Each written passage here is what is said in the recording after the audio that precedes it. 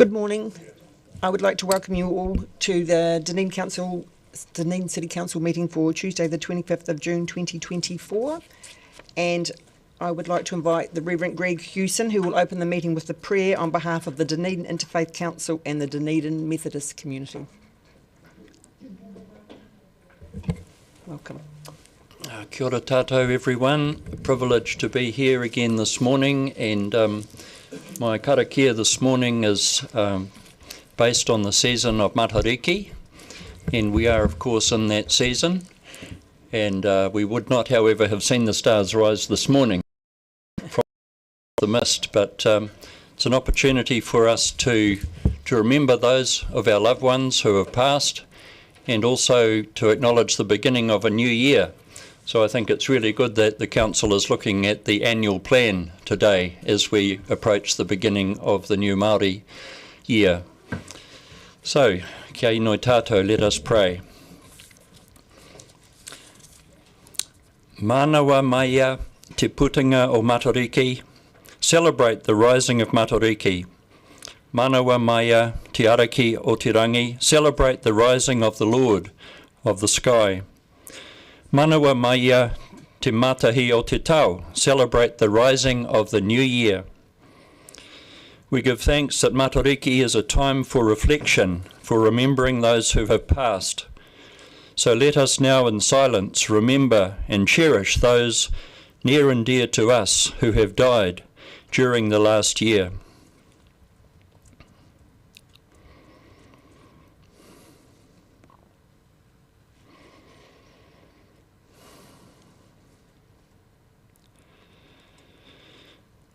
E tū pahutakawa, te kaikawe I ngā mate a te tau. Rui ruia ngā mate ki te uma a Ranganui, a nā, kua whetarangia hia koutou. Behold Pahutakawa, who carries the dead of the year and scatters their spirits into the cosmos where they become stars. Let us remember and be grateful that our loved ones are still influential in our lives, and their legacy and their spiritual presence can guide us still. We give thanks that Matariki is also a time for preparation for looking into the future and planning the year ahead.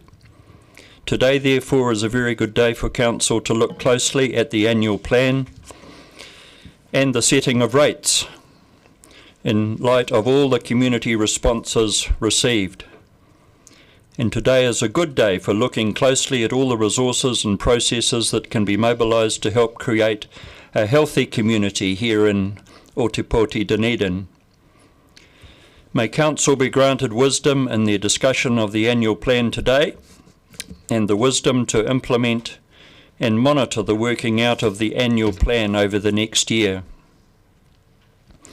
E tū hina I te rangi, ko ngā marako nui, kia puta ai ko ngā wāwata, ki te whaio, ki te ao marama.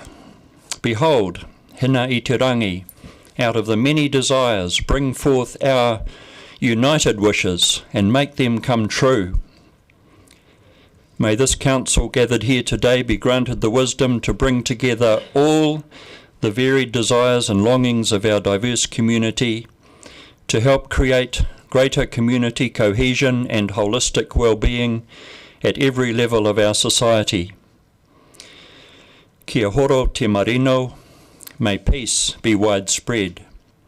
Kia whakapapa pounamu te moana, may the sea be like greenstone.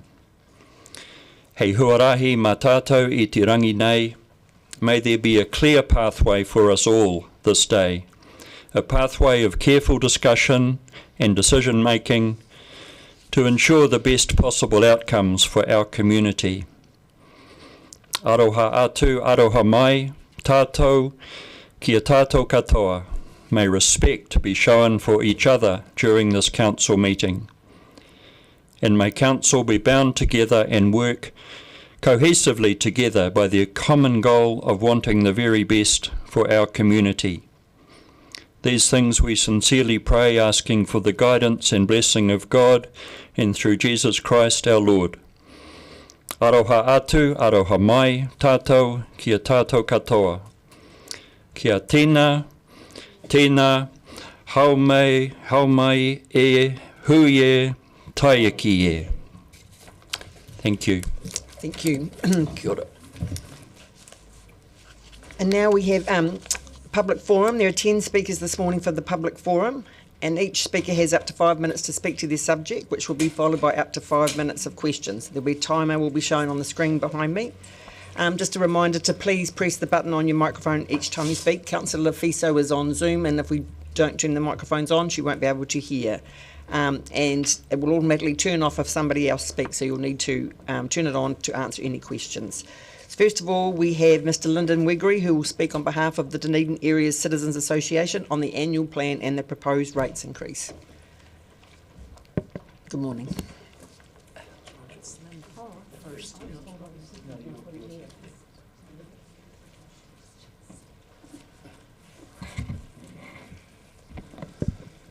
Thanks, Jerry. Greetings, councillors. I find it very sad today to come back and to find that in terms of agenda item number 13, the council recommendations on staff papers is to increase Dunedin's rates by 70.5%. There's a lot of angst out there, I can tell you, and you probably met it yourselves when you talk to constituents on the street. This is really worrying for a lot of people, and so we share their disappointment. And as a lady said to us in a recent public meeting, if that's what's going to be contemplated today, think what's going to happen next year, year 3. Think what our rates will be like in 5 years' time, and particularly for those of us on fixed incomes. It seems that rates is out of control. Spending seems to be out of control. We note from the staff briefing papers that to have a balanced budget, you would have to increase the rates by 32%. So it seems to me that the financial management needs to be reviewed, and I say that with the greatest of respect because I know that many staff, and perhaps all staff, do their best. But we are in a financial trouble. And when you think about what other councils have done, even in the South Island, isn't it ironic that Christchurch City Council have been able to set their rates at 9.95%, and that's aided by a dividend by their council-controlled companies, one of them being CityCare, who does a lot of contracting work for us in Dunedin. Could be argued that we are subsidising their rates decrease. I find that quite ironic. So if other neighbouring councils can reduce their rates, Clutha District Council, Auckland City Council have done theirs, why can't we do the same? And that's the question I want to leave with you this morning as you finally get to agenda item number 13. If the increased debt is a worry, and I know that we've been making strong submissions about not selling Aurora to bring down that debt, there's a lot of properties that DCC own. And I was appalled, like many of you, to hear that young lady from the staff admit in the Infrastructure Committee last week, we don't know how many properties we've got. We don't have a working, viable asset management register. If we did, then perhaps that could be a way to reduce the debt by selling off many of those properties. And I commend Councillor Gilbert for his persistence in trying to get to the bottom of that particular concern. Staffing levels. You'll recall that we sent out a chart of management levels, and I hold this up for you, because I know that even though that may be only about 1% of the increase in the rates, I still wonder why the DCC are not doing the same exercise as central government are doing when it comes to staffing levels, including management levels. And I encourage you to be still looking at that perhaps in the next 12 months. And so we have this concern. We have made representations about going through the budget line by line, seeing where areas can be reduced or expenditure not done, And we note with sadness that none of our recommendations, when it comes to the museum levy, whether it comes to slowing down the recycling facilities that are planned to be built at Green Island, none of the recommendations that we thought were helpful to council had in fact been implemented. So it seems like full steam ahead, but we seem to be sort of getting to the point where we are going to be faced. So we've come along here, and I guess there's other organisations, individuals too, to express our extreme disappointment and also to ask you to reflect, when you do get to agenda item number 13, how it's going to impact on people. I know that a lot of you councillors will be saying, well, Lyndon, you can go to the rates rebate scheme. But as Mandy well knows, the thresholds are far too low for a lot of us to actually be eligible for this scheme. And I do commend Mandy for her work that she's doing with central government to try and get those thresholds raised. But in the meantime, we're going to be wearing this. Thank you, Cherry. Thank you, Lyndon. Any questions? Councillor Witherill. Thank you for your presentation today. In regards to the annual plan budget, do you consider this council's budget as a business as usual budget? And if so, do you feel that we haven't trimmed our cloth enough in these troublesome times? I think that is very, very true, Brent. I think that it is important, and it may be still time.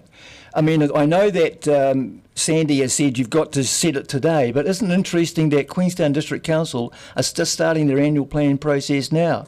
Where does it say that you have to actually sign things off by today to start the new rates increase by the 1st of July?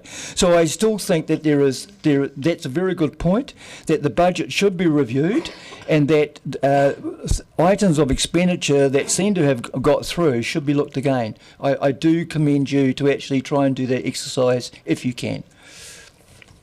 Thank you. And in regards to, you touched on the assets that the city holds, and I guess my question to you was really around a debt reduction plan going forward for this city. Would you think that would be beneficial if council incorporated a plan of reducing our debt? Yes, I do, Brent, because I know that in Sandy's briefing papers there is mention about reviewing the financial strategy.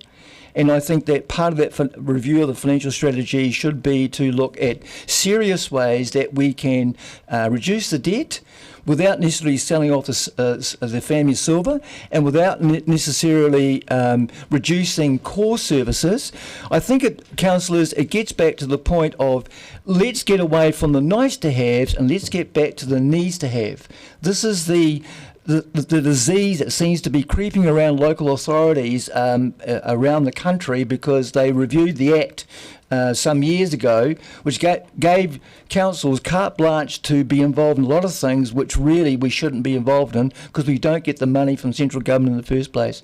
So I do commend to you, when you do that review of financial strategy, to actually look at serious ways that you can reduce that debt. I just remind you that Sandy is already asking you to increase her debt level management by another $32 million or so. Going up from 705 to nearly $740 million. And that's a lot of money to owe for the city this size.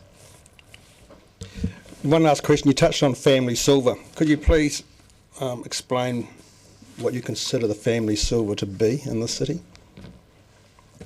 The family silver would be those council companies that, as I said in my previous representation on behalf of our association, that Mayor Richard Wall set up with a vision way back in the late 80s.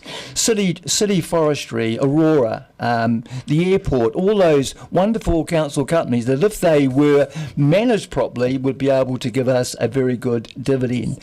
So I know that you are faced with a decision to whether or not to sell Aurora in the future, and that's going to be a decision that you guys are working through at the moment, and I trust that you will get all the information that you need, to make that decision. But it's all those things that we have inherited, paid for by the ratepayers in the last in many decades. I would urge you not to sell off the family silver. Councillor Wiley.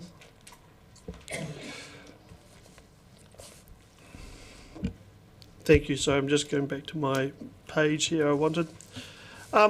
Lyndon, thank you. And yes, you've been you and your team have been a great critic and actually supporter of council through the period of time. And I appreciate the time you take to come on a regular basis.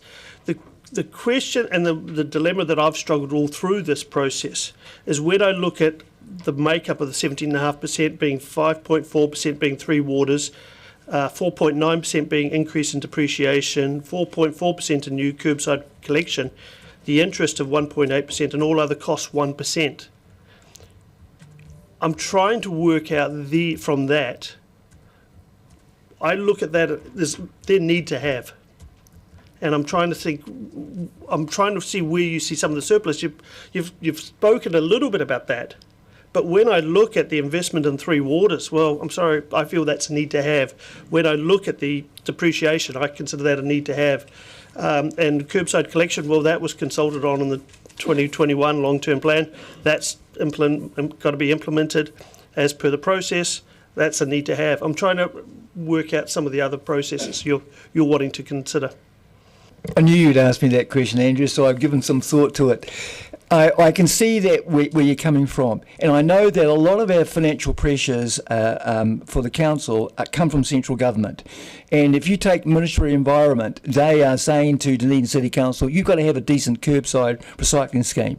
But I want to politely remind you that when you came to us a couple of years ago, 3 years ago, about the recycling scheme to be introduced the 1st of July, you only talked to us about the bins. There was no, and I checked back on the documents that were given to us, there was no sort of any information given to us about how much money would be in this year's budget to actually set up support services at Green Island. And that's part of that 4.4% increase in the 17.5. So I just want to point that out to you, that while people will be embracing the bins, they had no idea that their recycling charge was going to go up to $301 this year, which is to pay a lot for, not just for the bins, but also for the recycling facilities, which are going to be set up, and a lot of money is in the budget. When it comes to three waters, as you and I have had discussions before, we have had a lot of money since Mayor Wall's time upgrading three waters. And it could be argued that the central government are putting extra pressure on us. But then you have to say, well, why did in the long-term plan in year 4, the rates were set at 6%, and you had a certain amount of the budget for three waters. And what happened now is that you've got three waters staff. They've added $32 million this year. And if I was a councillor, I'd be asking them, why do you have to add $32 million? Now, I know that Port Chalmers needs a decent water supply, and I know that Bar Street needs to be fixed, with its pipes and that type of thing. But apart from those two things, I would be asking them, why do you have to have extra three waters expenditure that's bumping up that projected rates intake? Is this from the water regulator? Is central government putting pressure on staff behind the scenes that you're not aware of? That's the question that I would be thinking about and asking. Thank you, thank you, Lyndon. I'm conscious of the time, and thank you for your group for coming to present this morning. Thank you, Cherry, for your time. Now we have Robin Vintner, who will speak on behalf of the Reduced Rates Group on the proposed rates increase.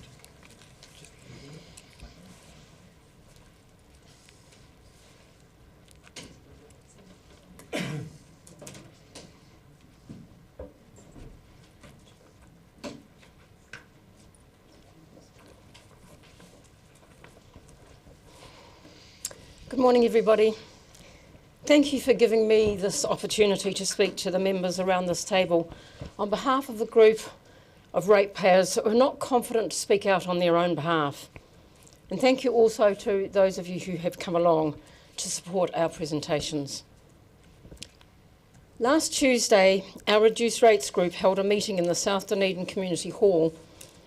We had promised that our guests would have an opportunity to express how they were feeling about the sudden jump in rates rise. We deliberately chose not to invite any councillors so that our guests might feel a little less intimidated, and that seemed to work well. As was to be expected, with an intelligent, awake audience, There were some great topics that emerged and interesting discussion around the various topics. It was apparent to them that there are properties around town that are sitting idle. Rather than sell Aurora, they wondered whether other apparent assets would be sold, like the stadium and Sammy's. They also wondered if there are some bookkeeping practices going on that are making it more attractive to let some of these properties disintegrate. Why would they have not been dealt with years ago otherwise? They've also been looking into the continued increase in DCC managers. This is unacceptable, especially as some in the room were having to sell their homes to cover their ongoing costs and rising rates. I brought up the idea of the ridiculous increase in manager numbers over the past 6 years at a rate of about 3 every year. There was no dissension in the room about the wasteful spending of our rates on finding salaries for those managers when they're having to balance their household budgets to make ends meet. They're noticing that central government is cutting back, so if that's the case, why can't we do the same in Dunedin? When we look at the vanity projects that our council has engaged, and we can see that it goes back, and certainly Aaron Hawkins' time in office did nothing to slow that spending down. Unfortunately, when we were involved in the last local elections, we got a sense, maybe I'm a wee bit naive, that a new mayor would sweep the decks clean. Our long-term plan showed our rates rise to be about 6%. So what our guests wanted to know is, why did it suddenly jump to 17.5%, or whatever that figure is going to be presented to us? Sure, you can show us the pie graph with 3 waters, depreciation, curbside collection, but at the end of the day, our continued association with LG&Z will be a nail in the coffin that we could well do without. I noticed that in the past couple of days, the Christchurch City Council has decided to pull out, following their annual sub going up to 163,254 plus GIST. Why can the DCC not do the same? Why pay someone to tell us what to do? It's time to get back to having a borough council who are local people listening to the ratepayers, not a local government group being told what to do by central government. I took note that there was a feeling in the room that the DCC have no sense of showing signs that our country, as with most in the world, is in a recession. At the end of the day, we're looking at the next 4 years and wondering what other fancy ideas are being mooted to give the reason for bumping our rates up into double digits again. More bricks for the elderly to trip over. More disruption for long periods for the businesses along the main street. Other areas that this councillor or that councillor wants to stamp their mark on. When is this message going to get through that we would rather be able to afford to keep our homes and pay for the rates than sit on a seesaw in the main street?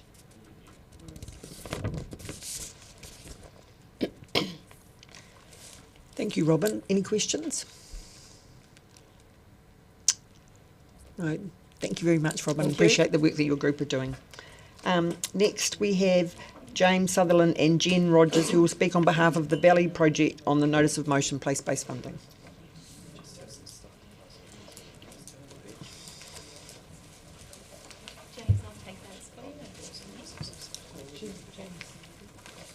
Oh, sorry. Yeah, Jen.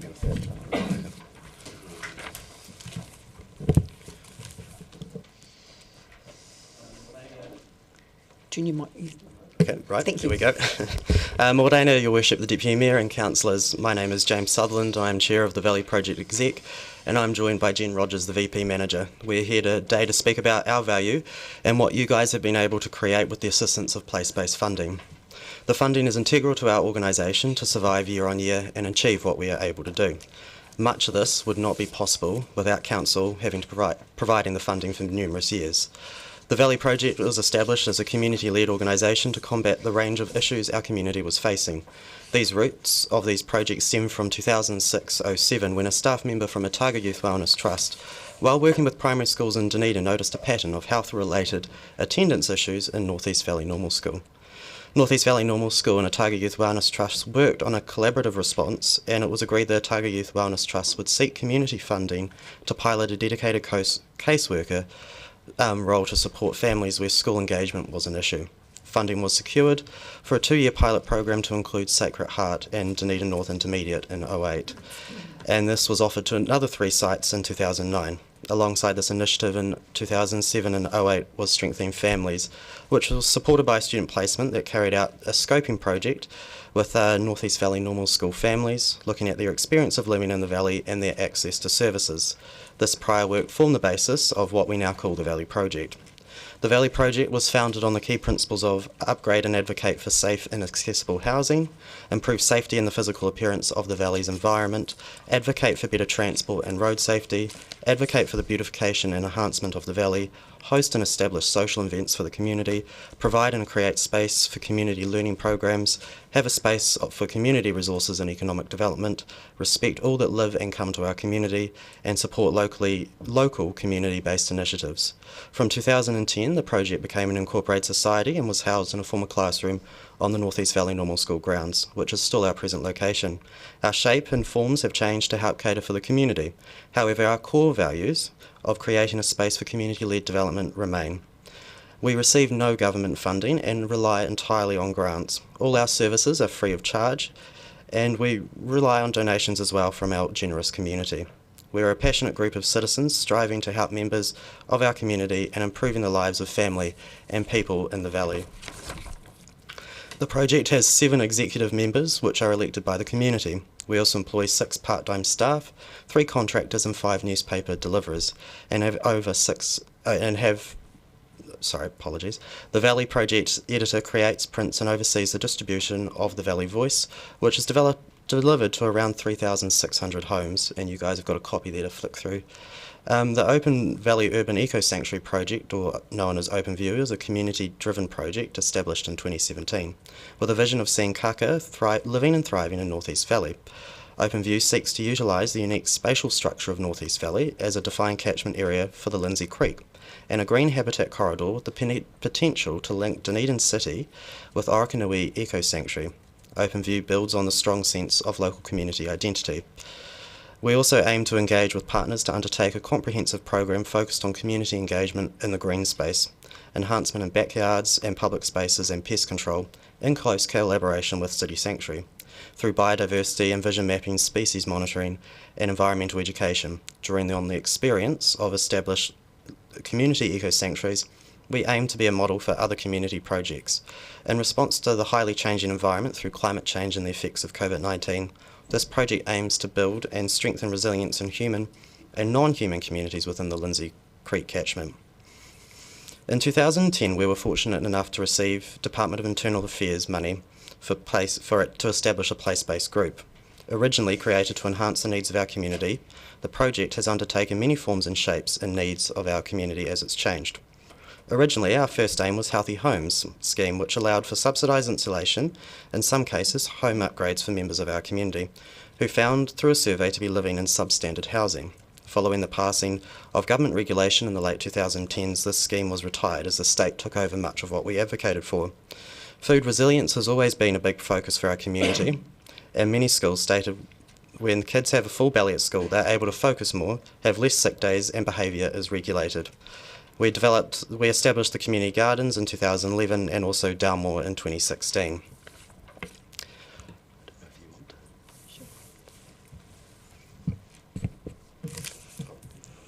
Oh yeah. Okay, cool. Thanks, James. I'll just add one more project that we've been working on. Looks like we're out of time. Okay, keep going. Thank you. We'll take questions now, and I've got just 2 questions to start. You do realise that the notice of motion in today's agenda is not to get rid of the place-based funds. That would still remain at 460,000. Yeah, You we aware do of know that? Yeah, that's correct. We're just here to show the value that you guys give to us And on that front. in 23-24, I understand that the Valley Project received $60,000 from DCC, is that correct? Yeah, that's correct. Okay, Yep. thank you. Councillor Wiley. That was my question. Okay. Councillor Gary. Thank you, Deputy Mayor. Thank you for your work, first up, James and Jen. I've got two questions. How would you categorise the work you do in terms of CHI, warm housing, resilience around climate change? Would you categorise that as essential, need to have, or nice to have? Our community has designated it as a need to have. Thank you. And I have a very specific question for you, James, and it's wearing a different hat, but it's relevant to the presentation. So I noted very quickly in one of the presentations coming up that there is reference to suicide prevention work. This is the Strathtyre Connect. And I know that you have a role as chair of the board of Life Matters. Can you just talk to the importance of that grassroots work versus at a central government level? Because we do know that the Office of the Suicide Prevention Office has been downgraded to one person, I think it is. How important is that grassroots work? That's quite significant, and I think what Strathtyre had from Suicide Prevention Trust was Safe Talk, so that's all about educating people the three basic principles on how to identify suicidality in someone. So it's about empowering a community to save itself, essentially. And does that, I'll ask them this obviously, but from your perspective and your role at Life Matters, would you see that work in the rural community as having even more importance given isolation and so forth?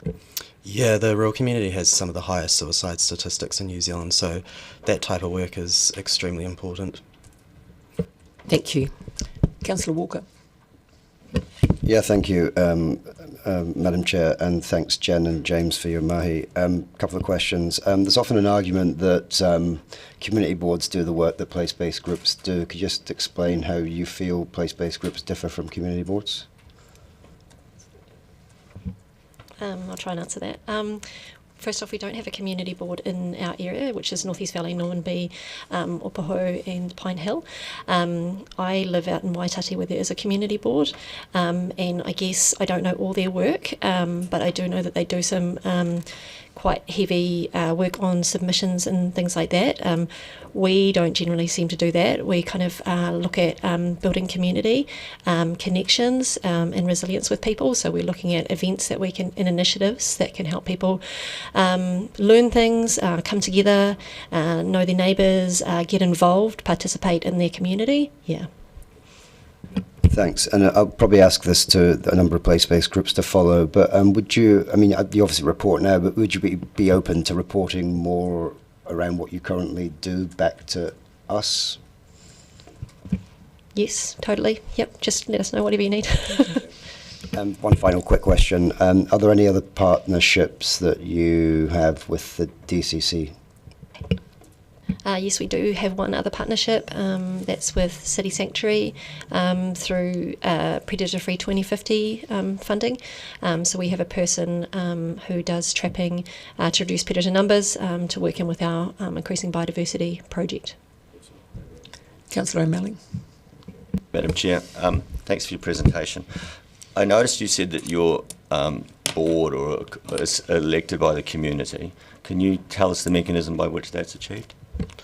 So our membership is, and our constitution is everyone inside the North East Valley, Dalmore, Pine Hill, Opaho, Upper Junction area. You can all, they sign up themselves to become a member, and they're the ones that elect us, so at our AGM. Members of your organisation. The reason I'm saying that is I live 100 metres from your building, and I've not received any correspondence on how you select your committee or other such things. It is getting to the point of, which I think we might be getting towards as we get into debate later. When you get the 60,000 from the council to do the role you perform, is there a level of service agreement that says this is agreed that this will be the activity, and then do you report back on that activity to the council? No. it's a little bit more fluid than that, I guess. It's like the money is for operations, so that could be overheads, wages, and then obviously things fall out. So when we report, there's actually, I'm not quite sure of what the questions are at the moment, but it might be things like what benefit have you made, how many people have you reached, those kind of questions. So then we can report on that in terms of like what we've done. Yeah, but I guess from our point of view, having access to funding that is a bit more open and is for operations is really helpful. There's not that many grants like that. There's lots that you can apply for that are project based, but we all obviously need to have some staff there to enact it along with members from the community. Hope that answers your question. Sort of. Yes, it does. And thank you very much for that. But if then it's funded to a point where you're saying we will provide these activities, would you have any objection as this goes forward, because it's clearly part of an activity that's starting, that any money that comes to a group basically can be accounted for as to how it got spent and how it achieved the objectives that the community groups are being supported for by the councils? Yes, if you have particular things that you would like us to achieve, like say under the wellbeing strategy, I mean we do a lot of things under there, but if you want to be more specific, that is totally fine, we can report on that. Thank you, and time is up, so thank you for your presentation this morning. I would like to move that the council extends the public forum beyond 30 minutes. Seconded, Councillor Mayhem. All those in favour?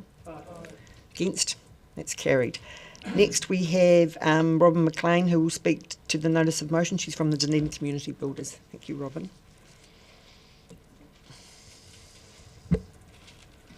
Kia ora koutou. My name is Robin McLean, and today I am representing Ōtepoti Community Builders. We are a volunteer-run network of organisations, groups and people from across the community sector in Ōtepoti. We work to strengthen the capability of groups leading grassroots community development in this city. As a network, we have all experience working with community-led development principles and are familiar with all of the place-based groups benefiting from the fund to be discussed at this meeting in the motion raised by Deputy Mayor Lucas. Continuing to grow this fund and distribution of this year's increase supports those working hard in these place-based groups, delivering an awful lot to their communities on very tight budgets. Our group felt it was important to speak from our perspective of citywide community building so that all councillors had an opportunity to hear from us the importance of this fund, how community-led development can be non-linear, and some of the key benefits that are not always measurable in this work. Tangible benefits are visible and hopefully have been felt by all of you as councillors when attending events put on by our place-based groups every year all over the city. These events are designed by the community for the community, so they hit just right. It means that those who attend have a feeling of being welcome and comfortable in their space. There are also projects that are driven by place-based groups and community feedback that is enabled, improved or supported by place-based groups for DCC. Those things can be counted and measured and should be before any changes or holds in the fund are put in place. The intangible benefits that are difficult to measure are the real gold nuggets of community-led development. Strengthening community identity, building the sense of belonging and pride in a place, visible local connection and support. Place-based activity grows collaborative local leadership. Relationships are built over many interactions over time to develop trust that is steadfast in an emergency or a conflict. The network of people that have been motivated from place-based activities is a complex and beautiful tangled web across our communities that's impossible to measure and trace. We can count how many people approximately attend things, but we never know what they take away with them and what happens next. The DCC can't afford to deliver all the things that place-based groups do. In fact, it would not be capable of delivering them within the incredibly tight budgets that these people set for themselves. The amount of volunteer power and the time that is unleashed can only happen at this grassroots community level. Community-led development is sometimes messy though, and it's not linear as it's a cyclical process. Groups will have establishment phases. They'll have periods of high level of activity, and they'll also need time for regeneration as people come and go. Just how life happens in a community, the cycle of community-led development exists. And through all parts of this cycle, these groups need to be funded operationally so the lights are kept on. Every community is different, their focus is different, the way that they get things done is different, and it needs to be that way for the activation to be successful and sustainable in that community. However, it's hard to see measurable progress when every group's approach and goals look different and they are progressing through different stages in the cycle. The critical indicator of success for place-based groups is constantly existing, to keep building on themselves, to build a brand. It's a long game, and council, to see long-term results from this funding, need to be in for a long-haul relationship that is supportive. Something beautiful that we see at every one of our networking events is we see place-based groups sharing what they've learned widely. This incubative type learning is not just helping our place-based groups, it's helping all of the not-for-profit community groups across our city. And that is something that not every city has, and it's incredibly special. From a council perspective, engaged communities are cheaper communities, and you're growing capability in our city. Community-led development is action coming from within a community that generates connection, a sense of place, and positive grassroots change. And it ripples out through the community, and it ripples out through its generations. Long-term commitment to this type of investment builds the type of connection and trust in a community from which resilience is born. It enables engagement for a better community, and DC can benefit from this. Please keep supporting it. Ka mihi, and thank you for your time. Thank you, Robin. And I'll start with the first question. You are aware that my notice of motion, the current fund of $460,000 for place-based groups would stay for the 24-25. Absolutely, and we're so grateful for that because it's already created something in the city. However, our group wanted to be here today and explain and maybe educate to you guys the importance of community-led development and supporting this fund to grow further after what could be called a very long pilot means that not only our established groups can grow because being bigger costs more, but we could get more. There's a lot of areas that don't currently have place-based groups, and they're so beneficial. So there might be informal groups that could get some funding from this fund. Thank you, Councillor Benson-Pope. Thank you. And my question follows from both the Chair's comments and your answer. So what would be the practical impact if Council doesn't deliver that extra funding that has already been promised? Microphone. Pardon, there's always one. The practical impact from our perspective as the network across the city is that we would see that lack of growth happening both in our established groups and in the potential for new groups. The key thing about this fund that is different to anything else is that it is operational and we can count on it. Lotteries has dropped away hugely. That's the only other fund that's available to these groups that's operational. So actually what you're talking about is people's jobs. Is the bottom line. So increasing this means more staff, which means more delivering across the city. Thank you. Councillor Houlihan. Thank you. Hi, Robin. Can you tell me, with your group, I'm just trying to put my head around it, is it like an umbrella group that coordinates all the other place-based groups? Is that what you set up? No, not at all. We're simply probably a professional network would be the place to put it. So community builders came about. We're still informal. We've not yet become an entity.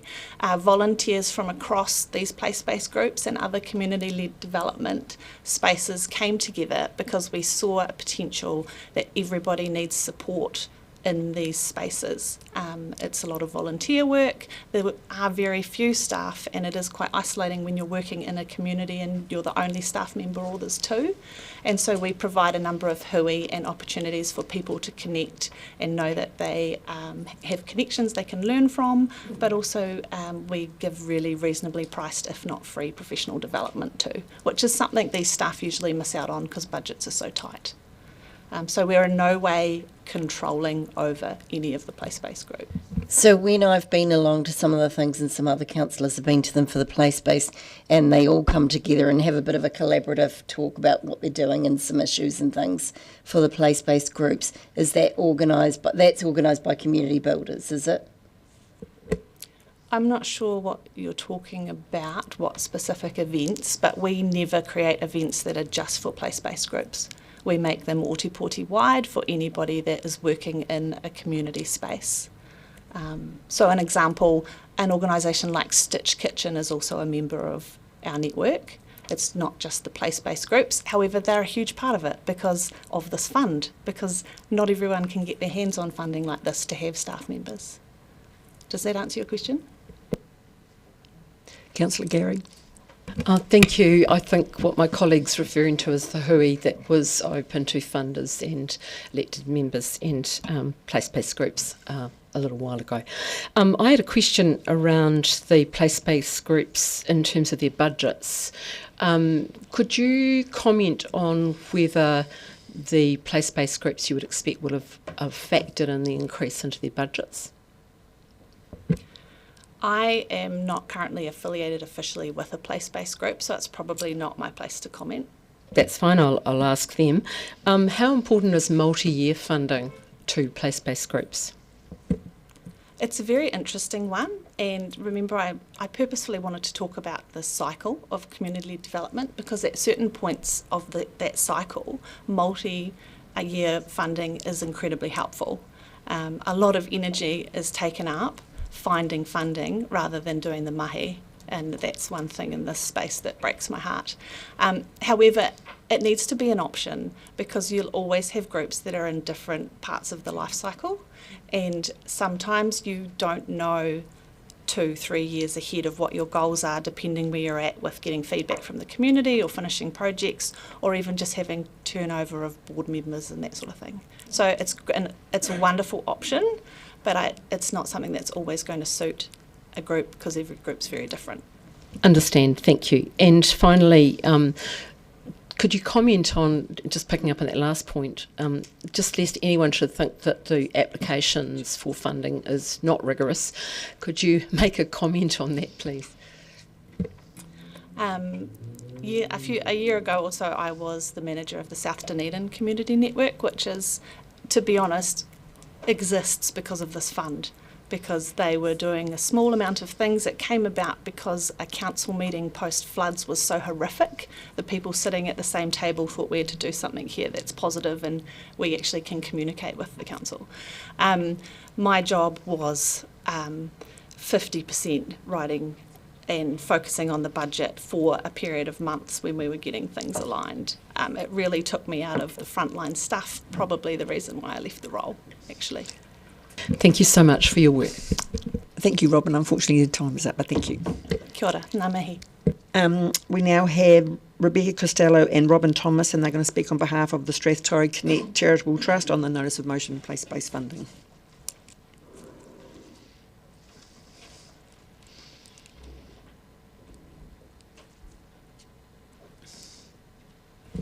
Good morning, everyone. My name's Robin Thomas. I'm the chair of the Strathtyre Connect Charitable Trust, and this is Rebecca Costello, our trust coordinator.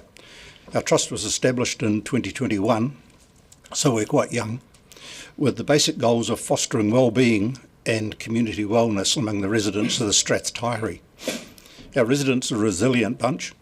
We run our own library, our own community swimming pool. We don't receive reticulated water supplies. We largely have to manage our own rubbish and waste disposal. Septic tanks are the norm, and there's no public transport available to our community, etc. You've heard that before, I'm sure. We are a rural community with our roots and our gumboots firmly in agriculture. Like everyone, we are bruised and battered by increasing costs and decreasing returns. However, unlike the rest of the Dunedin Rohi, we face unique challenges, including significant travel distances to basic services and high vulnerability to extreme weather conditions. Significant parts of our community are hurting. Last year, our trust was the grateful recipient of a $40,000 grant from your place-based fund. While it's difficult to quantify community wellness in dollar terms, I can tell you, and this is really for the businessmen and or business people in this room, that seeding money, supplemented by additional funds from MPI, allowed us to raise over $270,000 over 2.5 years, so $250,000, represents about a 5-fold increase or return on investment, and that was all directed back into our community. Pure dollars returns are not a good gauge of social outcomes. Unfortunately, counting smiles per hour doesn't work either. However, simple maths tells me that organising and running a couple of first aid courses where we brought the trainer to the community saved over 6,000 kilometres and about 100 hours of travel. That makes total economic as well as environmental sense to me. Additionally, we now have a further 30 plus trained first aiders in our community. So some key highlights from our work. During the pandemic, we enabled our local food ferries to supply and distribute food parcels to about 120 plus families through sourcing funding for them. We have subsequently continued that support for families in need. Our community has suffered suicide and other tragic events. Through organising and running interactive informative workshops on how to recognise and deal with early signs of mental stress, we at least now have some tools to begin to address that issue. In a similar vein, arranging and hosting a nationally recognised speaker on the dangers of cyberbullying and security has raised local awareness of those perceived big city crimes. It occurs right throughout the country, of course, but as well as providing options to manage them. Supporting community gatherings and events through provision of both a mobile chiller and a barbecue trailer has helped foster cohesion and a sense of community, especially when families live many kilometres apart. Supporting and in some cases arranging local yoga, fitness, children's triathlons, harakiki weaving courses, and even a hairdresser, which of course I need, all contribute in a wide range of ways to enhancing and supporting community wellness. Working with the likes of Alkaha, we have been able to focus support for some of our more vulnerable community members, support that otherwise wouldn't have been available. I cannot quantify the exact numbers of volunteer hours that have gone into that, but all of those, but needless to say, it's many hundreds. Additional note is that this type of community program, or these types of community programs, cannot be simply turned off and on at a whim. It takes months, even years, to secure trust, buy-in and engagement. Stop-start efforts or impacts like on that are incredibly challenging, completely wasteful of effort, and in the long term guaranteed to fail. Unfortunately, social needs continue to increase. Effectively decreasing funding at this time is not an acceptable governance response, nor should it be acceptable to a socially enlightened local authority. Community wellness may well not be the easiest or most comfortable of subjects to address, but it behoves the likes of our City Council to throw their weight and their dollars behind it. Supporting these initiatives is not just about financial investment, it's about investing in our people. Hei tangata, hei tangata, hei tangata. Our Trust urges you, in the strongest possible terms, to reject the proposal in respect of not allocating the additional funds already set aside for your community-based projects. Thank you. Thank you. And before today, you were aware that the fund was yes, 460. Absolutely, yeah. Yes. Thank you. Councillor Benson-Pope. Thank you for your presentation. I sort of had the view that one of the reasons for the establishment of this funding for place-based groups was for areas where no community board existed. You're obviously in quite a different situation, and the breadth of your activities goes way beyond, thank you for the information, goes way beyond what the community board would normally be expected to do.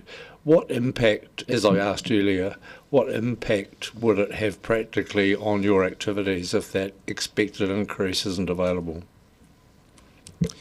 Well, first of all, we're really thankful for the funding that is available. And you're right, the community board, we have, as you know, I'm a member of the community board there, and we have a $10,000 discretionary fund.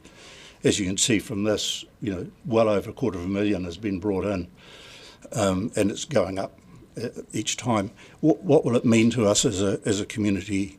It really takes out the opportunity. We're a fair distance away from service, social services, and we have to be reasonably resilient and stand alone. But there's a problem with that when people say, yeah, I'm okay. Often that's a bit of a code for, well, actually I'm not okay. And the community board is looking more at a governance role. We're looking very much as a trust at a personal situation. So Rebecca's role is to work within the community to understand what the issues are, bring that back to our board, and then we decide as to where best to source funding to help address those issues.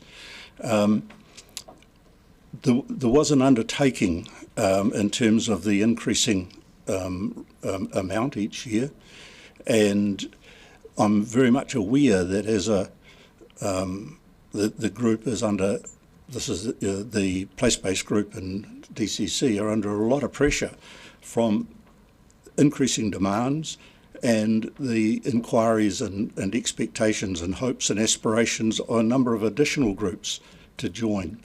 So already I think that the costs have all gone up, and our ability to even address what we're currently addressing will be significantly reduced. And that won't take into account the hopes and that of any additional groups. So yeah, I think it would be a concern. Yes, we'll get by as everyone can, but it's at what cost? And I can't put that as a easily quantifiable figure for you, unfortunately. I'm sorry. Councillor Gary. Thank you, Madam Chair. You will have heard me, good morning to you both, and thank you for your work. It's very impressive, by the way, and this is extremely helpful.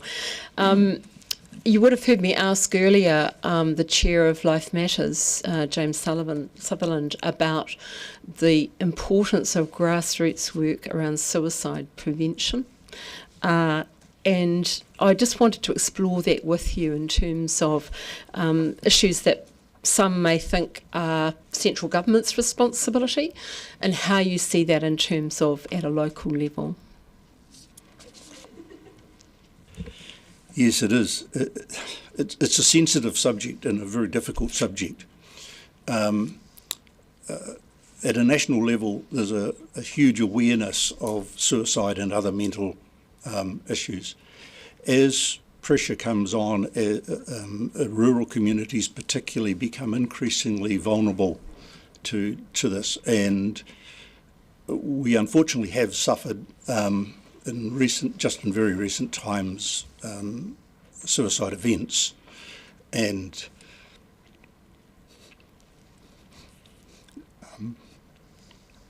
that directly impacts the whole community. So how do we address that? Now we can't answer that as a group.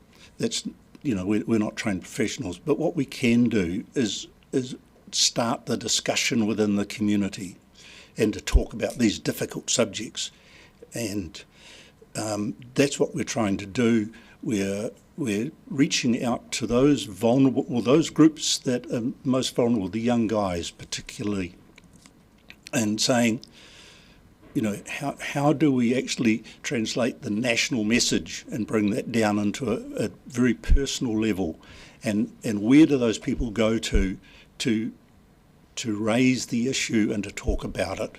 And that's what we're trying to do. I'd like to say that we're going to be successful in that. That's our intention, but it's a very, very difficult and very challenging subject. And my apologies, I was unaware of recent events, so my condolences to the community.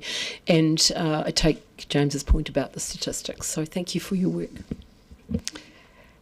Thank you, Robin and Rebecca. Unfortunately, we've run out of time for more questions, but thank you for your presentation today.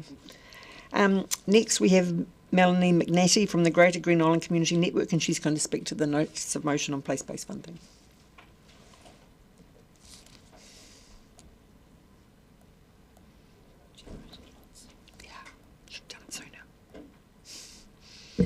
Kia ora, and thank you for the opportunity to come and speak. My name's Mel McNatty. I'm a community member of the Greater Green Island community, and also part of the Greater Green Island Community Network as a trustee on the board. I would just firstly like to say thank you to the council and commend you for your wisdom and foresight in investing in place-based community development. I was one of the original starters of community builders in Dunedin, and I really believe that the council had foresight in investing in place-based community development. I believe that this investment yields both an incalculable return in social good and a tangible investment in the communities that actually we are all responsible for.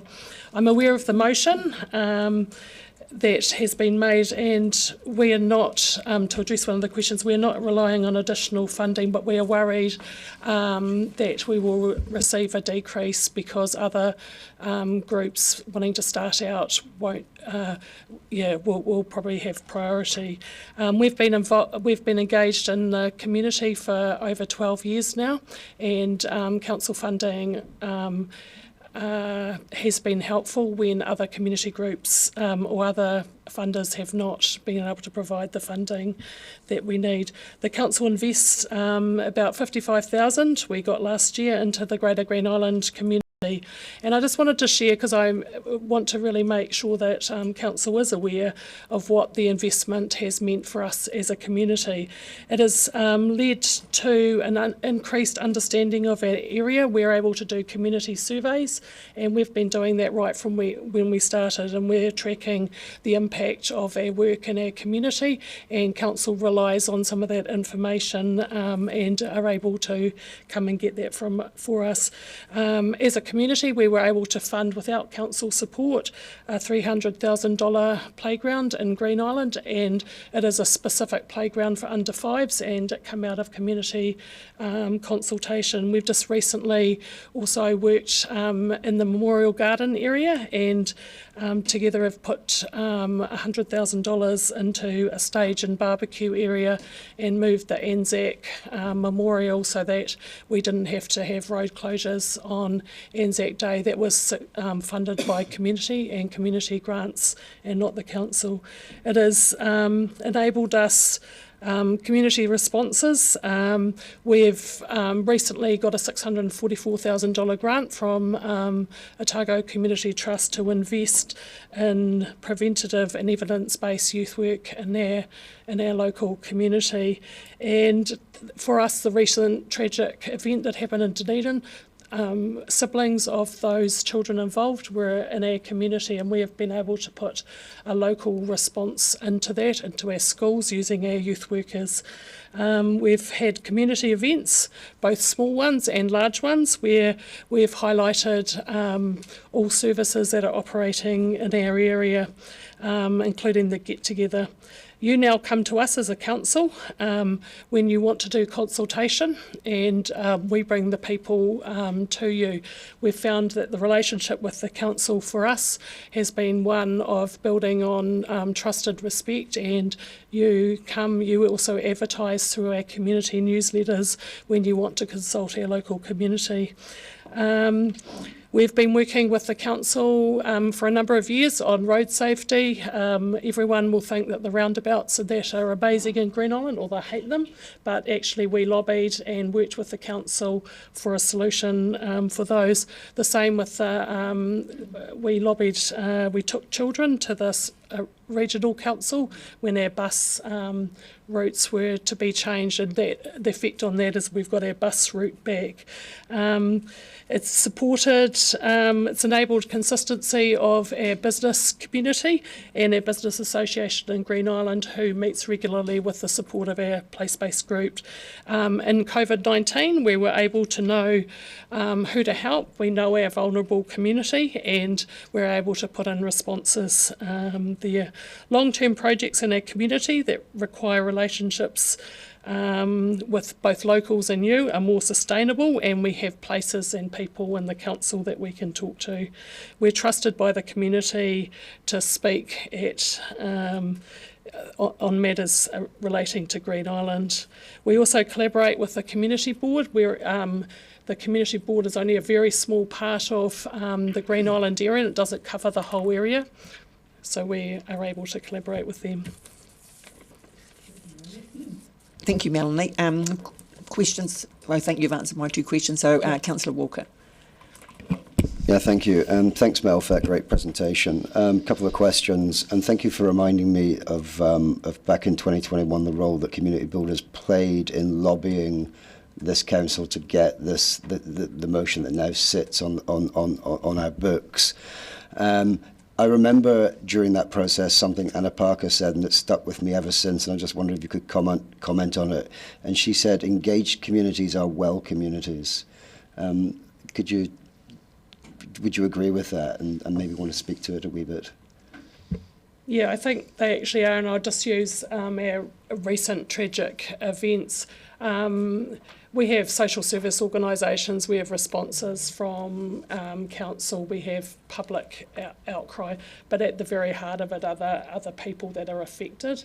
And I also work for a manager social service in Dunedin, and we were able to immediately be in contact with affected parties and work out which community that they're actually, where they're engaged in and get support. So we've got some innovative solutions going into a couple of schools in our area that don't require government intervention or anything else as a result. I particularly pick up on our vulnerable community. We hold a register and we're able to mobilise, and that's particularly in relation to civil defence events, but also information that we collected during COVID. And the second question feeds back a bit into what Robin, the previous speaker, told us about taking that 40,000 and turning it into $250,000. And it goes to something I'm told, I boringly repeat, that the best bang for our buck we get is the money we give to place-based groups. So I just want you to, can you maybe speak to that as well? Do you think it's of good value for our ratepayer money? And I say that in the context of the first submitters today who are concerned about rates and the money we spend. We definitely think it is. It enables us to employ a stable person. We work in partnership with the police, so we actually use their premises. We don't pay for that. We're just currently renting some space for our youth-based work. But the bang for your buck, if I was to calculate over the years, is quite huge around things like your council housing, what it is for older people to live in the area. We sort of transverse across a whole lot of groups, including local businesses. You'll see that Green Island's not too shabby because we actually work quite closely. It doesn't look great, but it's I actually think it's a really good investment for money. We don't have any nice to haves. We don't do anything extra. Our community garden and that are all self-sufficient. They get free land from local schools, and so those nice to have things in a community project are actually funded by the community at large. Our business community in Green Island is amazingly supportive of what we do and contributes a lot to what we do. Councillor Gary. Thank you, Madam Chair. Thanks, Mel, for the work you do. I'm well aware of it over many years, but I wanted just for you to speak to one particular project, and it was the one that several of us attended the event around the playground opening, the barbecue and the stage, and it was very clear to me that connectedness in the community and the support from the business community. Could you speak about what that project has meant to the community? It's meant a whole lot of things. I think community pride is has been a really big impact. I think I watch and we look, because we actually, monitor. We've just given it over to the council as an asset because our 5 years is up, and we've supported all the fixing up and the damage that's been done over that time. But we see young mothers and children playing in that playground. It impacts on our local supermarket, our fish and chip shop across the road. But and like we've had some concerns around what's happening in our bus hub in Green Island, but we're able to talk to people in our community, and it's been quite huge because we've been able to also then do up the stage area right next door, have a good relationship with the RSA. It has huge impacts. I take my own nephews and nieces there because I live in the local community, but it's a place where people can actually gather and actually have real pride in actually having contributed to it. You'll see a long list of people that have donated to it, that have plaques going along the entrance to it. All we need is a rubbish bin because the council won't provide one. We did the playground, we just need the rubbish bin. Thank you. Thank you for the outlining the community pride, because that was very evident at that event. Thank you. Thank you, Mel. Unfortunately, your time is up, but thank you for your presentation today. Next, we have Sandra Lotus, who will speak on homelessness in the city.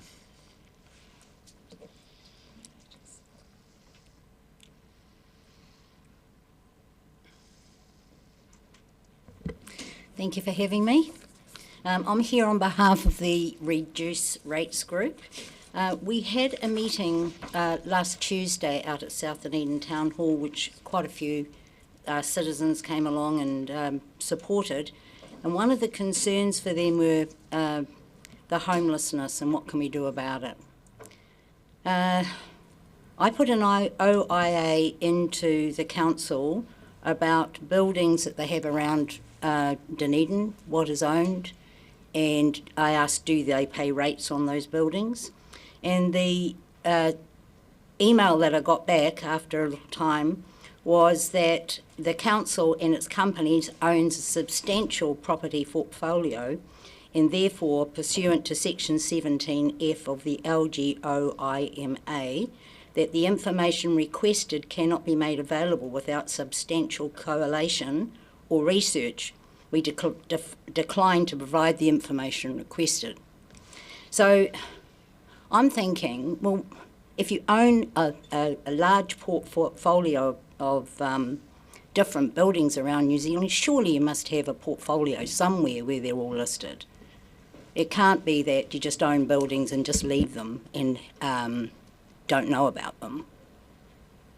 And if that is the case, if you've got buildings there around Dunedin that are empty, why can't one of them be opened up for the homeless, the ones who are living in tents and cars, for even the winter or until spring?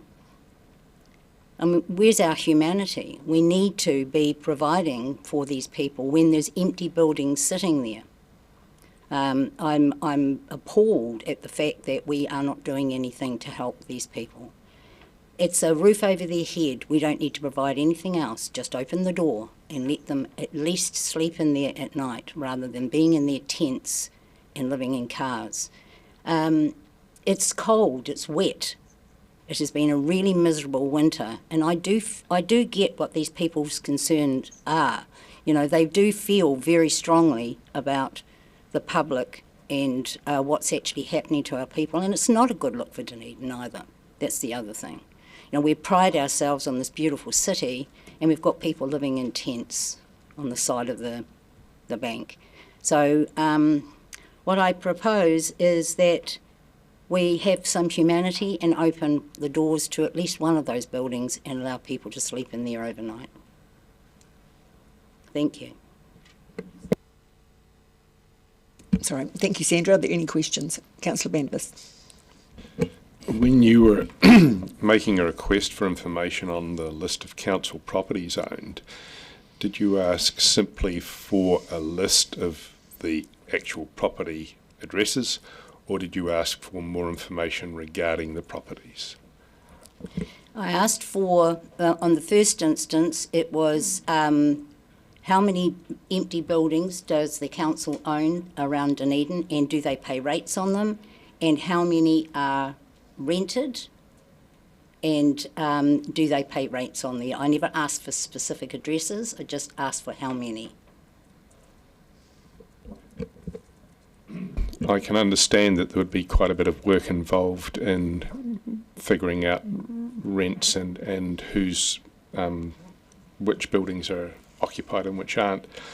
If you were to resubmit your request for just a simple list of the properties owned that are unused, can I suggest that you do that? And if you don't get a response, then get back to me, because that's something I think the council would be able to respond to without a whole lot of work.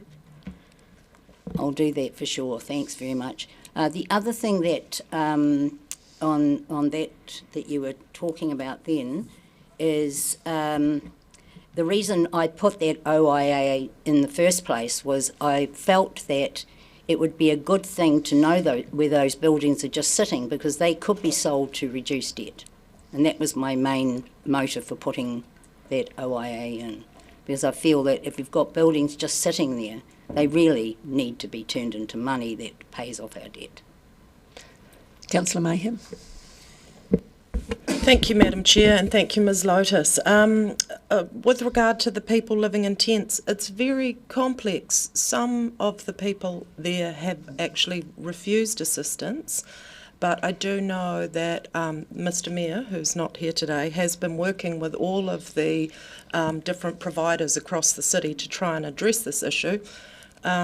This morning I took a box of crockery and whatnot up to a Kaianga Ora house, where the couple that were living in the tent closest to the Kensington they were in emergency housing, and now they've been supplied with their own place through Kaianga Ora. So behind the scenes, a lot of stuff has been happening to try and address this situation, and the number of people in the tents is just a small portion of the actual people on emergency waiting lists. And for every person you see, there's also someone who is hidden. A question?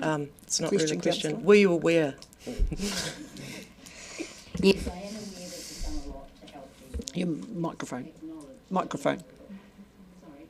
I am aware that you have done a lot to help people, and it is acknowledged. One of the things that the Mayor did say, that he was considering Arran Lodge could be a place that could be opened up to house them. But what has happened with that? Is it just been shelved, or is something really going to happen there? They're still working on that. It's a complex issue, and unfortunately the Mayor's not here. He's fully informed of that, but they're still working on that. I know there's red tape, and we always have red tape around these things, but for me, I think that pick the best building and just open the door. It doesn't matter about the red tape. These people are worse off in tents than they are in a building that might be considered a little dangerous. And if you're worried about that, you can get them to sign a waiver to any responsibility on the council.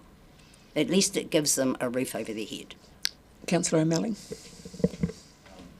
Are you potentially aware that unfortunately we can't get them to sign that waiver, that we're not legally allowed to even make a person agree to a building that's not up to the national standards? And in fact, maybe what's in the background here is in fact getting a building to the standards that it can be occupied is an issue.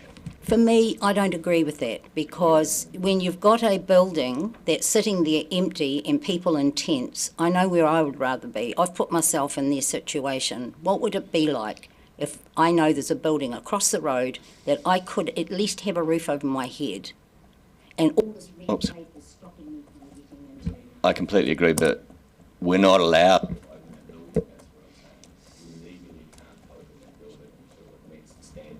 So Government, central government. Well, then let's deal with government.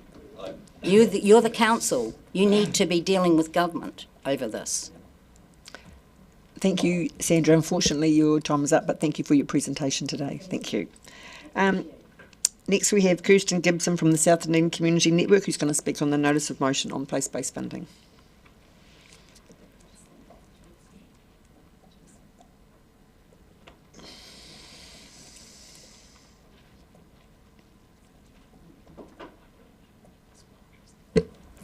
Kia ora koutou. Thank you for providing the time this morning for me to speak.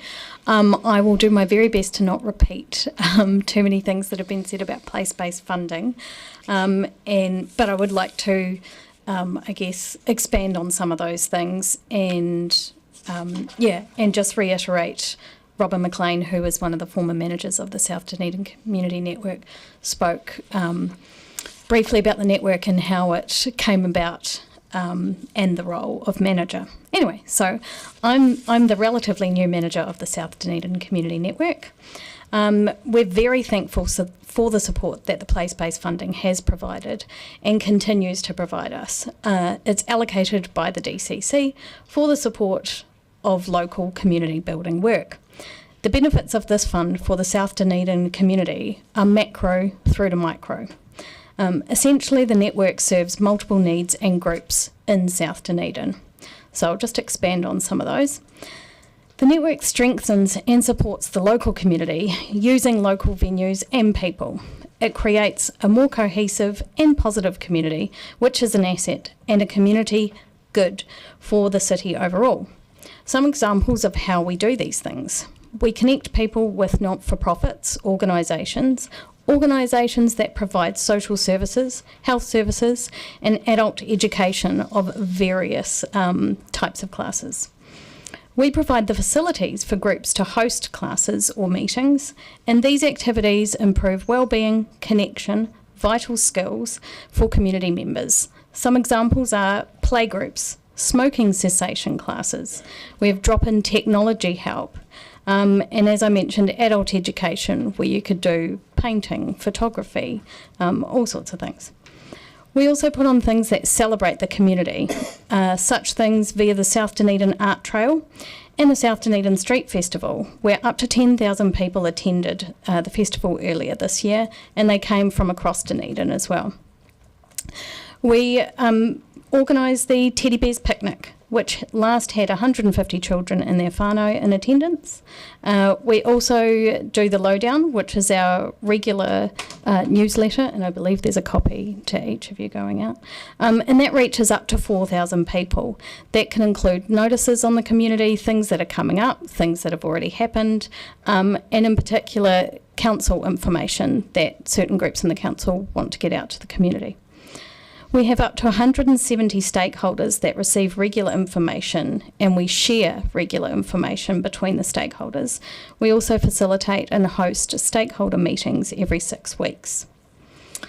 I also want to talk about the function of the South Dunedin Community Network, which this function has been funded essentially by the place-based funding, and it's positive conduit between the council and community. So it's counteracted the traditional deeply held suspicion between the two groups, and this has been particularly built up since the floods in South Dunedin. We provide an ability for the council to network with the community in order to maximise the resources that the council provide. So in practice, this looks like Community Hui, which we host two Community Hui each year, and often the council will come and speak to that or hear what the community wants to speak to. The South Dunedin Library and Community Complex, which is being built currently, I'm really excited about seeing how that will look next year. Recently, on request from the council, we have facilitated and hosted a meeting that included various stakeholders to discuss how that upper floor will look as far as a community complex. And these conversations continue. And lastly, as far as like the conduit between council and the community, the South Dunedin Future. The South Dunedin Community Network's involvement with South Dunedin Future has been imperative for communication between council and community around options and decisions to address the water issues in South Dunedin. So, and this will continue going, and we've got some big decisions that need to be made. And just sort of to go back over some things that have been mentioned about funding overall for place-based groups. So we all apply and report on our funding like any funded group. The DCC community team allocate a staff member to each group, and they help us, they have oversight and support us and guide us where is needed in our reporting. But overall, we're really thankful for the support that the place-based funding has been able to provide for the South Dunedin Community Network and other place-based funders in Dunedin. The network has in turn been able to support the community to help enhance vibrancy, connection and resilience. We have built, fostered and strengthened trusting relationships in the community and between community and council. So thanks to the support of this funding, the network is an established key partner in contributing to the DCC's strategic work. And I would, I guess, on that note, particularly reiterate that the social wellbeing strategy and sort of values within that and goals within that, South Dunedin Community Network contributes directly to. Thank you, Kirsten. Before today, you were aware that the proposal was not getting rid of the place-based funding. Yes, and I think other groups have sort of already responded how I would respond on that too. And your last funding from that fund was 75,000, was it, for the South Dunedin? Correct. Correct, yes. thank you. Councillor Walker. Yeah, thank you, Madam Chair. Thank you, Kirsten. A couple of questions. Just going back to the point the Deputy Mayor has made each time, why do you think that place-based groups should get what was promised in the motion, that increase, when other groups aren't? Thanks. You have to press your mic. Thanks. Yeah, I guess it's just going back to the achievements of all of the place-based funders, that community building creates a connected and positive community that feed directly to the overall good of the city and into the DCC's strategy of social wellbeing.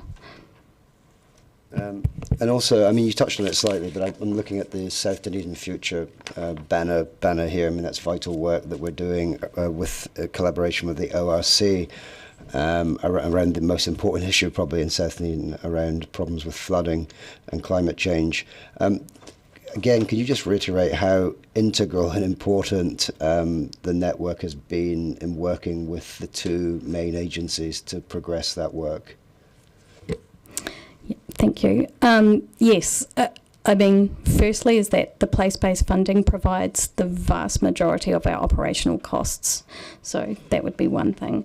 But as far as South Dunedin Future, the network has allowed the community to have a trusting relationship with council, and community have felt that they've been heard and listened to more, and this has been reported to us from the community as well as from the South Dunedin Future team.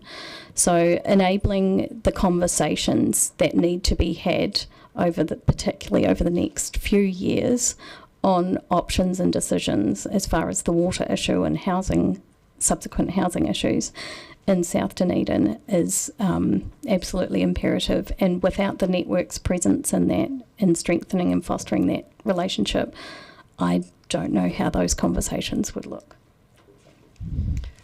Councillor Garrick. Thank you, Madam Chair. Just on that trust issue, a promise was made by this council around multi-year funding increases over time. How does that affect trust, which has taken a long time to build up in the South Dunedin community around council? Thank you for that. I guess, do you mean trust from the community? Good question. I'm not sure how many in the community would know that the funding is potentially precarious. As far as we're concerned, or as far as I'm concerned, well, I think I value being in the role, but for me, the value is the role itself and the network. So without that, or if the manager role or any of the other roles in the network were unable to be funded, I think that trust would be at risk. Thank you. Thank you for the work you do. Councillor Houlihan. Thank you.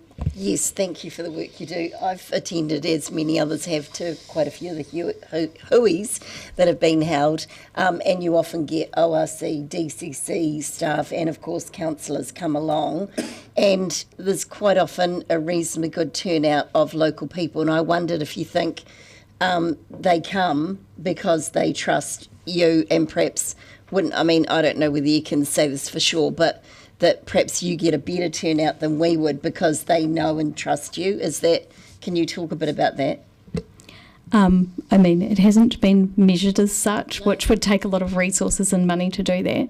But yes, this is what I've continually heard, not just from network, but from stakeholders themselves or just individual members in the community. Yeah. And also the way, I mean, the meal that's put, you know, that there's a chance for people to come share food. I think that's a big part of people in that community getting together, would you say? Absolutely. Part of it goes into connection, trust, resilience, all of those things, so that when issues do come up or when people want to speak to things, that they feel like they can be heard. Yeah.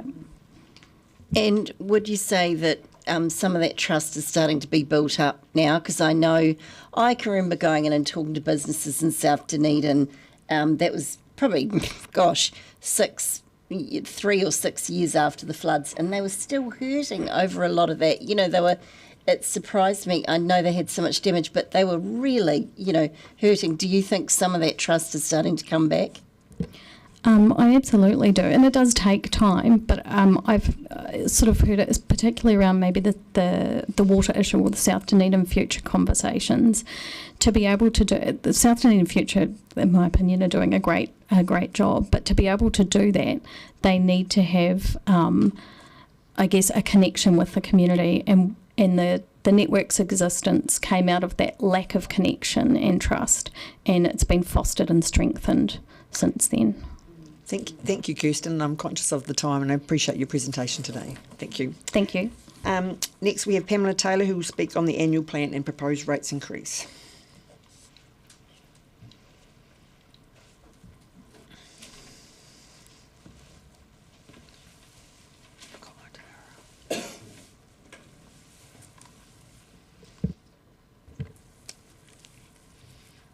Dear Dunedin councillors, I'm Pamela Taylor. There's no sugarcoating it. You inherited a broken city, a fractured society of people who have been badly hurt by the Labour and Greens Party policies and ideologies over the past 6 years. Dunedin City Council's debt has ballooned. Money was spent wastefully under the Green Mayor, and often we have nothing to show for it. The new Mayor and councillors, you have a massive challenge ahead of you to get the budget back under control. You must have a plan to reduce the debt of the Dunedin City Council with the right attitude and the right commitment to pay it down. With visionary leadership, cooperation, communication and teamwork, Dunedin City Council needs to make it out of the financial crisis. Dunedin was built on hard work and personal sacrifice, and a love for the people of Dunedin. Like Richard Irving in 1867, who gifted the land on Portobello Road to build the church and organise meetings to get it built. Like John Irvine, who started the Otago Art Society in 1876, and how the early Dunedin business community financially gifted and supported the building of a place for our art and the collection of art for Dunedin. Or in 1898, the Otago Settlers Association was established to care for the treasures of our great city. We have Helen Stein, who set up early businesses based in Dunedin in the 1880s and donated to start the Otago Settlers Association. Helen Stein later became a mayor, councillor and MP.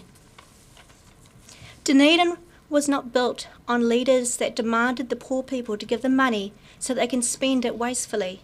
No, it was built on leaders who loved and served the people, who worked hard and served the community and gave back to the people by gifting and starting our great city's finest treasures. They gifted it to the people. Leadership is not about taking from the poor people through rates who often have empty pockets. but in order to fund an empire-building projects. But true leadership is serving the people and with so much passion about the city and the people, and to be willing to personally fund some of the projects to make it better. Maybe we need to sell off some of Dunedin City Council's properties that do not provide as much benefit to the local community as other ones do. Bold steps are needed now to lift Dunedin City Council back to where it belongs. We will rebuild the city for the many and not just the few. We will protect Dunedin's city treasures for the future generations, and to do this we must stop wasteful spending. Dear councillors, we need stronger leadership from you. Our financial health matters. I can see you have increased the operating revenue by 676,000, but I see no money coming in to cover this. I see no plan to get our debt under control. The Chief Financial Officer has already said that the rates rises would have to be 58% if the council were to have a balanced budget and cover our debt repayments. Discussions must be made for the long term and not the short term. We need sound financial decisions. We need to reduce spending in a cost-effective manner and pay down the debt as a matter of priority. I do not want any more money being wasted on cycleways or so-called city centre upgrade, road cones, roundabouts, South Dunedin beautification, Princess Street upgrades, speed bumps and intersection curve extensions. I do not want Aurora Energy sold, as it brings money from around Otago into Dunedin and contributes to Dunedin's energy security. Maybe we should sell the stadium or Sammy's instead. I do not want Dunedin City Council to spend $33,000 on the purchase of 16.8 tonnes of fluoride There is no positive health benefit achieved by deliberately pouring poisons into our water supply. There is no safe exposure to toxic fluoride. Fluoride exposure reduces IQ and increases cancers. There is no evidence that fluoridization reduces tooth decay. Fluoride consumption is not safe for humans. The directives from the Director General of Health are unlawful, as fluoridization of water supply breaches the New Zealand Bill of Rights Act. To attack our city's water supply with a known cancer-causing agent that lowers our IQ is to attack our entire way of life. It is cruel to deprive the people of Dunedin of essential clean water. Poisoning our water supply with fluoride causes widespread, long-lasting and severe damage to the health of the people of Dunedin. Dear councillors of Dunedin, I ask you to be the servant leaders that Dunedin needs, to have a plan to reduce the City Council's debts and to remove the poison from our water supply. I would love the long-term plan to be one that pays off the debt within 30 years, and decisions to be made based on that goal. I would like the debt reduction plan for Dunedin. I do not want our debt ceiling to increase. I want a balanced budget and for the grants for the community to be staying the same or in the direction of paying down that debt. Thank you very much. Thank you, Ms Taylor. Any questions? Councillor Bandis. You've suggested selling the stadium and Sammy's to help try and get the debt down. What would your reaction be if you were told that it's unlikely that there would be a buyer of any significance for either of those properties? Do you have any other suggestions for bringing the debt down? Microphone. Thank you. For getting the debt down, we're going to need to have a wide range of different strategies. For example, you're right, some properties would be more difficult to sell than others. When we're selling properties, it will have to be the ones that add the least amount of value to the local community, and also the ones that cost us the most to look after. So I think there's one of the other strategies will have to be on the staffing issues and potentially to top management level of the staffing in Dunedin City Council, because we need to have a plan that wages remain fixed despite inflation happening, and that means that gradually over time then maybe the amount of debt will reduce, because if we have all the wages going up in line with inflation or higher than inflation, then the debt for the city just keeps ballooning and getting bigger and bigger. So the strategy has to be that we have the goal and we look at different ways of reducing lots of different areas to start moving in line with reaching that goal of a sustainable budget. Otherwise, we have huge trouble for our future. Thank you. There being no further questions, thank you, Ms Taylor, for your time. Thank you for your presentation this morning. And our last speaker today in the public forum is Elliot Ware, who is here in his personal capacity, and he's going to speak on safety and accessibility issues on George Street.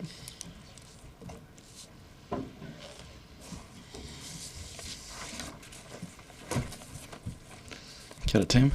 Lucky last.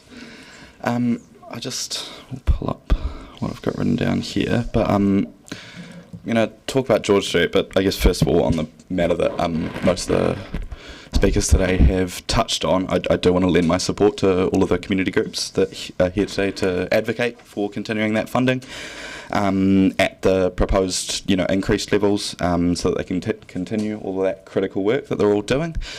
So for something totally different, in the context of shops shuttering across the country as the economic climate takes a bit of a darker turn, George Street is actually doing remarkably well as new leases continue to be signed from well-known brands, taking over some of the leases that have shuttered down over the past few years through the struggle that was the construction process.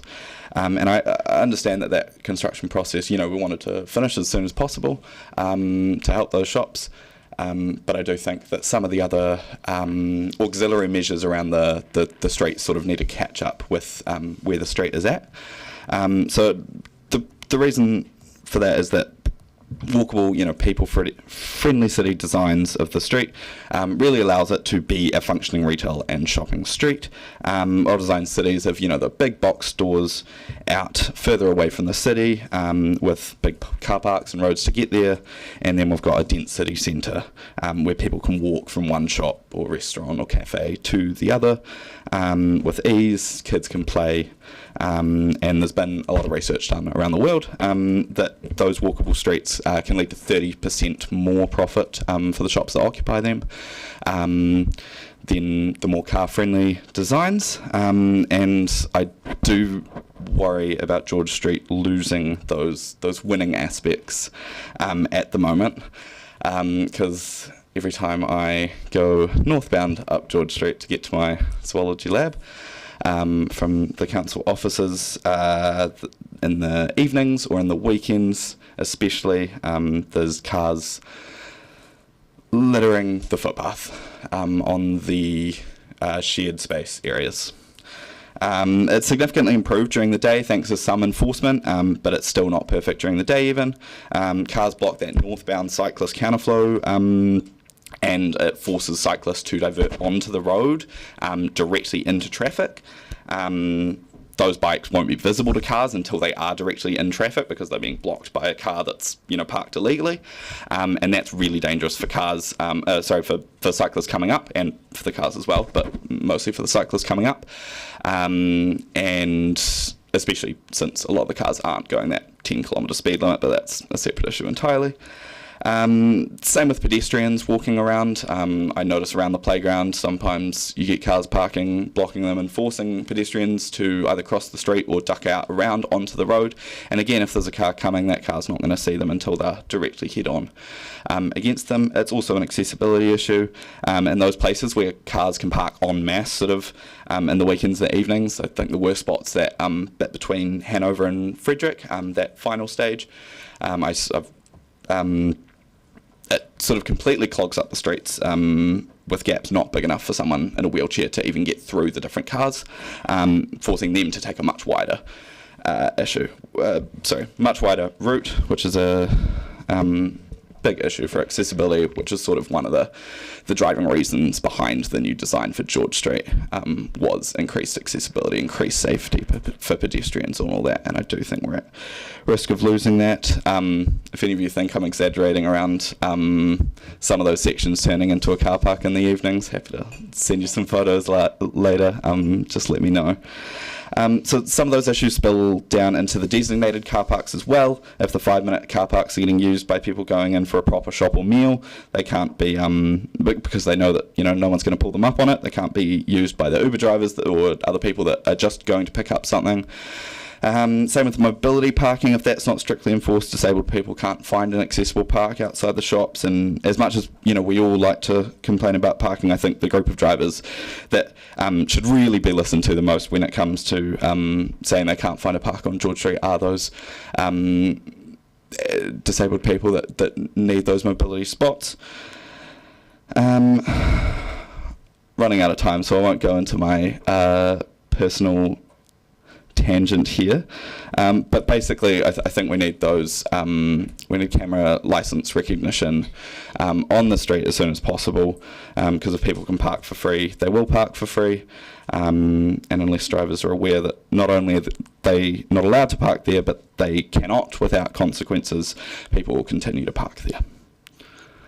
Kia ora. Thank you, Elliot. Questions, Councillor Walker.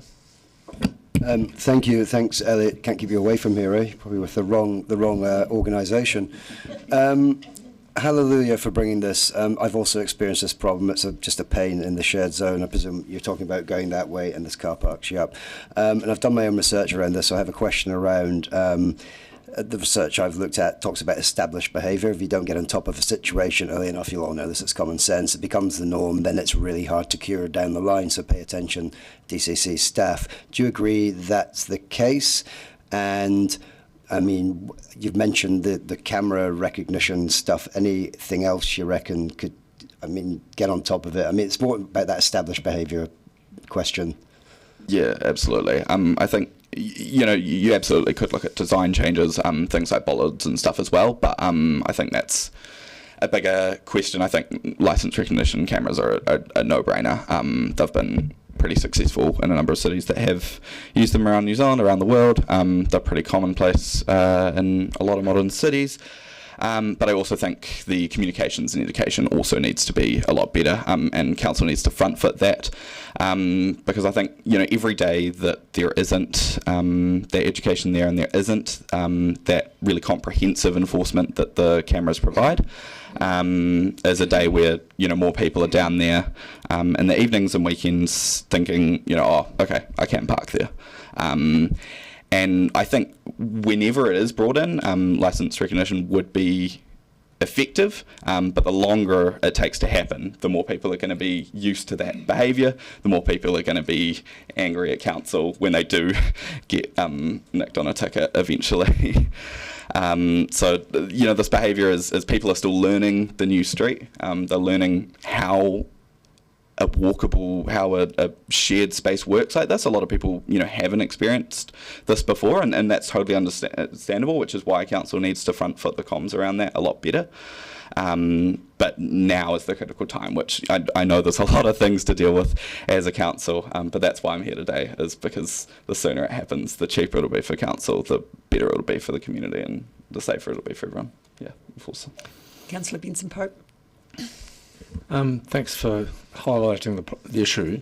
Can I ask you what you've done about complaining to our parking services or elsewhere about what you're talking about? Yeah, so I started by trying to... I've sent a few emails called parking enforcement. Usually, they're not on duty in the evenings and weekends, which is where it is the problem. And photos of cars aren't accepted as, thing, and by then the issues sort of, the problem's already happened. I have been going and actually talking to people myself, if I do bike up there and walk up to there, to mixed responses, as I'm sure you could imagine. And I would say it's actually about 20% of people don't know and genuinely thought it was a car park, and are like, I'm sorry, and won't do it again. 25% of people get out of their cars and try to fight with me. Very good at de-escalation, but quite an aggressive, response. And they seem, why are you telling me I can't park here? Who are you to say whatever? Fair enough. Which is, but. which is why I'm asking you guys to do that. And then 50% of people sort of will say something like, oh, well, there's 3 other cars parked there, or I'm just running in, or I know that it's not allowed, but it's so much easier than me, driving around the corner and parking. And so I think that really highlights that it is, there's a level of education that needs to happen, but also if it is the easiest option and people know they're not going to get dinged on it, they're going to keep doing it. So if I may, I think you'd probably agree, I hope you'd agree that the last thing we need in that new street is lots of the clutter of lots more signage. And so other than what you're talking about in terms of some sort of license plate recognition initiatives, is there any other education policy that you can think might be effective? I think there needs to be, messages out to the public actually telling people, not necessarily signs there, but, on the internet or whatever, letting people know that how the street works and stuff even. I don't know, some educational videos, just because there are a lot of people who don't quite get how the space is supposed to work and the philosophy behind it, I think. But ultimately, yeah, you just need those license recognitions. There's signs there every time someone is parked saying no parking. There's a limit to how effective, I guess, that is. Thank you, Elliot. Unfortunately, the time is up, but I appreciate your presentation this morning. Kia ora. I would like to move a 5-minute adjournment. Seconder, Councillor Mayhem. All those in favour? Thank you. And we'll carried, and we'll be back at 5 to 12.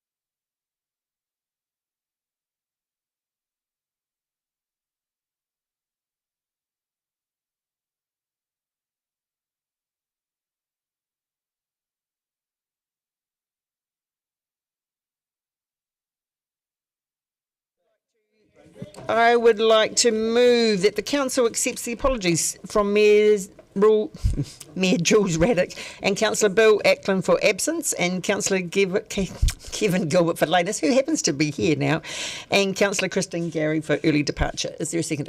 Thank you, Councillor Mayhem. I'm going to put the motion. All those in favour, please say aye. Aye. Against? It's carried. Item number 3, confirmation of the agenda. I'd like to move that the council confirms the agenda without additional alteration. Do I have a seconder for that? Thank you, Councillor Gilbert. I'm going to put... Oh, Councillor Gary? I'd make a request that we move the notice of motion up, and it's somewhat of a selfish request because I may need to leave early and wondered if we could perhaps take that perhaps after the Forward Work programme. I had considered that. I do know we've got some staff waiting for some other items, and I noticed that no one has remained in the public gallery. If we had some people here that we've done in the past when we have a large public gallery, so my advice has been just to continue with the agenda as set out. I'll put the motion. All those in favour? Against? It's carried. Item number 4, declarations of interest. Members are reminded of the need to stand aside from decision making when a conflict arose between their role as an elected representative and any private or other external interests they might have. Are there any changes or updates? Councillor Gilbert. Yes, I am the Chair of Food, Equity and Education Dunedin Charitable Trust. I have mentioned it to the GSO, so that'll be added. Thank you, Councillor. I therefore move that the committee amends the elected members' interest register and amends the proposed management plan for elected members' interests. Second to Councillor Mayhem. I'll put the motion. All those in favour, please say aye. Aye. Against? Carried. Confirmation of minutes. Ordinary Council meeting of the 8th of May 2024. I move that the Council confirms the public part of the minutes of the Ordinary Council meeting held on 8th of May 2024 as a correct record. Do I have a seconder for that? Councillor Barker, thank you. Any questions? I will put that motion. All those in favour, please say aye. Aye. Against? Carried. Ordinary Council meeting of the 14th of May 2024. I move that the Council confirms the public part of the minutes of the Ordinary Council meeting held on the 14th of May 2024 as a correct record. Can I have a second for that, please? Thank you, Councillor Barker. Any questions? I'm going to put the motion. All those in favour, please say aye. Aye. Against? That's carried. And the Ordinary Council meeting of the 28th of May 2024. I move that the Council confirms the public part of the meeting of the minutes of the Ordinary Council meeting held on the 28th of May as a correct record. Seconder, Councillor Gilbert. Question, Councillor Walker. Yeah, just one change to be made to that's page 54. It's number 9, the DCC submission on the casino. Just to note that I sat back from that, and there's no indication that I did that. So just it needs to be corrected. Thank you. Thanks you, Councillor Walker. That's been corrected. Anything further? With that, I'll put the motion. All those in favour, please say aye. Aye. Against? It's carried. Actions from resolutions of council meetings. We're now up to page 71. The Chief Executive, Ms Graham, will speak to the report if required. And are there any questions? Anything? No, nothing on this one. Any questions? Councillor Gary. Thank you. Just trying to find it now. The final one, which is the notice of motion around the special visa, but this applies as much to the disability support funding. The letters that went off to various ministers, I'm hearing across the community that people are not getting replies. I wanted to know from ministers about issues such as this. Have we had a reply? I don't know the answer to that, but I'll follow up, and if we have, we'll circulate it. Councillor Houlihan. Thank you. I'm just wondering, around the single-use motion, I've been thinking about this quite a lot if I'm rushing and say if I've forgotten my cup and if I wanted to get a takeaway, is that, say for example in that scenario and I walked into this building, how would that work? How would we police that? Would I then be asked to leave? So that's not the plan that we're working on. This is for anything where we, council, are acting as the host, And so if we are hosting a function somewhere, we'll make sure that we're not using single-use cups. We will have some education work we already do internally, but we will work internally with staff to try and encourage the non-use of single-use cups, but we can't mandate it at this point. And I'm sure your colleagues will encourage you to get a reusable cup. Yeah, I've got one, but I don't always have it with me. But so just to clarify for the public who may be confused on this, we're not going to be policing that as such. So if they come into our buildings and have a takeaway cup, they're not going to be asked to leave. They are not. Councillor Gilbert. Further to that, I believe you're not supposed to bring food or drink into the public gallery anyway, but aside from that, the letter that was to be written to central government, has that been, whereabouts is that? It was rights to central, same thing, sorry, so the notice of motion, single-use cups, the final one, rights to central government to seek legislative change. I'll follow up. Councillor Banvas.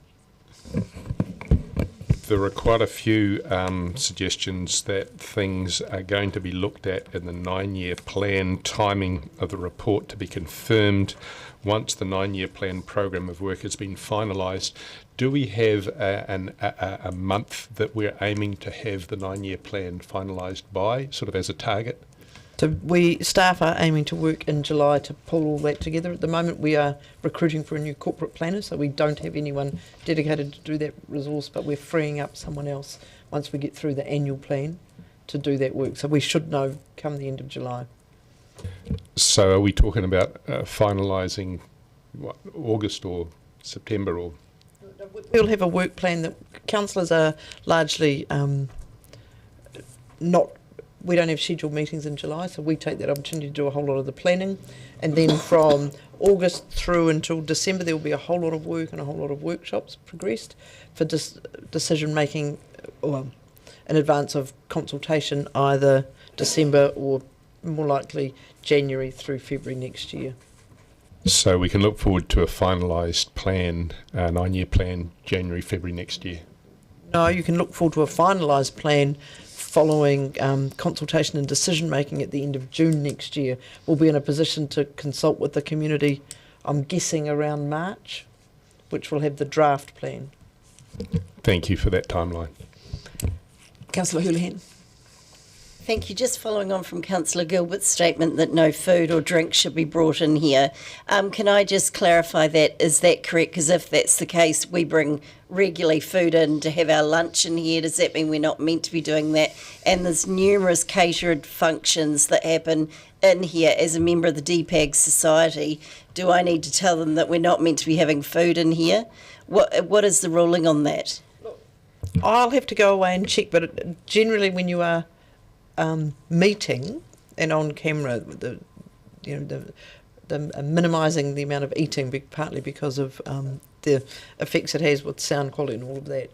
But I will check with the team what the actual parameters are, because I don't know off the top of my head. Do you? Does anyone know? I truly don't know. So I think it's no eating and drinking in the galleries where the artwork is. Oh, so you mean the actual where the art is? Oh, fine. And you as can opposed carry, to where the councils are. Through. You can carry your lunch through, council. Yeah. Any councillor? Does what we do count as performance art? Councillors, I do have an update because subsequent to because staff are watching. We have had no response from the Honourable Erica Stanford re the special visa. We have had a response from Honourable Louise Upston re the disability support funding, which has already been circulated to councillors. Thank you. There being no further questions, I will move that the council notes the open and completed actions from resolutions of council meeting as attached. Second to Councillor Walker. Any discussion? There being none, I put the motion. All those in favour say aye. Against, carried. Forward work programme for council April 2024. Ms Graham will speak to that. Thank you. And so councillors, and apologies, there's an error on page 85, the timing of the Aurora Energy next steps. And so the Aurora Energy workshop will be on the 1st of July. as previously signalled, not as it says there. And at this stage, no date has been scheduled for deliberations. And so the workshop, 1st of July, largely in public. It'll be a DCHL run workshop. We are aiming to circulate the material to you and to the media in advance, albeit in embargoed form until the workshop begins. There'll be a small section of the workshop that will be in non-public. Thank you. Councillor Barker. On page 86, it appears that something slipped off on the Heritage Action Plan. Part of it is here, but part of the resolution was it that notes that staff will bring an update to council on time for the 10-year plan, and that's fallen off the work programme. I'll have someone have a look at that. Thank you. Councillor Walker. I think I know the answer, but I'll ask it. In terms of the Aurora workshop, I presume the cameras will be here and that will be recorded? The plan for this workshop is that we will record it for a variety of reasons, including ensuring councillors are able to see it if they're travelling. Councillor Gary. Thank you, Madam Chair, and I note Ms Benson is here and she may be able to answer this question.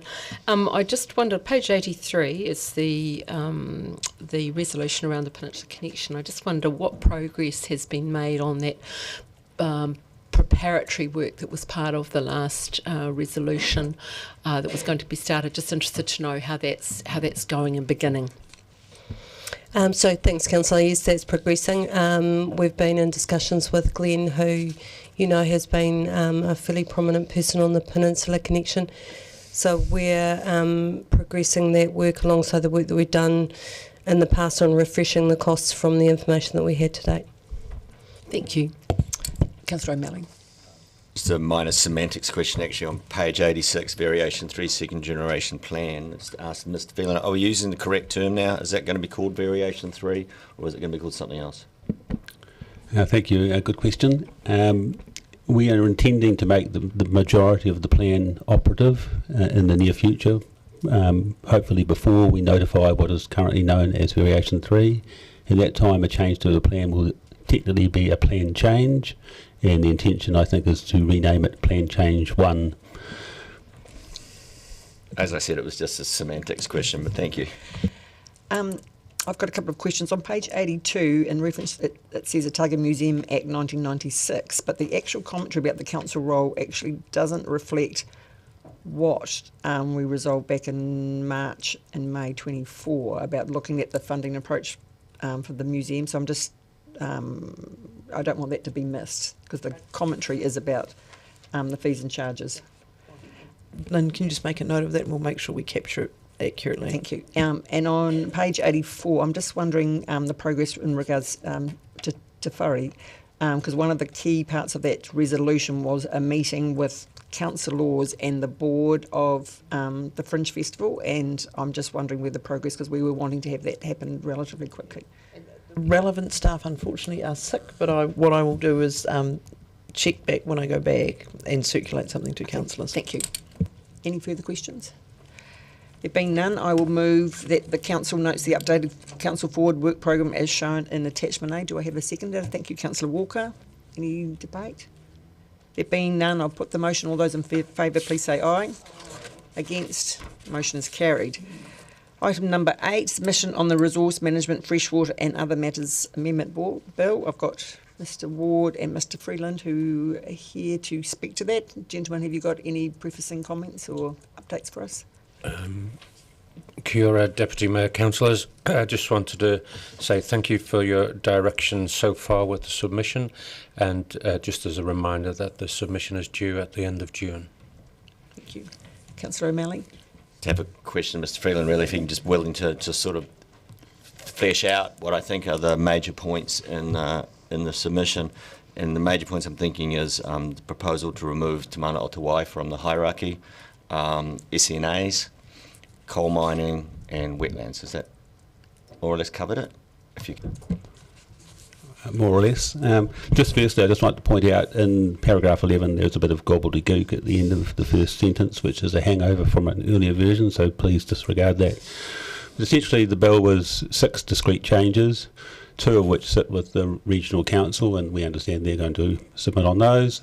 The remaining 4 all have parts which this council I recommend you should submit on, and we should take issue with just very quickly. The hierarchy of obligations under Te Mana Atawai is recommended to be removed from resource consent and resource consent applications. We don't support that. This is consistent with a submission I think you've just put through on the preparation under the water bill. It's almost enshrined in the RPS but is subject to appeal. So that's one matter.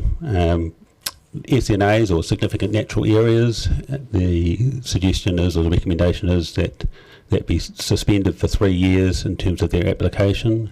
We believe there should be no delay in doing that, and particularly where we have landowner approval. For instance, in Variation 3 we have 2 proposed SNAs. They are land owned by this council and the Department of Conservation. We see no reason why they shouldn't take immediate effect. In terms of coal mining in and around the wetlands, this council has submitted on activities in wetlands. Coal mining is a non-complying activity in terms of the district plan, and we see no reason why there should be a pathway for that.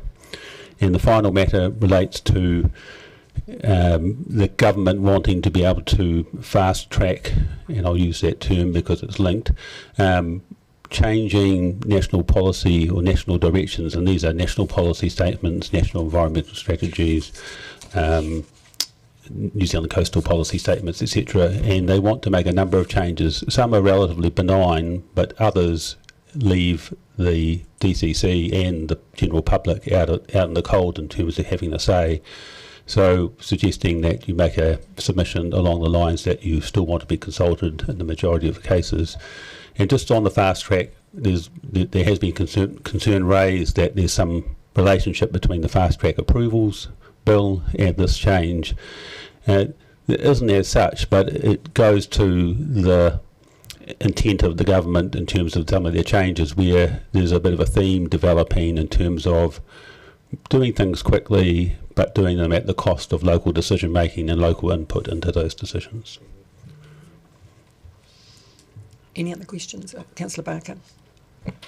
Just have one. I just noticed there's a mention of the biodiversity strategy for the city's been in place since 2007. That's on page 91, and I'm not quite sure if it's been superseded by the Te Aotearoa, the environment strategy, so I wondered whether that should have been included in some of the oversight.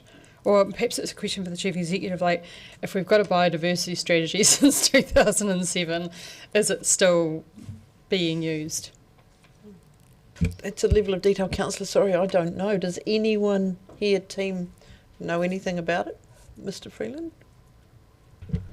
So that would sit with our biodiversity advisor, Zoe Lannis. I understand that it is still the current version. Whether it's due for a review, I'm not sure what timing's proposed for that. But so some of the sort of timeline in terms of that and the heritage strategy, and the heritage is obviously getting a refresh. So I'll check in on that. Councillor Bandvis. Concerning the recommendation that there be no local coal mining, do you recognise that there is a significant local need and use for coal, and that currently we are essentially doing a fairly ungreen thing, and that is transporting significant amounts of it from the west coast, which has quite a large carbon footprint all of its own? I am conscious of that. The recommendation is to not provide a planning pathway or a consenting pathway for coal mines in or around wetlands. Not to provide for coal mining fully. The district plan at the moment makes it a non-complying activity, but it still has a consenting pathway for everywhere else. Any more questions? Oh, sorry, Councillor Wiley.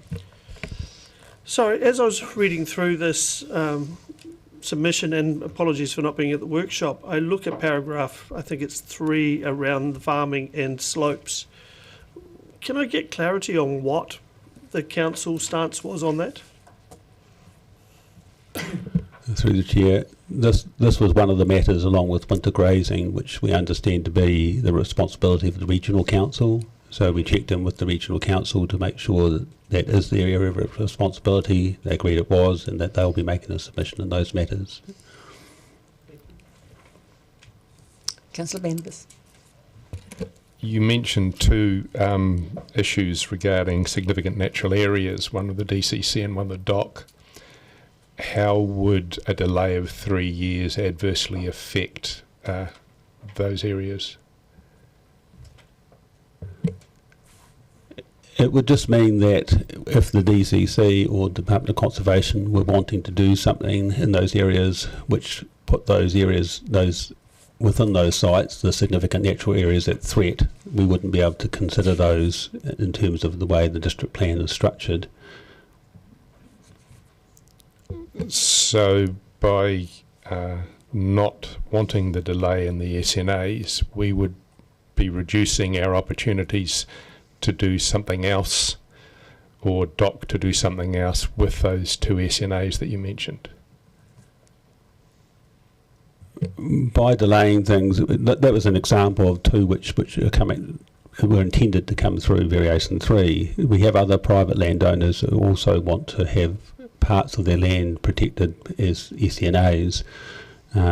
And so what it would mean is if we were to dispose of some of the land, or a private landowner who had an SNA decided to dispose part of their land, that protection wouldn't continue if those SNAs weren't in place.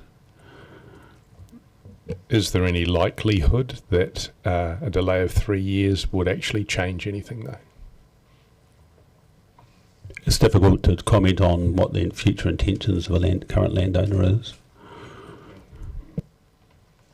Councillor O'Malley. But the point being that if the landowner now already said it'd quite like to have an SNA already, why bother putting a delay in place? That's exactly the point. Any further questions? Oh, Councillor Wiley. Just reviewing the table that goes with this letter submission. I take it as you went through that for all the different points that outlined the council stance in what was supported and what was opposed. And was there any key issue there that the council opposed on? So the table was just intended as somebody who receives submissions on large documents to aid the person processing it to marry up what's in the written submission with the proposed changes in the actual bill itself. The 4 critical areas are the ones which I answered earlier for Councillor O'Malley. Thank you. Now, one thing that highlighted in this submission is the time frame. It was seems such a short time frame, but also I've never seen a submission close on a Saturday. Yeah, all I can say is that there is a raft of changes proposed by the government at the moment. We're working on very short time frames. We have a range of other consultations which are being discussed actively with the Ministry for the Environment at the moment. It's sort of unprecedented other than the rush at the end of the last administration to try and get things through. But it's very short time frames. Thank you. I think that's all the questions. Thank you, gentlemen, for answering all those questions. Councillor O'Malley is happy to move the motion, and seconded by Councillor Gilbert, which is up on the screen, I think. Would you like to speak to the motion, Councillor O'Malley? Thank you, Madam Chair. I think this submission is rather like many of the others we're doing at the moment. The government is in a state of establishing its future policy direction, and it's coming up with early legislation which gives you pretty good indications of where it plans to go. So we saw it yesterday in the Three Waters bill that we did the submission on in the public environment. And in that bill, like in this bill, the removal of Te Mana o Te Wai from the hierarchy of considerations is sitting in both bills, so it's pretty clear that this is something that the government is considering. It has been our policy, but we may need to actually formally establish that policy to say it is our policy. But the way we are operating, we operate with Te Mana o Te Wai sitting there already in the decision-making hierarchy. I said, and maybe I was speaking as an individual, that it was certainly not my individual intent to ever have that move away, and I think that's probably quite true if we had a council vote.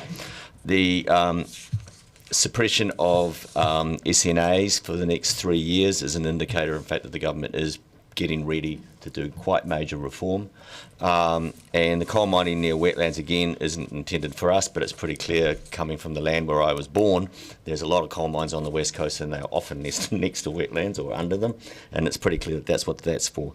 So I think what we're looking here is, after Three Waters, this is the next biggest set of reforms that the previous government and this government have been going through. And I think we've often not paid as much attention to the planning changes that are coming as we have to the other stuff, because it was potentially more obvious to it, but they will have quite significant effects on us. And what I see is effectively a positional change from the current government to speed up activities, but at the cost of environmental protection. And it's very important for us to establish where we want to sit on that continuum. And of course, from my personal perspective, I would say that you really can't come back from environmental damage. So environmental protection needs to sit highly in there. And I would also say that, from my experience as a RMA commissioner, the only time business activity has not gone ahead is when it is completely and utterly unrelated to where the district plan sits. And if it's aligned to the district plan, it tends to go ahead. So often it's not the complaining we're hearing about how slow something is to get forward, is actually the complaining of a person who's not willing to accept that in fact the local authority doesn't even want that activity to occur at the time, and they are continuing to push forward, and they say it takes me forever to get through. Removing all of those protections will definitely speed it up, but I have a feeling that the consequence will be that we'll be jumping back 30 years. Thank you. Councillor Benson-Pope. Thank you to staff for what I think is quite a robust, thank goodness, submission. Thanks, Paul. And I'd just like to reinforce what the previous speaker said. I think Councillor O'Malley said part of it in the ODT this morning in respect of council's policy, maybe as personal policy, but let's make sure it stays the council policy in terms of the water hierarchy. But there can't be any doubt, for those of you who look at the announcements that are being made publicly about SNAs or about mining, you know, as we mine our way to prosperity, quote, that there are a lot of issues which will lead to considerable environmental degradation at everyone's cost, including the cost of the business community. And I think that is to be regretted, but it's clearly going to be the political fight for the next little while to try and moderate those excesses as much as we possibly can. And I think constantly requesting local involvement, supporting the autonomy of this community to make its decisions via its planning processes about what's acceptable and what's not, and particularly the rush to abandon or remove SNLAs or SNAs right across the country has got appalling, far-reaching consequences, and we resist it, we must. Councillor Walker. Yeah, thank you. I'll just reiterate your excellent submission. Thanks to all the staff that were involved. And submissions closing on a Saturday takes fast tracking to a whole new level, eh? I mean, that's extraordinary. I'm going to back up what's been said previously. I'm just delighted to see that we do not support the consenting pathway for coal mining in the various national policy statements. And I'm glad that we're recommending that, I think it's clause 28, and the associated parts of Schedule 2 of the bill relating to coal mining be deleted. As you all know, wetlands are literally the lungs of the world, and to coal mine next to our lungs is just simply dumb. Suppression of the SNAs, as the mover says, indicates where we are going with the government, and we should be watching eagle-eyed because the only loser is the fantastic environment in which this city and this region sits. And I think, as Councillor Benson-Pope says, doing things without local input from local Community just means that the likely consequences accrue fully to our local communities. Great submission, thank you. Councillor Houlihan. Thank you. Yes, thank you to staff for the submission. It's very thorough, and hopefully it gets the message through that things we're not happy with as a council. However, sadly, I don't actually think probably it will make a huge difference, but I still think we should be making these submissions because somewhere someone might listen, although this is my personal opinion, of course, some of the comments by ministers in this current government seem to think they don't care. So they say they've got a mandate and they can do whatever they like. My concern is rushing anything through without proper consultation or even any consultation, and particularly fast tracking, leaves me with serious concerns about, i.e. potential to damage to our natural environment. I've lived in Queenstown before, and I also look out my window that looks out onto the harbour at home here in Dunedin, and I think, wow, I'm so grateful for the place we live in and our environment, and I think a lot of these things threaten our natural environment. And as a country like New Zealand, we are known for our beautiful environment. I think we do have to be very careful of what's allowed to go ahead here. But sadly, I don't know how much say we'll have. And it looks like under some of these proposed changes, the public will have less and less and less say.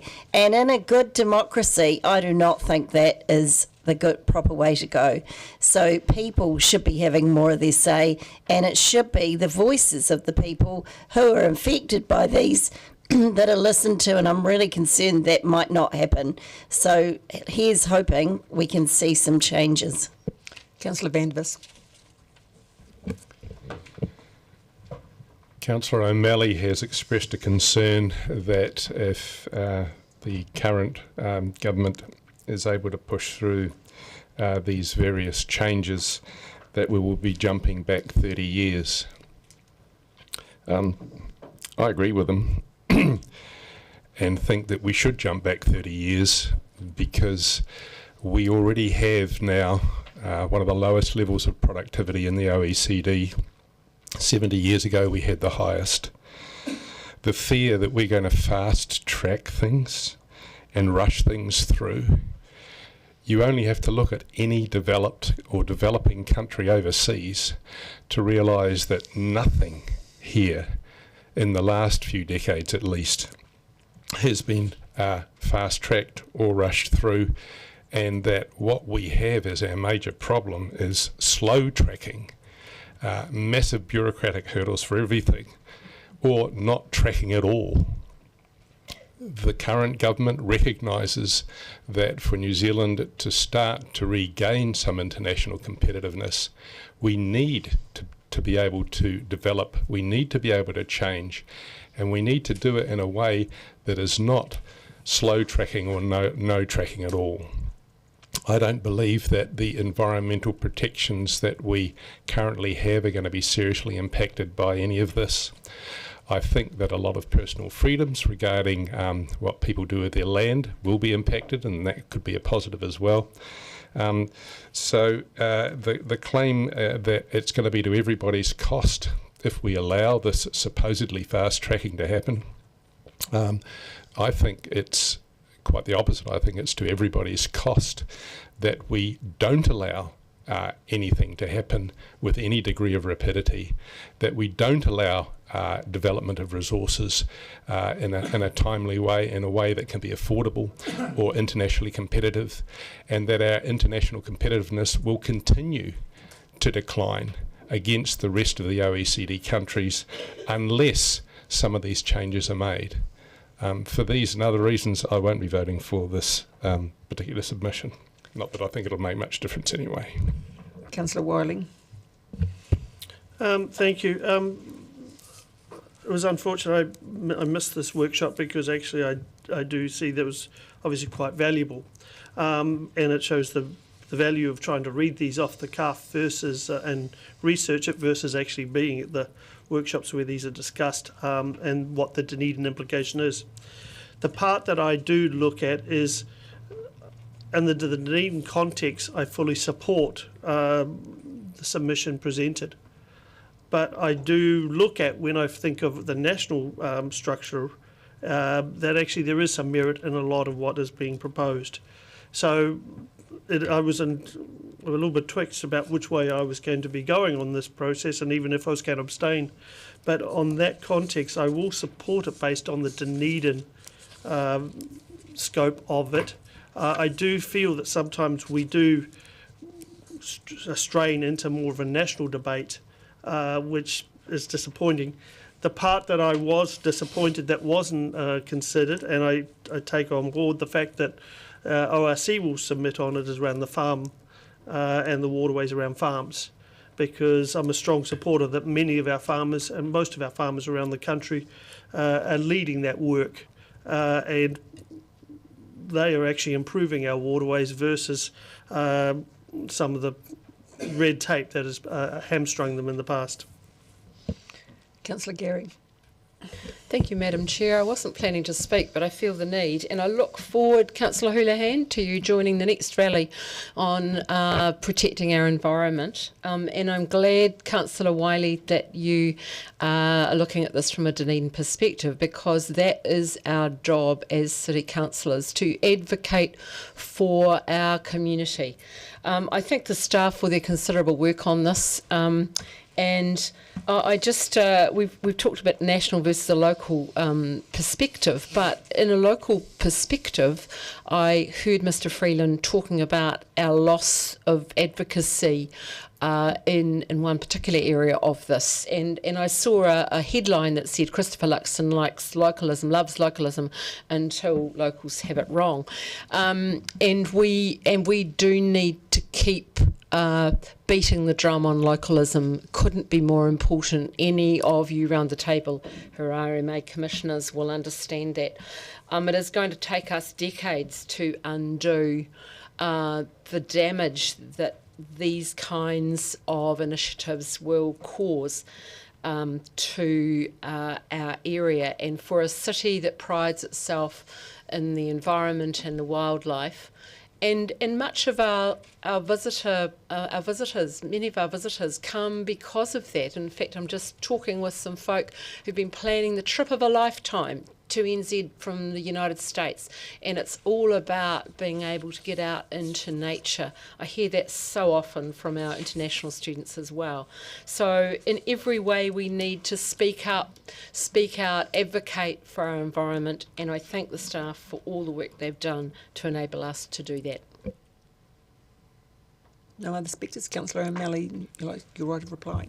Thank you, Madam Chair. I'm not going to bother, I think, because everybody's caught the zeitgeist of it. I just am here happy to hear that the Council of Anvers has confirmed that he would like us to live in the 1990s.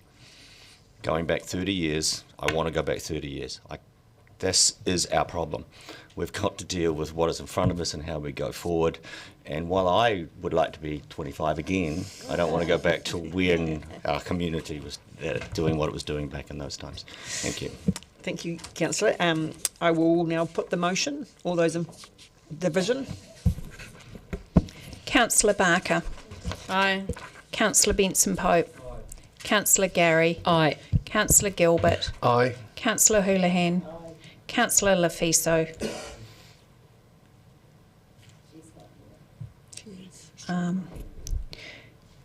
Councillor Lafiso is on audio visual.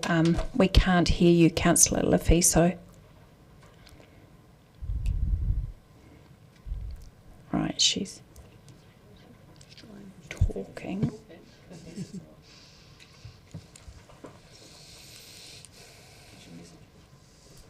Aye? See ya, yeah. Did you hear that?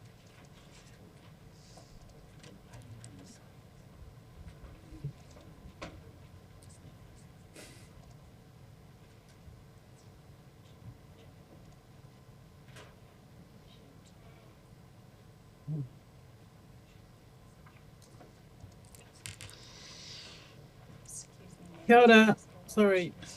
Yep. Councillor Lafiso, would you mind either messaging me or putting a chat up? I'll try a chat to you for your vote.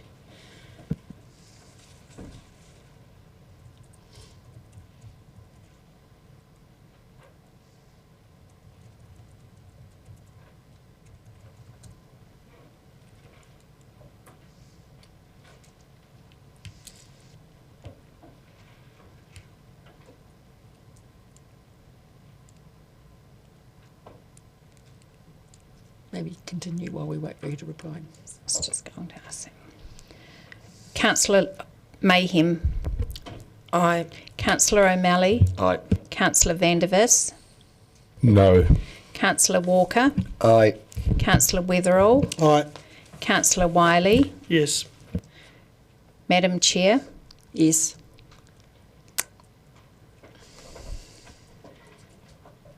Maybe a thumbs up or a thumbs down.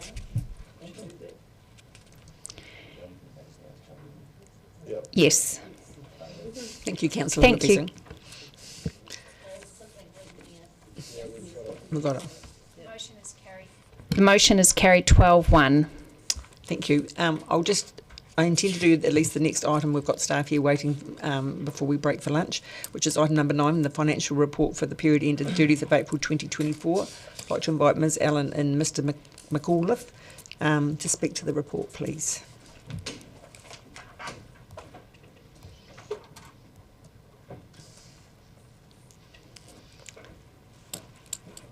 Thank you. Is there you've got any prefacing comments or anything in addition you'd like to speak to? Thank you, Deputy Mayor. We're happy to take questions. Thank you. Any questions? Councillor Barker.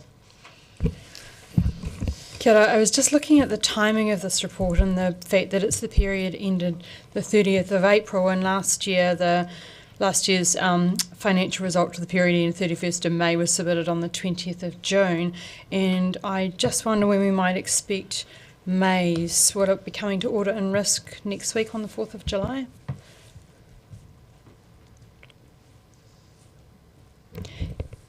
Yes, we're just finalising it now. Councillor Vandervis. The rates penalties on page 109 have doubled to 1.3 million. Do we have a precedent for rates penalties having gone up so much in the past?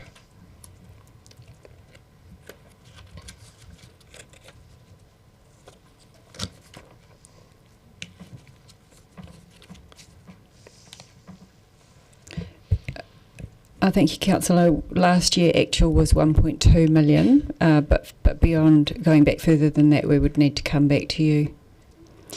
And you'll note that in May we increased the budget for that to reflect the fact that it is higher. The actual rates penalties have been tracking higher than budget. Yeah, right. Thank you. If I look at page 111, there's an increase in investment other of a fairly chunky $8.5 million. What's that for? That relates to the Waipori Fund. The changes of investments within the Waipori Fund as they sell and purchase new investments. Could you explain further that $8.5?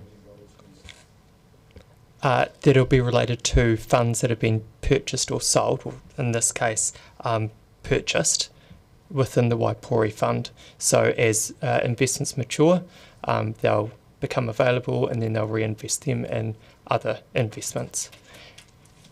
Okay, so thank you for clarifying that.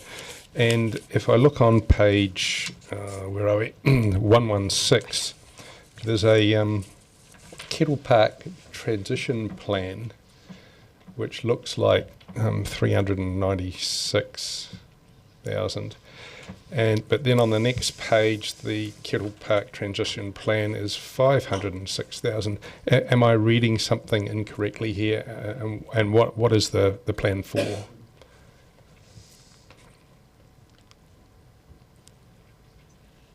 Thank you, Councillor. So that's the budget has been split across parks and transport for the last few years. So there is some renewal funding for the existing geobags, so work on them.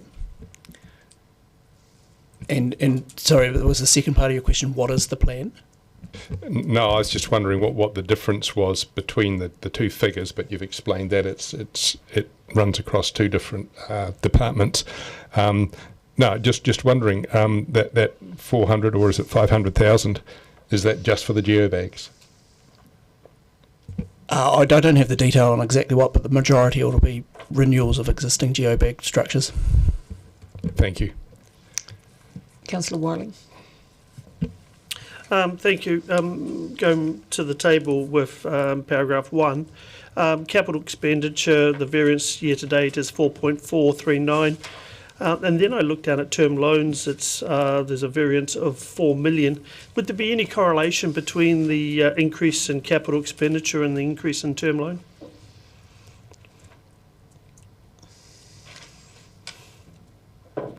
Thank you, Councillor. Yes, there is. And the term loans were expected to end the financial year on budget. We're expecting the capital expenditure to come in under budget at 207 million compared to a budget of 212. So right now we're 103% over budget. So you're saying May, June, obviously because George Street is completed, that will come in under the budget. Correct. And the May results were on budget, and we're expecting June to be less. I've got a couple of questions which kind of leads on from that. And on page 116, where we look at reserves and recreation facilities, and particularly playground improvements and recreation facilities improvements, those two together are about, let's say, 900,000 overspent. But is it expected that there's going to be savings in other areas to bring that in? I'm just there. Or is there more to be spent on those two items? Thank you, Deputy Mayor. Yes, we're expecting that to come in as it is there. We don't have any more expenditure on the items. Thank you. And on page 119, in terms of waste management, the new collection system and the organics facility, those two are almost 6 million. Will they be complete by 30 June? And is that then completed?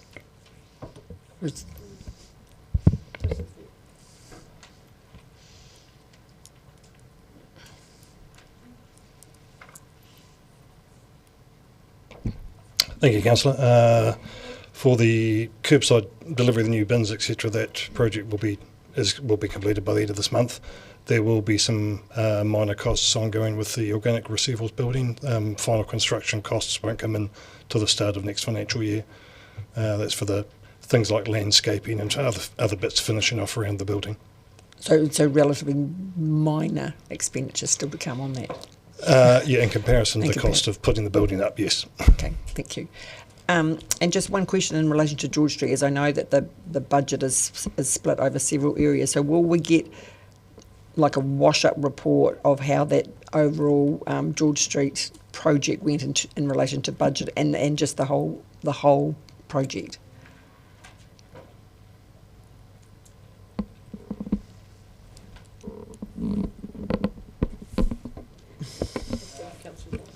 Thank you, Deputy Mayor. Yes, we can provide that for you.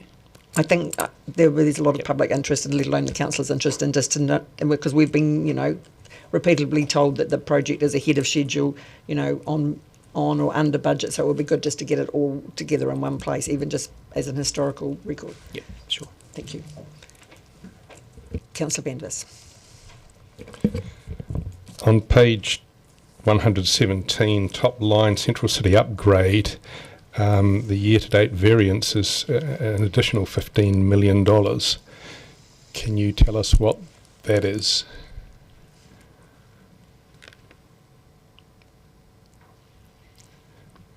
Why we have an extra 15 million there?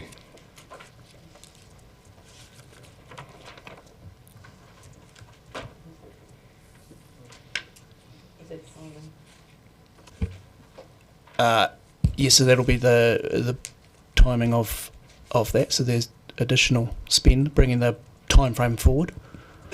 So it's reported in the I think the detailed financial update. So it is only a timing issue. Seems a fairly chunky one. Yes. Okay, and if we look at page 119, been mentioned before, the organics facility, 200% increase in the budgeted price there, and the waste recycling organics, 280% increase on what was budgeted. What were the reasons for these major increases?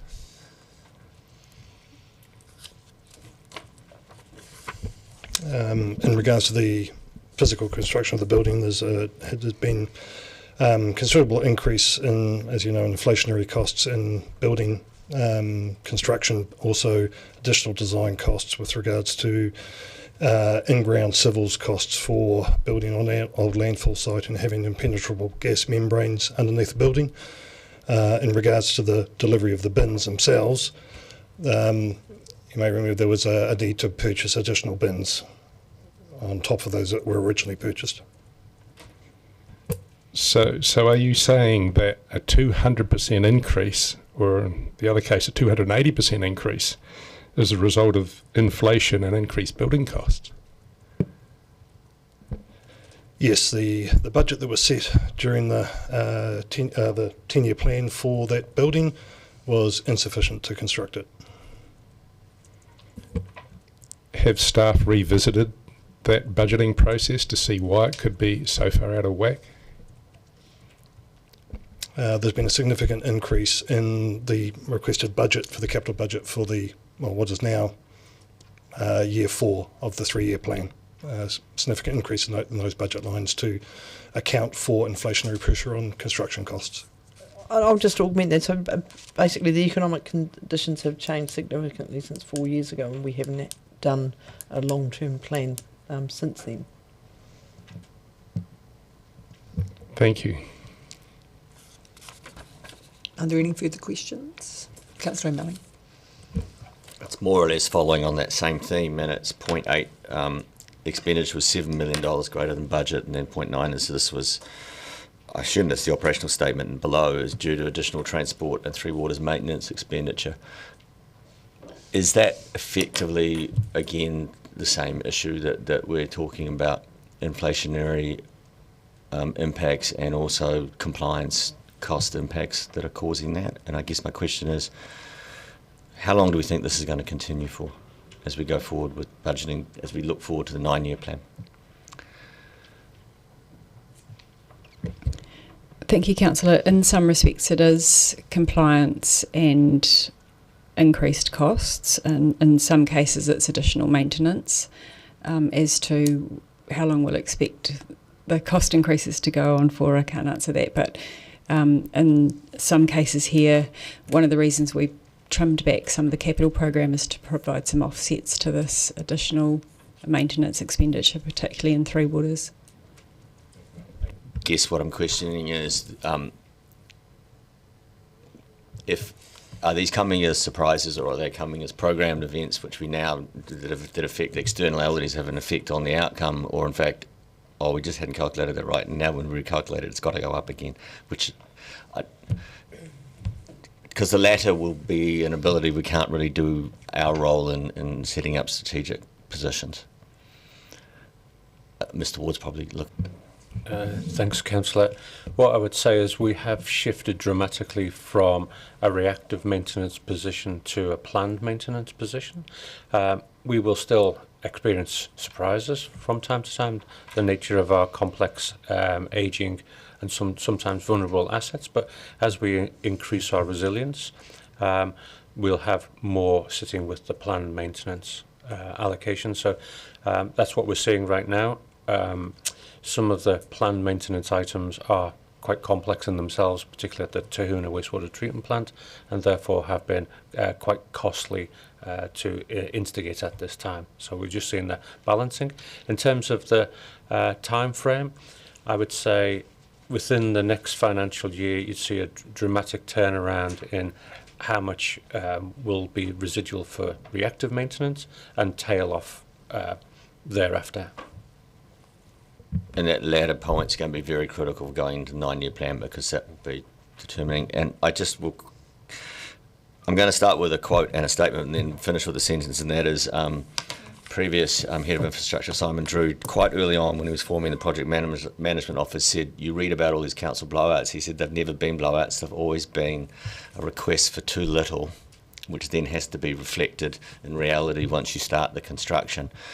And I guess I'm almost thinking that sounds a little bit like the answer we just got from Waste Environmental Solutions. And does the PMO, or what's the rigor that we go through now when we set up our estimates of forward capital costs in terms of rigor, and actually asking out at that end of the spectrum of costs rather than starting here and then then we deal with the fact that the work's already started?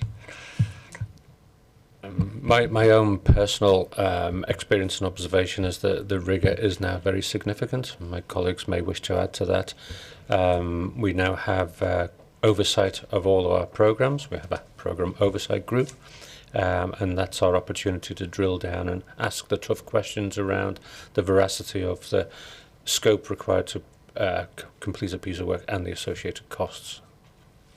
I assume in that, getting that sorted out, there is an analysis done when there was a quote put in, and it is admittedly 4 years old now, and then it moved as to why it moved. So then when you do the next set, you've got a better understanding of where you're giving us direction. Cool, thank you. Any further questions? There being none. Thank you, Councillor Van der Vis. Happy to move the council. I think the resolution's up there. Notes of financial performance. Would you like to speak to that? Yeah. I'll second this, sorry. I'll second that. I'm happy to move it because the information that we really need is pretty much all here, bar a few clarifications that we've been able to make now. And the information here really, I think, should give us pause. I know I've said this before, been saying it for a few years actually, but there's an old saying in business: bankruptcy is slow and then sudden.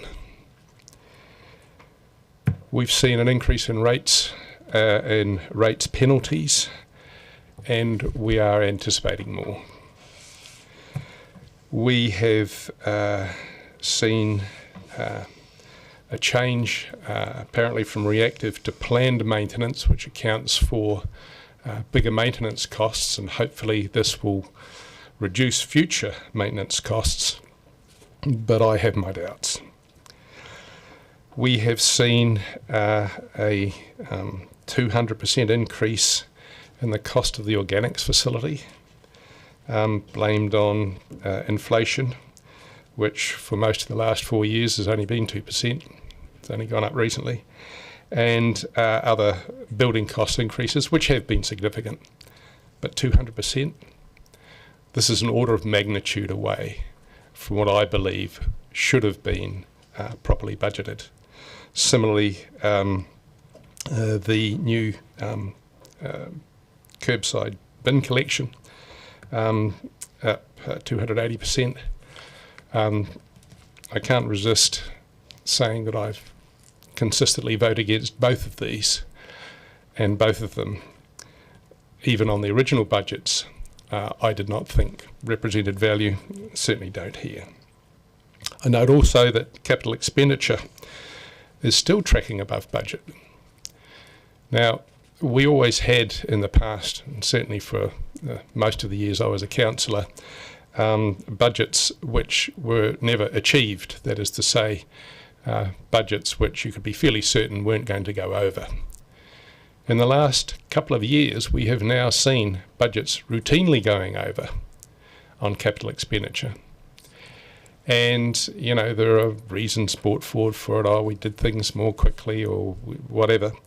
But the real issue, I think, is that we can now no longer assume that budgets are going to be sometimes even ballpark when you look at the organics and new waste collection budgets, and that we can't assume that when we set a budget for capital expenditure that budget isn't going to go over as well.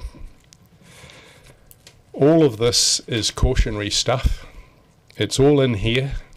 It's the kind of cautionary stuff that I believe should make us, as a council, look seriously at certainly slashing costs. I'm not suggesting burning them, but the idea that we as a council cannot consider slash and burn, and that we've got to consider always keeping surface levels, all of those assumptions, I believe, are out the window now for anyone capable of reading what is in this paperwork.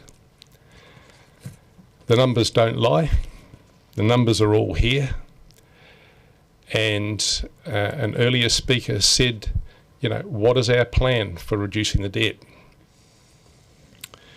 Well, there is a plan to rationalise council companies, and there has been some progress there. But the fundamental issue of this council weighing ourselves down with costs, and I'm referring particularly to, for instance, carbon neutral by 2030. I'm talking particularly about a whole range of different subsidies of things that aren't core council business. All of these things are going to have to go. And if we don't do it now, it's just going to be that much harder when we or some commissioners end up doing it later. So I recommend the report as being accurate, happy that it's presented in a clear form, happy with the graphs that are involved, that are supplied with it. So I am happy to vote for it, but have taken this opportunity to recognise that there are some serious issues here which this council continues, in my view, not to take seriously enough. Councillor O'Malley. Thank you, Madam Chair. The figure I always look for, actually, one I think is the most fundamental one when it comes to our rates and our expenditure, is on page 107, which is the summary table, and on the bottom right-hand corner is the year-to-date borrowing metrics, 23-24, because ultimately it is the interest that you are carrying on that debt that goes directly to affect the ratepayers' burden. To the 200% on the organics facility increase, I'm not overly, I don't dare to go back and say exactly what is the underlying cause of that, but there is another adage in business, which is it's never cheaper to build than now. And to that 200%, that is exactly what Christchurch is facing over their stadium build. I think that we are completely underestimating the extent to which the inflationary impact on capital builds is much, much higher than the CPI. And if you keep waiting, you just will end up facing that bill in the future. So the question you come down to, in my opinion, with the capital program in general, is what we're going to put off today going to be allowed to be put off forever, or we will end up having to build it tomorrow at some point? Because if that's the case, then putting it off, in my opinion, is exactly what we've been inheriting for years. I was fortunate, well, I don't know if I was fortunate enough. I was at a infrastructure conference in Wellington last week, and the Productivity Commission gave us a talk, and they showed a graph on the value of infrastructure in New Zealand from 1880 onwards. And you can see it climb steadily to World War I, and then it drops. When World War I's over, it climbs again. World War II, it drops again. Then it climbs steadily up to the 1980s, and then it drops 4 times bigger than war, as the government brought in its policies around capital investment. And the hole that we have to come out of is immense. Now, we can continue to deny that. We can continue to say, let's push it off for another election cycle. I'll be the fiscally responsible person. But it's only putting it off. Are we going to say we're not going to build the composting facility? Are we not going to do the curbside pickup?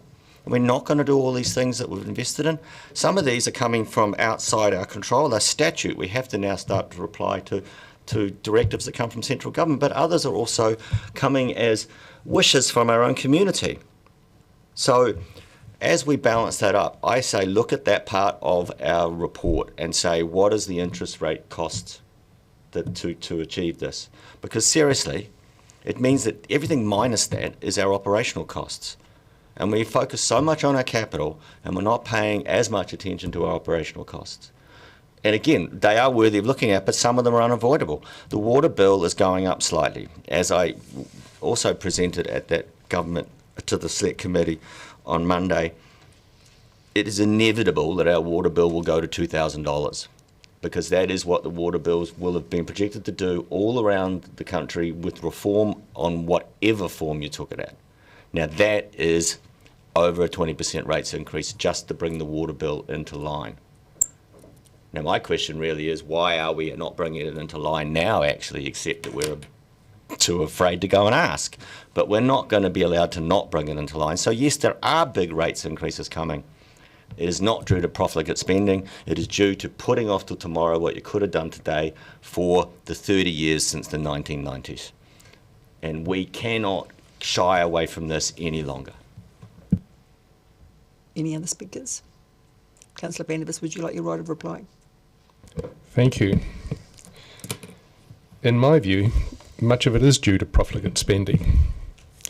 I think it was profligate to do George Street and the Central City upgrade. I think it was profligate to pretend that it would be a value for money proposition for us to create a new landfill when we could send our putrescent waste down to AB Lime quite cost effectively, and we could let private enterprise deal with the rest, most of which they are dealing with already anyway. I think it was profligate of us to assume that we were going to be able to raise the service levels of water supply in northern villages like Karitani and whatever, and run pipelines all the way out there at a time when we have so much debt. I think it was profligate of us to suppose that we could do a 2030 carbon net zero achievement, which, if you look at the recent paperwork we've had from the auditor, we are going to have to actually put some rigour around rather than just simply greenwashing. I think that this council was profligate to buy Fulton Mar. I think it was profligate to buy the race course out at Forbury. I think it was profligate to spend an extra $1.5 million with surface treatments on Bath Street.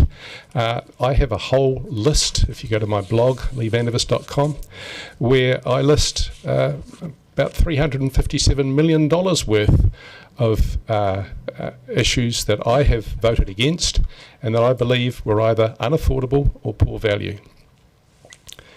We cannot keep doing things on debt. The idea that $1 spent today is better than $1 spent tomorrow, the idea that it'll never be as cheap as today, ignores the fundamental realities of inflation, and it ignores the absolutely take-home interest costs that are involved in doing things on debt.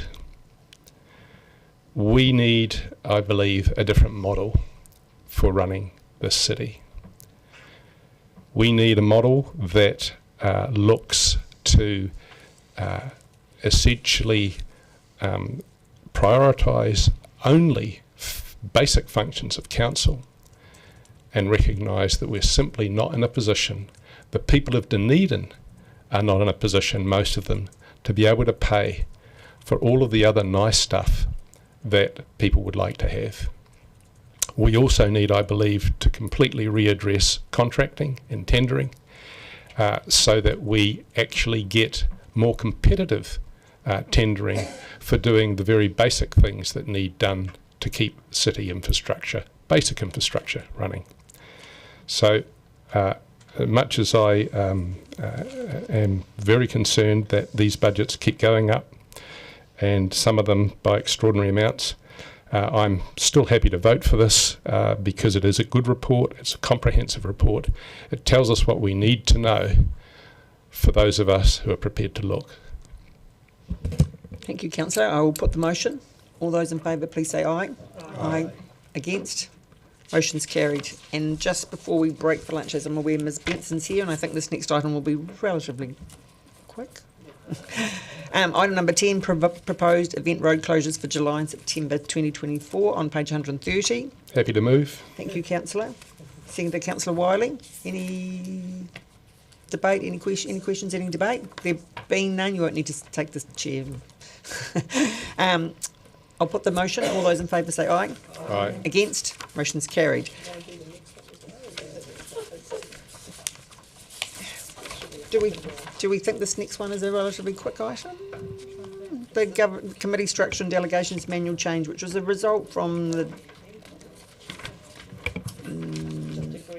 Yes, happy to move. Thank you, Councillor Barker. Seconded Councillor Vandervis. Any discussion? There being none, I'll put the motion. All those in favour, please say aye. Aye. Against? Carried.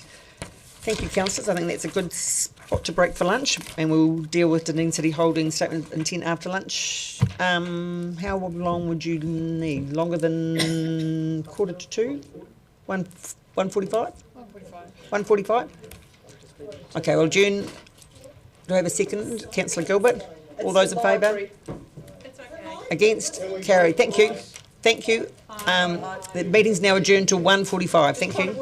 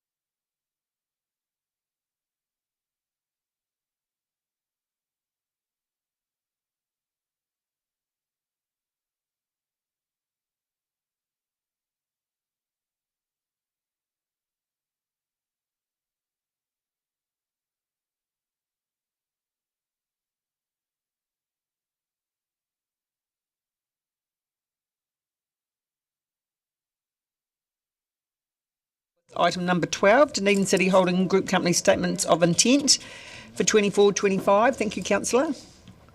Anna, sorry, we've started. Thank you, Councillor. If we're ready to start the meeting, thank you. I'd like to invite Mr Tim Loam from Dunedin City Holdings who will to speak to the Statements of Intent. Welcome, Tim. Thank you, Chair. I appreciate you've got a big day, had a big day already, so I won't bore you with too much detail. Look, just wanted to say thank you very much for the engagement and interest.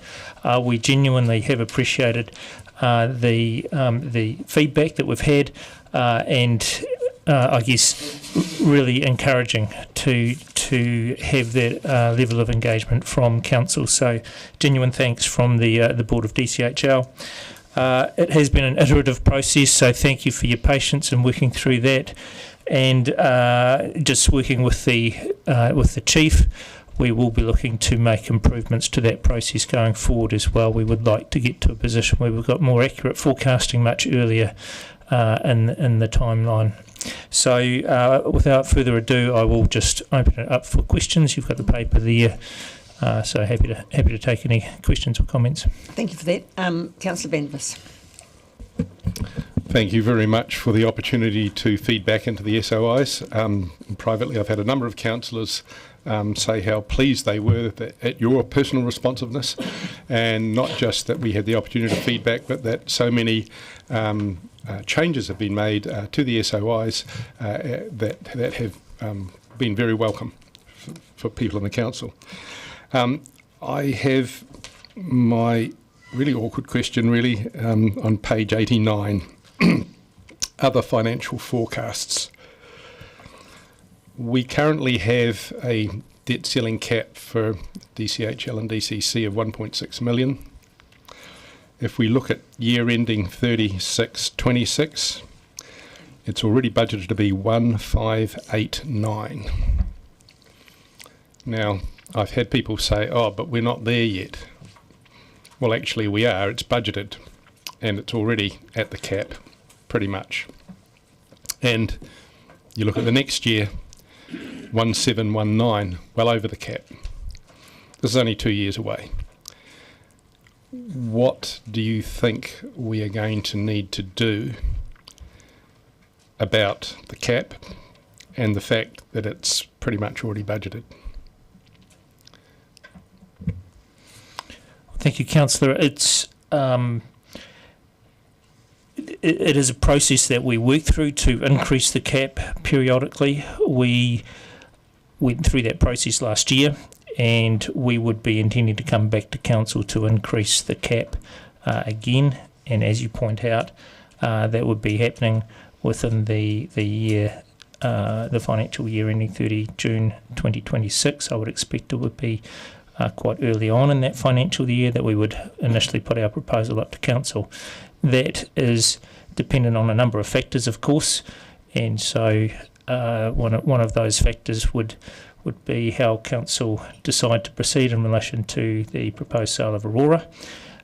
So there are a number of factors that would impact the timing for that, but based on these forecasts, we would expect to be coming back to increase that cap.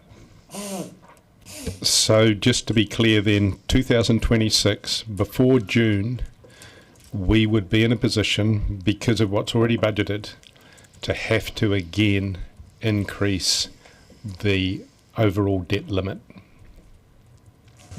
Correct. Councillor Barker. Thank you. I have a few questions. First of all, on page 4, this is around the financial forecasts for Dunedin Stadium Property Limited, and I just noted that there's some adjustments around the outgoings and the tenancy. I just wonder if you could just give us a little bit more information on that, because it was hard to search through from the previous SOI to this SOI just to understand the quantum of that. Sure. The quantum of that is 1.5 million. So by the time we've adjusted the rent, rates, insurance and so forth, it comes to a total of 1.5 million. We have been in discussion with Dunedin Venues, and you'll obviously be aware of the council resolution to have a look at the funding and operating model for Dunedin venues and Dunedin Stadium. The current model needs to be reviewed, and we want to work with council in order to do that review, but we have had to take action in this SOI to put an interim arrangement in place to provide DVML with some certainty for the coming year at least. Thank you. My next questions are on page 31. We were just looking at Aurora's financial forecast, and I note that the revenue and expenditure allowances from the Commerce Commission dated the 31st of March 2021 for the customised price path. When's the next update expected to be confirmed?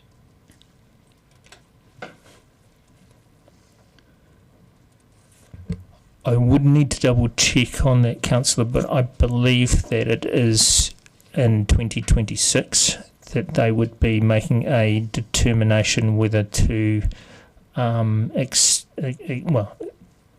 on to a new customised price path or go on to the default price path. Thank you. So my next question is just around in the March statement of intent, the borrowings for forecast to rise 24-25, 74 million, 25-26, 17 million, 26-27, 9 million. And I'm just, so the increased borrowing, I wondered if you can confirm it for those 3 years, because there's a bit of a change in between them now. Sorry, Councillor, I missed what page you're on. So I was on page 31, and I just wanted, because in the previous March statement of intent, I noted that there were, like the forecast borrowing for, so 26, 27 was 9 million, and I thought that was a little light. So I just wanted to confirm that the term borrowings would go, those are the new figures. So up, I think one is 31 million for the first year, 24 million for the second year, and 21 million. This is where it says term borrowings.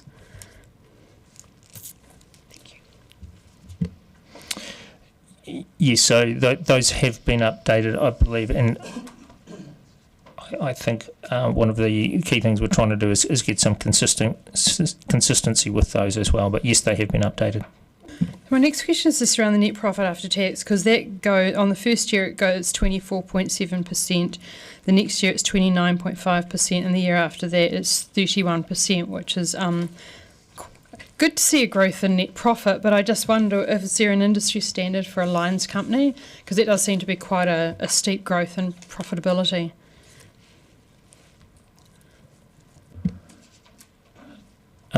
Is there an industry standard? It is a regulated industry, of course, so the profitability is regulated. In terms of the growth and profitability, I think part of that is probably that the profitability we've seen in the past in recent years hasn't been as high as one would expect from a company of that size and nature. And my next question is just around the shareholders' funds, which are increasing 25, 26, $31 million, and then $21 million the next year. So is that basically profit going into shareholders, part of the profit going into the shareholders' funds, is it? That's right. The increase in shareholders' funds so doesn't equate to an increase in cash, as I'm sure you're aware. So, well, the capital expenditure doesn't detract from profit as such, other than the depreciation component of that over time.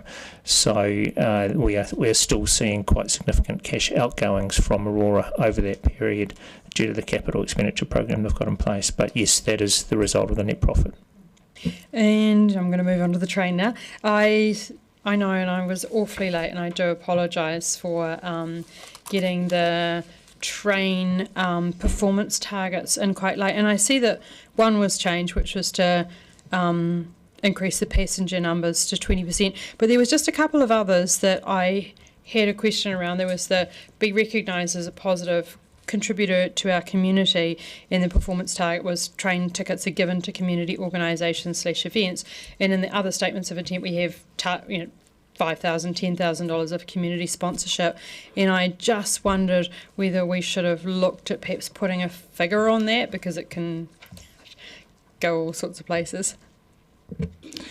Look, I don't think there's any intention of them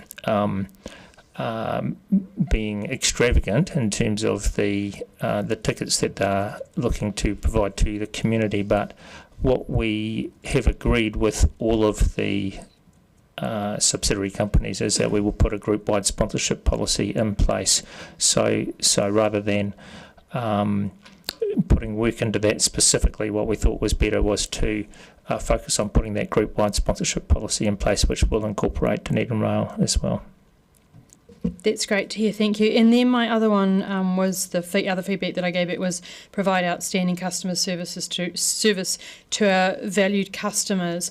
And within council we use the TripAdvisor ratings, and there's targets in those for Toitu Art Gallery, etc. So I did make that suggestion, and I just it's still in in-house customer surveys, and I just wondered whether it's possible to just think about those TripAdvisor rankings. Yeah, we did get some feedback from Rebecca Jenkins, who's the General Manager Commercial, and I'll just refer to that feedback if I may.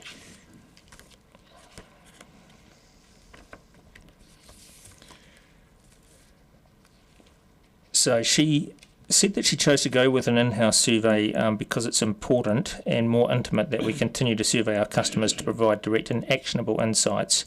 But I think the most important part of it that Dunedin Rail are dealing with at the moment is that they can't control the price for cruise ship passengers, and their concern is that they would get quite a lot of negative feedback potentially through TripAdvisor, which will come as no fault of their own because of the ticket prices being charged by the cruise ships. So that was the other component of that, and so it's they get tarnished by association, if you like. I guess that it's trying to look at a third party for quality control, and there's no, there won't be Qualmarked, will they, currently? So it's just that third party recommendation, I think. But anyway, I'll leave that one there. Thank you. We can continue to discuss that with them. I think once we've move through this transition phase, they certainly will need to look at external and independent gauges of customer satisfaction. If I can just ask a question following on from Councillor Barker in relation to the train, they're on page 95, where they talk about the track being, the goal to have the track open to Pukerangi by the 1st of October, and then also running no fewer than 130 public trips. Is the anticipation that they will mainly be in summer and all the way to Pukerangi? That is correct, yes. So once they've got the track open to Pukerangi, they would be intending to utilise that. And they also do some trips north as well. But yeah. And is it the intention that the cruise ship trains will also run to Pukerangi once that's finished? That's correct. Great, thank you. Councillor Houlihan. Thank you. Can you tell me how realistic is it for DVML to achieve the goal of no single-use cups by 2025?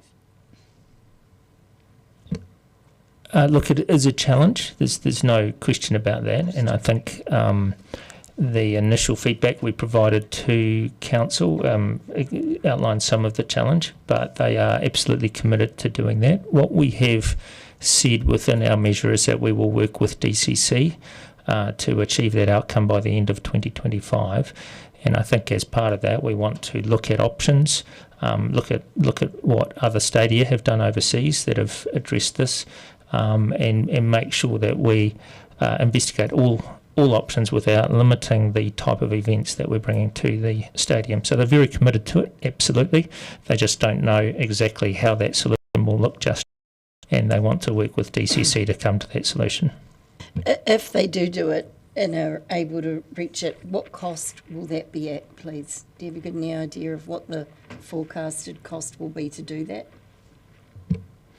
We haven't got the solution at this stage, so very difficult to come up with the cost.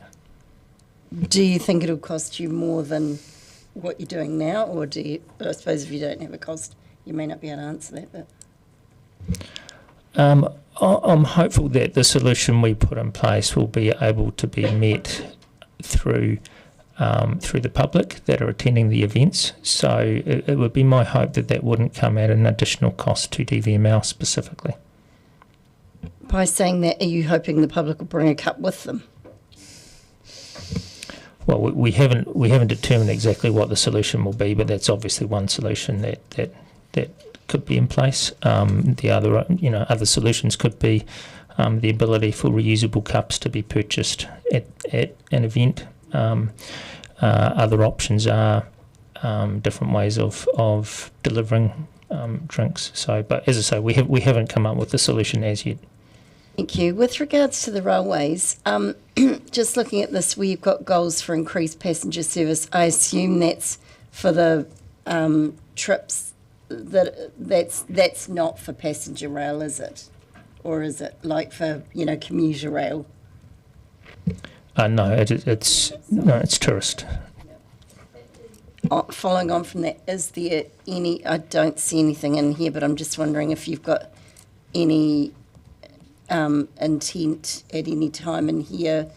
I know it probably won't be until we bring it up in our 9-year plan, if that goes through, to look at that. But for a passenger rail commuter service, is that something that is intended to be looked at any stage, or I suppose you? That's certainly not in our statement of intent at this stage. So I think that would require us to think far more long term about Dunedin Rail, and that will be dependent upon what goes into the 9-year plan. Councillor Vandervis. Just a general question about tax. Every now and then we get told, or I've heard at least, that we move certain amounts of money around because it helps with the tax liability. Does the DCC group calculate its tax liability as just one entity, like a tax group, where all its revenues and costs are combined? Is it that the bigger entity that basically gets taxed?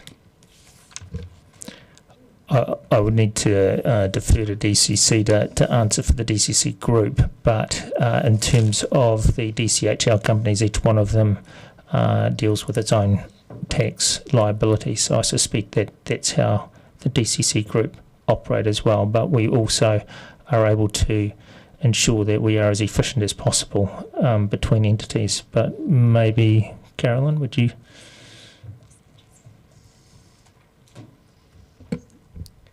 It's my understanding that the tax is at a group level, and that when it's decided how much relates to what entity, the cash flows in that direction. We can get further information for you on that. So our overall liability for tax is at a group level? Correct, that's my understanding, yes. Given that the overall liability is at a group level, why do we have things like intra-group tax loss subvention receipts? Why are we bouncing millions from one company to the other if there's no actual tax advantage? Is it just for optics that you'd have these subvention receipts going from one company to the other? I can answer that one. So each individual company will have contributors towards the tax liabilities, and so those intra-payments reflecting what would be allocated to each company if they were treated as a single tax company or entity. That's if they were treated that way, but they're not. So why the subvention payments going from, say, City Forests, for instance, to Aurora, who need the money, and making it less obvious who's actually really giving us a dividend? it's based on the actual tax of each entity. So in the likes of a loss-making company, that would be offset with the profit making at the group level, and then the associated cash would be directed towards each individual company. So it is treated as though it is at a individual entity level. Okay, thank you very much for that. On page 32 of 126, this is the open attachments for DCHL. We've got a dividend policy, which is, as far as Aurora Energy is concerned, their massive investment required is going to be funded by increased revenue, increased borrowings, and reduced dividends. And it goes on to talk about these dividends. Are these dividends from Aurora to DCHL, or are these dividends from Aurora via DCHL to the DCC? Dividends are paid from the entities to DCHL, and then DCHL make a commitment in terms of dividend through to the DCC. So it goes on to say that based on current projections, the board expects to be in a position to consider, this is the Aurora board, to consider a payment of a dividend in the next 2 to 3 years. At that point, the board intend to pay dividends within the range of 20 to 40% of the company's net surplus after tax.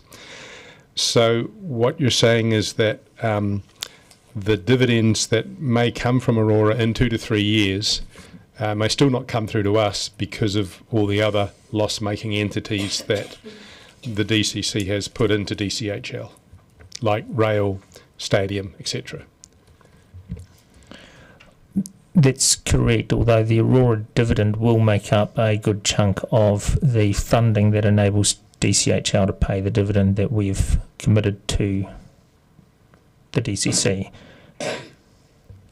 Great to hear. Currently, the $11 million dividend that you've agreed to pay us is, however, coming from further borrowings of city forests. Yes, so in terms of the current year, city forests have had to borrow in order to pay the required dividend to DCHL. Thank you for all that clarification. Appreciate it. Thank you. Councillor Gary. Thank you, Mr. Lone. And I have got a specific question, but also it's a holistic one as well. So I want to know, are you confident that the companies, they all aspire to meet our zero carbon 2030 goal, and that's part of what we require of them, but are you confident that they are all basically dealing with the low-hanging fruit? And I'll give you an example. One of the company gets parts that are wrapped individually in plastic, and there's a lot of plastic generated, but at the moment, as I understand it, there's nothing done with that. It's basically chucked out. So I would have thought that would be low-hanging fruit. Are you confident that they are addressing, across the companies, are addressing those kinds of matters? Well, I would agree that that does sound like it would be low-hanging fruit. We are confident that they are making the efforts to address the zero carbon requirement, but we can certainly inquire further on that. Happy to give you that example, but it was relevant to all the companies. Thank you. Councillor Vandevers. Hopefully my last question, but thank you very much for your fulsome answers. We've recently had information from the auditor, that's the DCC auditor, and I assume it's the same auditor for DCHL, regarding carbon targets and ambiguity. Have you had a chance to look at the links that have been sent from the auditor and the reference to the possible greenwashing and the need to have real measurable targets? So we have received those. I personally haven't had a look at those links myself as yet, but it has gone through to the chair of our Audit and Risk Committee. It's fairly fresh, and we are wanting to make sure that we're working with DCC to ensure that the approach we take to that is consistent across the group. Any further questions? Thank you, Mr. Lone, and thank you for your fulsome answers. And as I'll reiterate Councillor Vandervis's comments, it's been a good process working with you on this, so thank you. Thank you. Councillor Vandervis is happy to move, seconded by Councillor Gilbert. Would you like to speak to the motion, Councillor Vandervis? Other than to congratulate Mr. Lone on having stepped into the role and very quickly made his presence felt in terms of much improved, I think, information and feedback for us, but also with greater clarity regarding the reports that we're getting. So just a thank you to Mr. Lone and your team and your new directors, and also to say that really we have a situation which is highlighted here where we are going to have to again look at raising the debt cap for the group, and if we raise it to $1.8 billion from 1.6 by June 26, you only have to look at June 27 to realise that that won't be enough within a couple of years either, and we may have to go to $2 billion at a time when interest rates are stubbornly at 5%, and the Reserve Bank hasn't given us any indication that we're liable to see any relief from that in the short term. To me, this, again, massively increasing debt, not just with DCC but across the group, is something which is not just unsustainable, it's something which must be addressed if it's not to become terminal. Councillor Barker. Thank you, Chair. Ever since I've been on council, we've been trying hard to make sure that we get our letters of expectation lined up and our statements of intent lined up and our KPIs lined up again. So I think this is a much better process than it used to be in the past. It was great to be able to actually have a workshop, and it was great to be able to refine the targets and I think have good open conversations with DCHL so that they could better understand us and we could better understand them. Not that it's us and them, it's a we, but I actually found the process to be much better and the understanding to grow. So I'm happy with the direction in which we're going. Also to note the DCHL and the DVML review, which will help clarify how we're going to run these companies and what we want from them, because I think that most of the things that we own have been put into the hodgepodge of DCHL, and I think that having a review to actually clarify which are community assets, which are business assets, will be very helpful in the future. Anyone else wishing to speak? Councillor Vandervis, would you like a right of reply? No, I think it's all pretty clear. Thank you. With that, I'll put the motion. All those in favour, please say aye. Aye. Against? Motion is carried. Item number 13, adoption of the annual plan 2024-25, page 148 of the agenda. Ms Allen and Mr McCullough will answer any questions and speak to the report. Are there any questions? Councillor Barker. We can sit down first.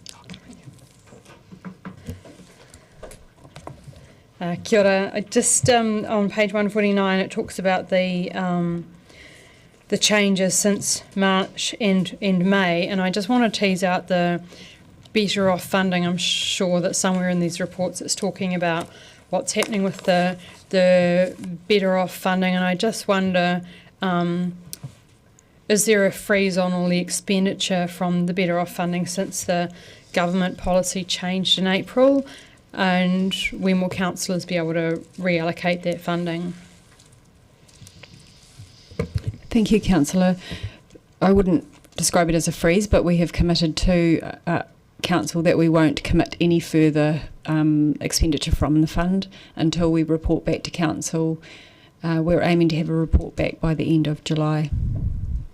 So because some of the funding was operational, will the changes in Better Off funding lead to holes in some budgets if we don't go ahead with some of the things that were in the Better Off funding packages?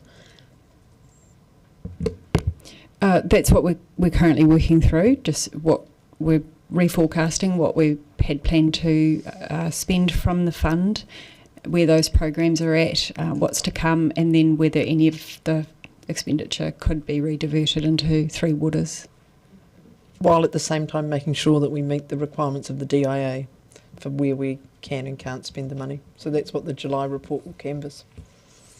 Yeah, I guess my question was around that some of that expenditure looked to be quite operational in the operations budget, so I was concerned about what the effect it would have on the annual plan if we take money out of one place and put it in another place, about whether that affects any of the service levels or anything else.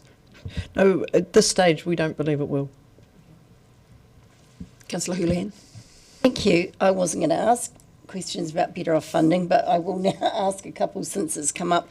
Out of that percentage of the figures that have been spent so far, that we've seen a list of some of the expenses, how much of that has gone into staffing? Can you tell us, please, if you're able to say?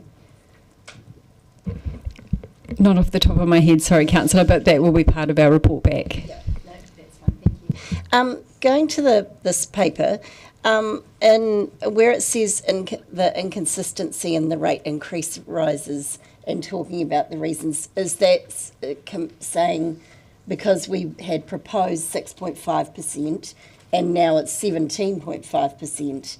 So my question is around that.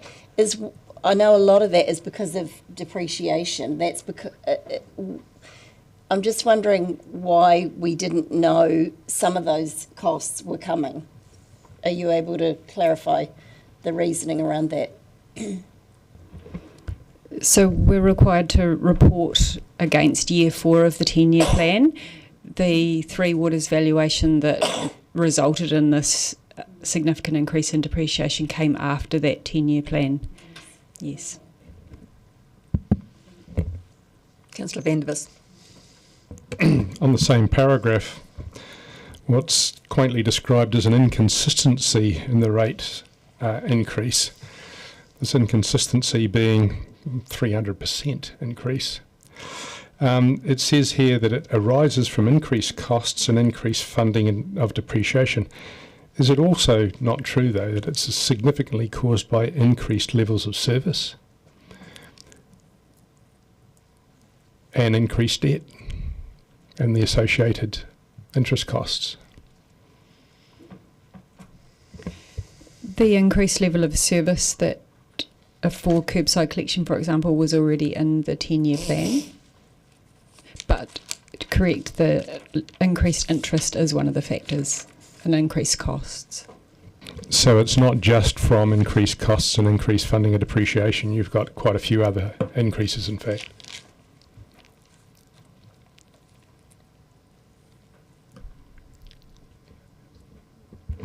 Yes, the increase, one of the increased costs is increases in interest, yes. Councillor Houlihan.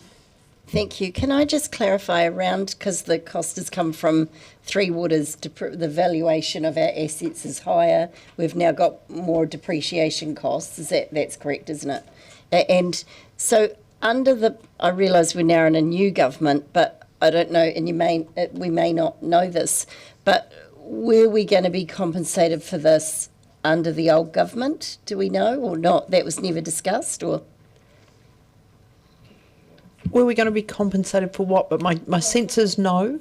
For the fact that we've now got huge increases in costs because of the increased value of our assets. So because we were going to be paid some money, I think, for assets. I'm just trying to work out if we would have been better off, just to give the public an idea of where we sit with that and what we're getting now.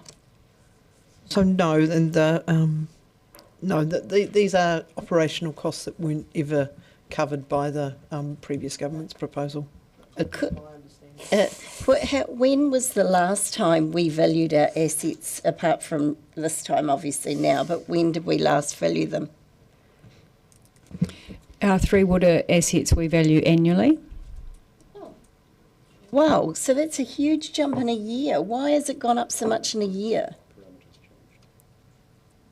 Yes, there was a change in methodology for the June 22 year. Can you clarify what that change was, please? I'm happy to send you through the details of it. It was well reported at the time, councillors, because of the issues it caused with the previous budget and with the previous audit, but I'll happily recirculate that material. We've got the same problem, but probably not for this reason this time, that we haven't got a balanced budget. Is that correct? It's a different issue.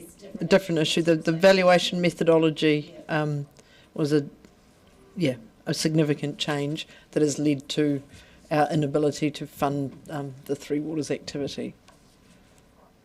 Fully fund it. That'd be fair, wouldn't it, Carolyn?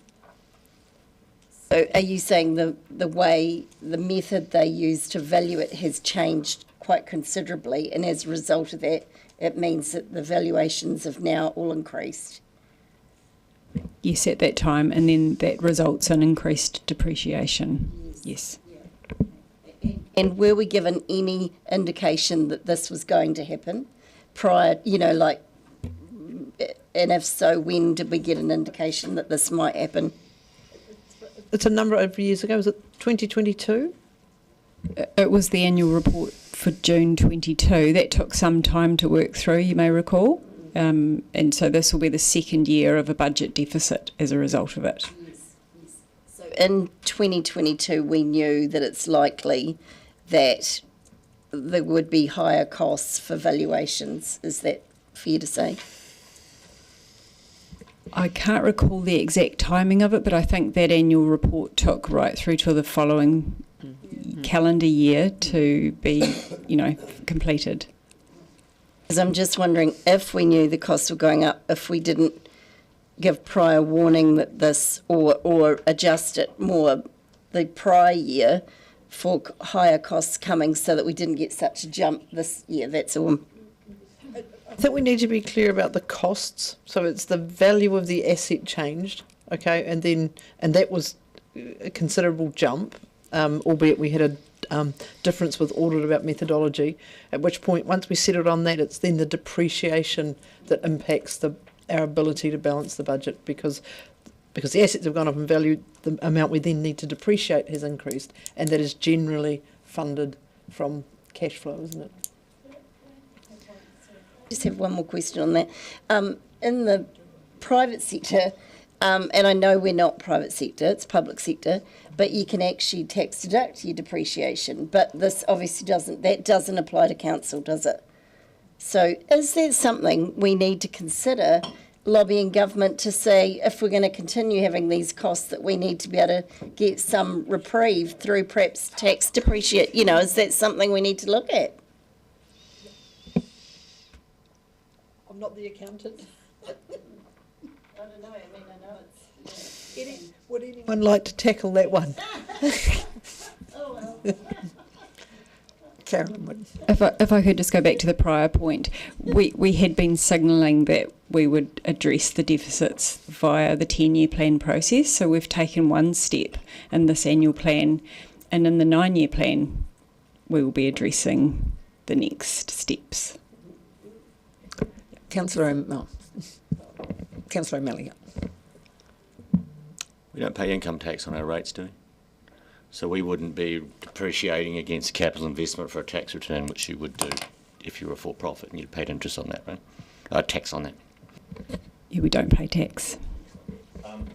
My question relates to the unfunded depreciation costs. They were 35 million unfunded last year, and I believe we've really only pushed that back a few million, right, to like 32 million, because obviously new expenses have come in. My question really is for all of us at some point or another, at what point, what will the impact be on rates if we were to actually fully fund that, let's say over the next 3 years? It's going to be around about a 8% increase every year for those. Don't be too accurate on that, by the way. I guess the the rate increases that we'll be looking at next year, so 1% will be 2.4 million when we start looking at 25-26. The deficit in Three Waters alone is 28 million, so that would be around a 12% increase to fund that in 1 year. So if we could look to phasing that over 2 or 3 years, but also we need to be mindful of when we need to be the new financially sustainable. August of next year, or 12 months after the bill gains assent, which is August of this year and then August of next year. And that really sort of gets back to, well, actually, I guess Councillor Hurl has a question, whenever we've been talking about this. We've been talking about this for a while now, right? And I think the question will be, we are looking at that rates increase at some point, if we are to achieve the government's requirements around financial sustainability and auditors' requirements to fund your own depreciation in real time. Is that correct? Correct. Any further questions? Councillor Wiley. I'll ask this one here. When we look at, Carolyn, when we look at a rates increase of 17.5%, that is only across the rate, not the targeted rates as well, correct? That is the overall increase.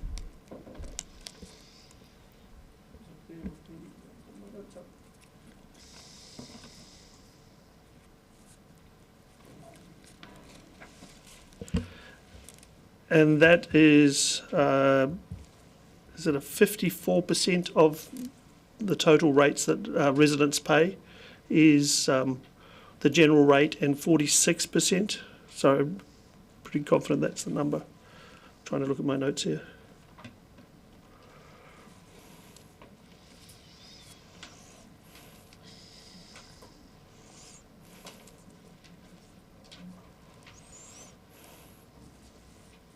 So yeah, 56% is general rates and 44% is targeted rates. Yes, thank you, Councillor. We have the breakdown on page 69. Is 134 million is general rates and the balance is targeted rates. Yep. So when we look at a residence, and I'm going from one of the tables in our papers, with the average CV of $656,000, the rates in 23-24 for the general rate was 1673. The 24-25 goes 1893, so an increase of $220 per annum. So if you've got just a quick summary, so if you've got a house worth approximately $650,000, your general rate will increase by $220, correct? Sorry, Councillor, I don't have the numbers in front of me. We only have the overall. Yeah, no, okay. I'm trying to work which table it's from, but it was a 13.2% increase on a general rate. Does that sound right to you?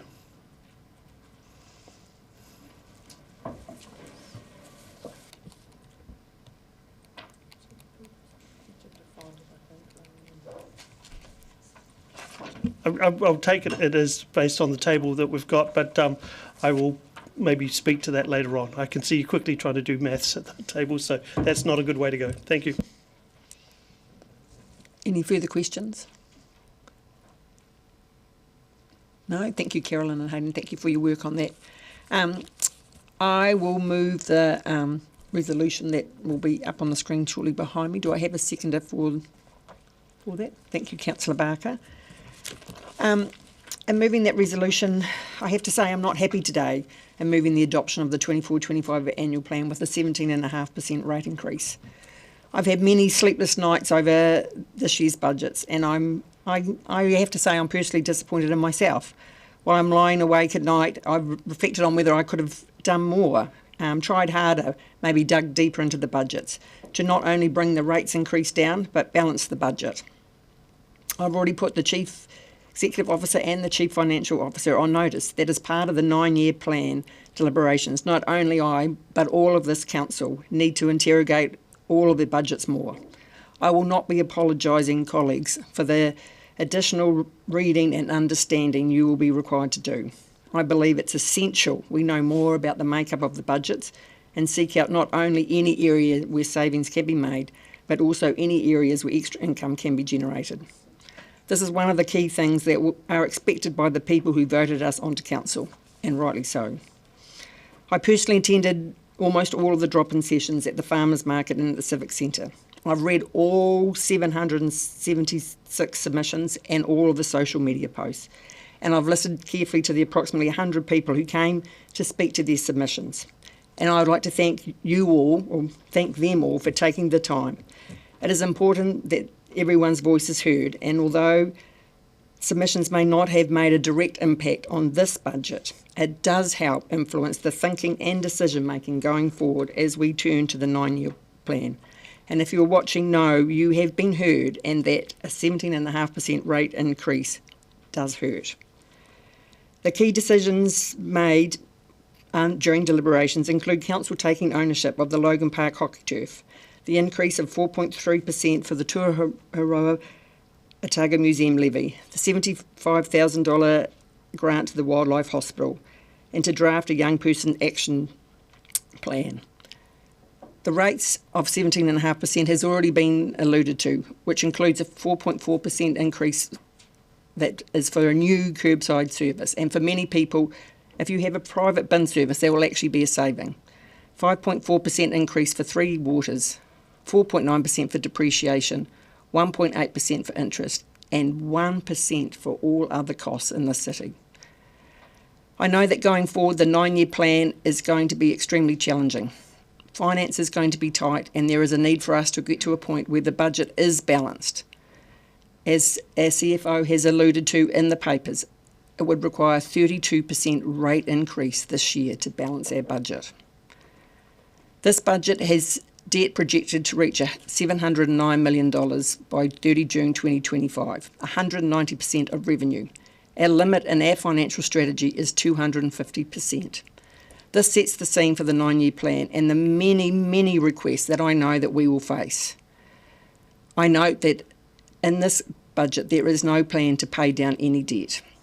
And I think going forward, the 9-year plan is going to make us require some very tough decisions. I'd like to thank the staff for the work that they have done for us, that we are able to adapt this 24-25 annual plan here today. Councillor Gary, did you want to speak? No, I thought it was you. Sorry, was it Councillor Barker? I could see somebody out of the corner of my eye. Sorry for waving while you were speaking, and I agree with everything that Deputy Mayor Lucas has said. I also read all the submissions, went to all the public I missed a couple of public meetings, but also heard the strong feedback, and we also heard this morning what the public forum said this morning, and Mr. Weggery specifically talked about a lot of angst out there, that our financial management needs to be reviewed, and asked us to reflect on how this is going to impact on people. And yes, we're talking about numbers, but we're also talking about people in our community who hurt. This is a cost of living crisis, and we are putting more cost on people, and it is gutting to sit here and do this. And like Deputy Mayor Lucas, I also had the sleepless nights thinking about how we could save some more money or what we can do. And I think we tripped ourselves up a little bit in doing an annual plan rather than a long-term plan, because what we're stuck with is the year 4 of the long-term plan, and I think that has created its own problems. And I think we said at the time there would be unintended consequences from doing an annual plan instead of a long-term plan, and I think we're dealing with a lot of these with quite an old budget. I also very much took on board what a lot of the submitters said, and it's my intention as well. I think that Deputy Mayor Lucas talked about going through line by line in the LTP. We've got to get the basics right. I don't think there's enough accountability and transparency, and we need to focus on examining the costs and benefits of all operational expenses. Currently we see at a very high level, and I actually want to dig down into those. Last week we were talking about the Freedom Camping Management, which I was horrified to see cost over $200,000 with 57 complaints, and we need to dig down into this stuff and actually examine all of the operational expenses and look at the levels of service and go, does this actually matter, and is it delivering for our community? We're also going to be looking at the grants review, focusing on outcomes and not a piecemeal approach. I'll talk further to the grants when we get to the notice of motion. We also need to look at our levels of service. I think in our last annual report we were delivering on 41.5% of the levels of service that we had promised our community. So we need to focus a lot more on those, because we are making promises to our community and we need to make sure that we are delivering them and also balancing up the costs and the benefits of those. We need better work on our capital projects to reassess those capital projects in the long-term plan, and I believe we need to put a priority matrix over them, have better reporting and forecasting as well. I think we've seen that in the report on the capital projects today, where a lot of them, some of them, were a little out of control, shall we say, for some of the inflation that's hitting these projects, and we need to keep on top of those. So I'm just trying to find if I missed anything here. Oh, and the Dunedin City Holdings review as well. We need to decide what those key purposes of our companies are. As I mentioned earlier, we've got some that are there to make money and some that are community assets, but we need to dig right down into those as well. We're going to have some really, really tough decisions for our long-term plan, and it's going to be hard work, but we need to do those for our community. We listen to our community who are suffering out there. It's really tough times, and keep hold of our goal to make Dunedin the best place to live in New Zealand, but we are going to have to make some tough decisions along the way. I intend to support this motion. Councillor Wetherell. Thank you, Madam Chair. I view this annual plan as a business as usual budget, where we storm ahead with spending, charge the ratepayer what we can, and borrow the shortfall. It is said each generation pays back the debt legacy from the generation before. Thankfully, our predecessors managed this city prudently with little debt for this generation to pay back. Here we are today, voting for a budget that sinks our city further into debt with no mention of a debt-reducing plan. This budget has the DCC's forecast debt to increase by $120.5 million, which is in my view obscene, as our city's debt is now going to be over $700 million. It's easy to throw around percentages, but keeping it simple, ratepayers want bang for their bucks. It's not fair. The interest repayments servicing our debt is now over $500,000 every week, which impacts the amount of money we end up getting to spend on our great city. This budget is a failure, as in my view we have not trimmed our costs far enough, which would have been problematic. However, the ratepayers would not have had to incur a huge 17.5% rates increase. I agree these times are extraordinarily tough times. However, I don't feel we have been tough enough in setting this budget. And as we all know, budgets blow out, and this one will be no different. I will be voting against adopting this annual plan in support of our struggling rate-paying community. Thank you. Councillor Wiley. Thank you. I want to first thank everybody that engaged in the process that is the annual plan. Right from the outset, it was made clear to the community what was going to take place, the headwinds we were facing, and how we looked at addressing it. We didn't go out there with rose-tinted glasses or anything else. We went out there for reality. And I think when I hear some of the speakers and some of the future speakers, they will talk about 17.5%. And they'll talk about, essentially use words like it's a travesty that we're actually going to that level. And I've heard those words used a lot around the community. The part that when I've spoken to many people, especially one-on-one, because they really they voice their views quite extensively and honestly at that point. And I asked them, what would you like us to take out? Would you like us to reduce the three water spend of 5.4%? Would you like us not to do the depreciation expense of 4.9%? Would you not like the new curbside collection service? Well, that's debatable. Some of them will have that argument, but that was debated 3 years ago. Then we've got interest and other costs, which add up to the 17.5.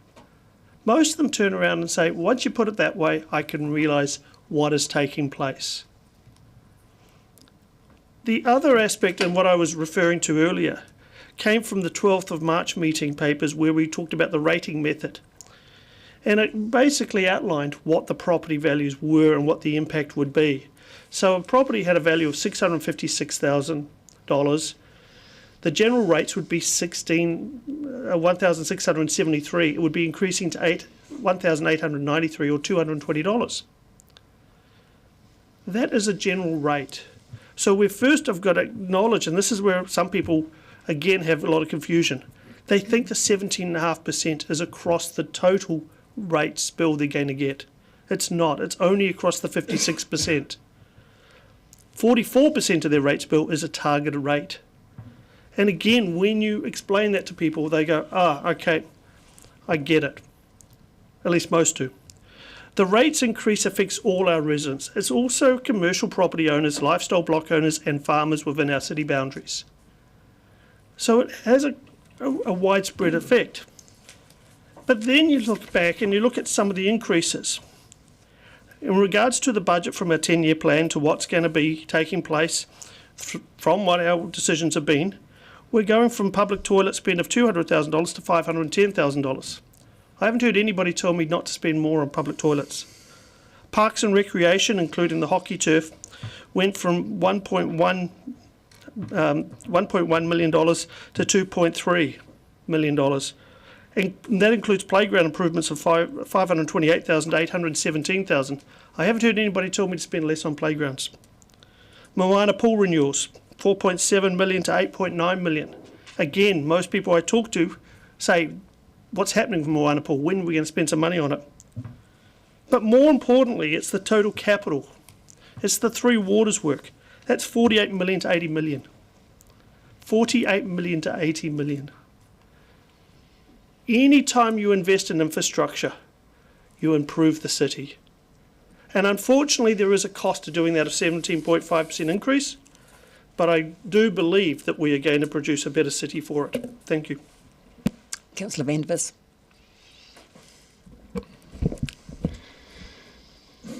Councillor Wiley has plainly not been listening when he claims that he has not heard people wanting to spend less than $500,000 on public toilets. I've not only complained that we can't keep increasing levels of service, that we simply can't afford current levels of service and that we have to reduce some current levels of service.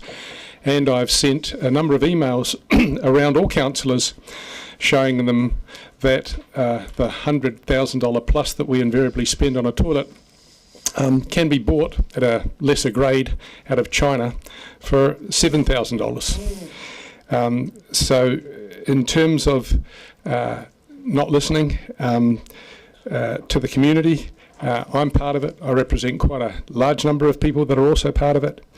And as many of them have been telling me, 17.5% rates increase is simply not affordable for far too many Dunedin ratepayers, especially those on fixed incomes. In my view, it is not financially prudent to kick our massive debt can down the road and make it $120 million bigger. And we're doing it this year in this proposed plan. It is not prudent to massively increase debt. It is not prudent to increase levels of service when we have debt levels that are so high. It is not prudent to pay, Councillor Brent here has said that we're paying $500,000 a week in interest. Well, that's just the DCC side of it. If you look at our council companies, which we're also responsible for, we're currently paying $1 million a week in interest and plan over the next 2 years to raise that to $1.5 million a week in interest, assuming that interest rates stay at 5%. given that our council companies have essentially an inability to deliver commercial level dividends, we just cannot afford to keep raising levels of service, to keep raising debt, and to raise rates at this kind of level. What we should have done, and what we desperately need to start doing now, is we need to abandon increasing levels of service across the board. We need to selectively look at what levels of service we could decrease, and if that's called slash, then slash is not a four-letter word. It's a necessary thing that this council must do if we're to get debt under control. Councillor Houlihan. I'd just like to say slash is a five-letter word. I look like Deputy Mayor Lucas and Councillor Barker. I went to many of the engagement things at the farmers market and in the civic centre, and public talks that many other councillors went to as well. And I voted for this to come to this stage so that we had a chance to engage with the public, to get a feel for what people thought, to get feedback on what we're proposing. And today, I'm afraid, I'm not going to support this. And the reason I'm not going to support it is, one of the main things is, I think it's a trust issue. When we went out with our LTP, we said first year 9.8%. Then the next 9 years, we proposed a 6.5% rate increase. I know things have changed, and I know our assets are now valued at more. That's meant we've got increased depreciation costs. I realise that. However, I think for people on fixed income, particularly pensioners who own a home, they're facing, in all reality, serious concerns about whether they can keep their home with increases like this. And I just can't support it. And I've heard the numerous people at meetings, at the Civic Centre, at the farmers market, who've come up and they've begged us not to increase these rates. Today, you heard it. I mean, although I still think we've got to run the city as well. We can't be ridiculous. But so something I was thinking of is around our bins that we've got. Right now, I think the bins that we're putting forward are, just over 4% of the rate. I agree with the red bin because it's replacing the black bin, but this green bin, I mean, from my family, I don't think we will use that because there's not a lot of food scrap. And it causes a lot of confusion. A lot of people can't even have room for it. I think we should pull that out and have it as an optional thing, and then people who want it can pay for it separately, and then it's not included in the rate for all those people who have nowhere to put it and won't fill a bin with food scraps and green waste. There's numerous people that don't have enough green waste to actually fill it, and that would take some cost off this rate. I know it wouldn't take a lot, but it would take some. I voted for a higher level of investment in infrastructure, and I'm proud to have done that because we need it for the city. But of course, that increases our costs. Maybe we need to look at spreading that out over a longer time so it's not all coming at us at once. But, I do agree with investing in our city. How am I going over time? Investing in our city and putting money in, but to jump from proposed cost rates increase of 6.5% to 17.5%, I just think is too much, and I'm not going to support it. Thank you, Madam Chair.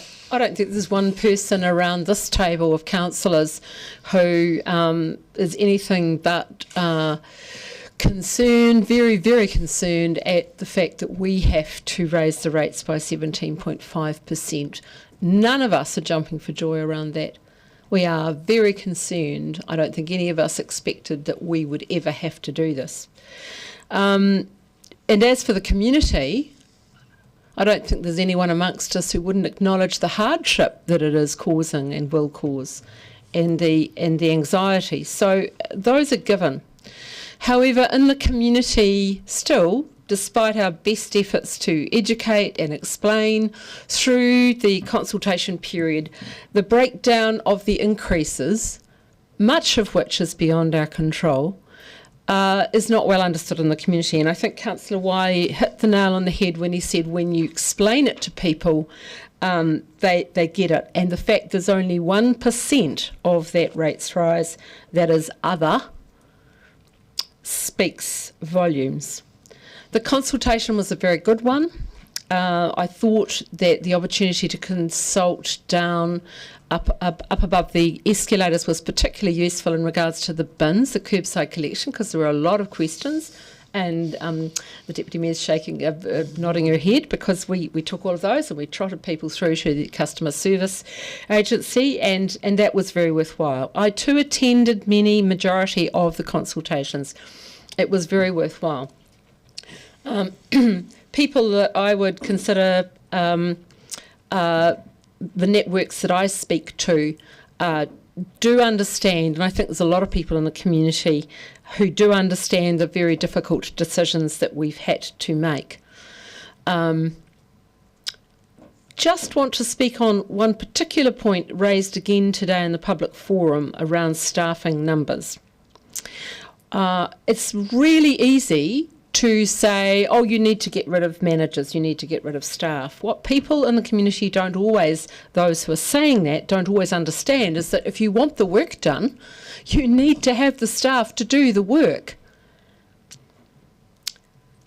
And I want to also remind everybody that we should not shoulder all of the responsibility for the position we find ourselves in. Central government must shoulder some of that responsibility.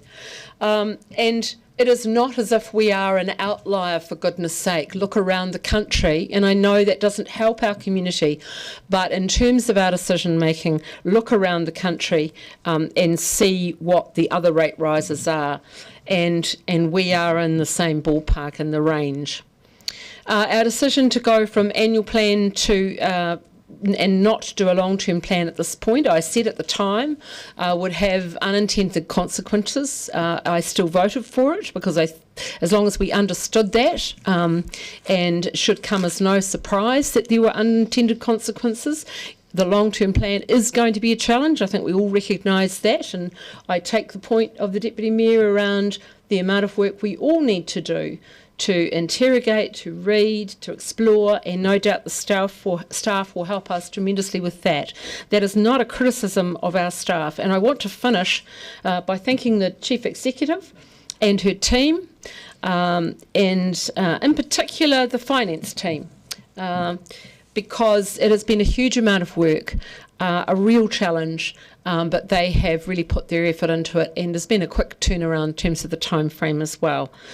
So colleagues, none of us are happy about this, but this is where we have landed after a considerable amount of thought and consideration and looking at all of the various aspects, and it is evidence-based and responsible.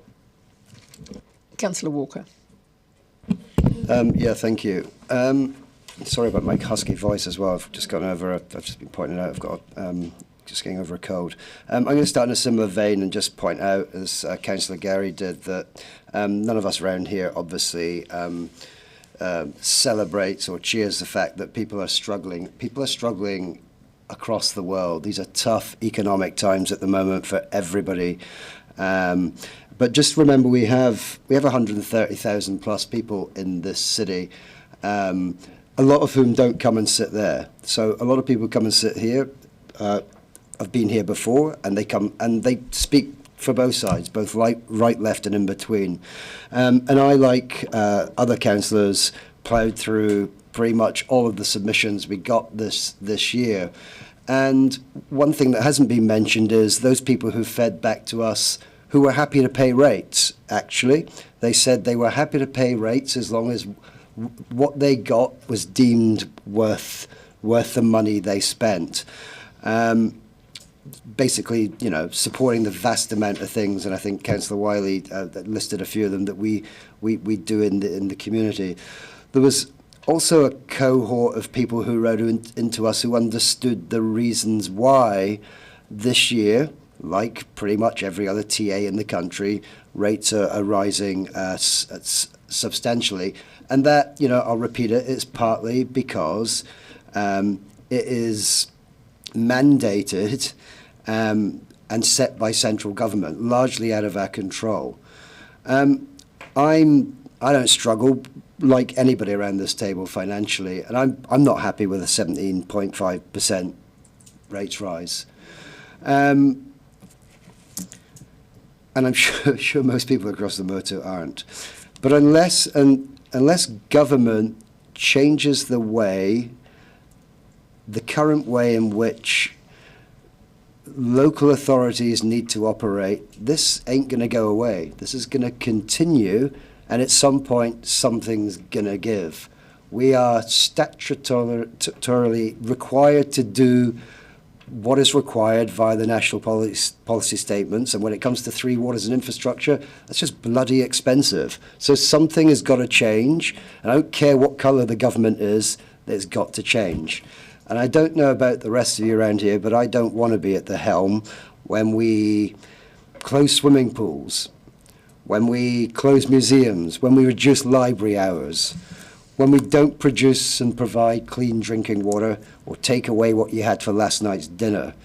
And I don't want to be part of a council that forgets that climate change is fundamentally going to change the way in which we have to live. And I also don't want to live in a city where kids can't access modern quality playgrounds and actually take a pee without having to pay money for it. That's what I don't want to do, and I'm sure none of you want to do that either. And I've got nothing against reviewing what we're doing. A few of you have mentioned that. Yeah, I mean, I'm angry, actually. I'm angry that we're stuck in a corner with pretty much nothing we can do about it at the moment. So the point I'm trying to make, and I'm making it pretty badly, is that we're going to be here this time next year talking about and defending the large rate rise. I'm going to be doing it the year after that if some of us have the pleasure of getting re-elected. So unless something changes up top, we can all come out with our pretty words and be hopeful, but we're going to be here again. And it's depressing. I'm done. Councillor O'Malley. Madam Chair, when reflecting on our curbside pickup, I've realised that one of the groups most affected by our rubbish and green waste bins will be people with red-green colour blindness. Because frankly, we've gone through the debate on how to design that years ago, and today is a debate on setting the rates, not going back to redesigning curbside pickup. When you look at our debt ceiling, I've been thinking about it for a long time, and I think it reflects the ratio of capital investment to income. So if you've got a certain amount of income, you've got capital investment going out there to support your running of your organisation, that should have some ratio to what you've got. And so, we're setting ours at 250. I think the other one is, 350 max. So look at other cities of comparable size. So as we were heading into this, I just flicked up some financial statement documents from Tauranga and Hamilton. We're facing 735. Tauranga's facing 1.1 billion, and Hamilton is facing 843 million. So in terms of being out of line with our councils of similar size, I don't think we are particularly out of line. Now, that's not an excuse to go and spend money, but it is an indicator of whether or not your behaviour is typical of other councils in the country, I guess would be the best way to describe it. And they are proposing by 2030 $1.6 billion and $2.2 billion worth of debt. Now, those are councils of comparable size who have ambitions to be national players. And I think that with that ambition comes, you've got to put your money where your mouth is. It is also fair to say that some councillors always oppose this item. Every time it comes up, some of the same councillors, and they will oppose it today, will just oppose it. And I don't know where to go with that except to say there is no alternative narrative here that makes sense. The alternative narrative is don't invest and we'll be all paying less rates. But one of the things that we have to consider is that kind of narrative has got us into some of this trouble. And as Councillor Walker points out, look forward to next year. We're going to have to be doing some of this again next year because we have a massive amount of unfunded depreciation on our biggest asset, which is Three Waters, which we have to bring in. It has to be funded depreciation, and that will have to be rates rises. It'd be much nicer and much more fun to be able to say I'm not going to do it. But I think it's not. I feel it's our responsibility to do the right thing. And I think to do the right thing is to face the costs that are in front of us. And to be honest, that's where you go and compare yourself to cities of similar size. If we are way out of whack with those cities, then we are clearly doing something nutty. But if we're actually in line, and actually of the three, admittedly we're a little bit smaller, but we're a lot smaller in debt, then we're doing better than those other two cities in terms of our approach to debt and capital investment.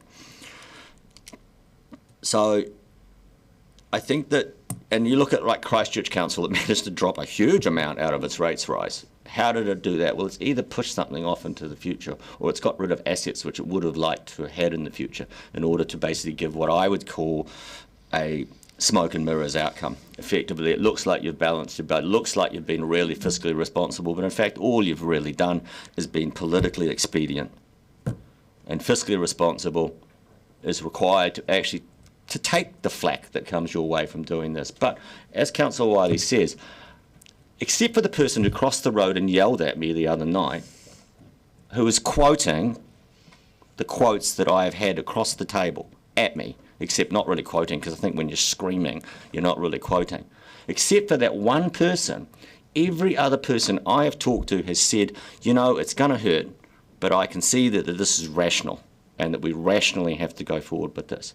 And I do take umbrage with things like vanity project and fiscally unresponsible and all these adjectives that are not met with a single calculation underneath to explain how they've come to. So I will definitely be voting yes, and I can guarantee there'll be some councillors who will, as is their want, will be definitely voting no.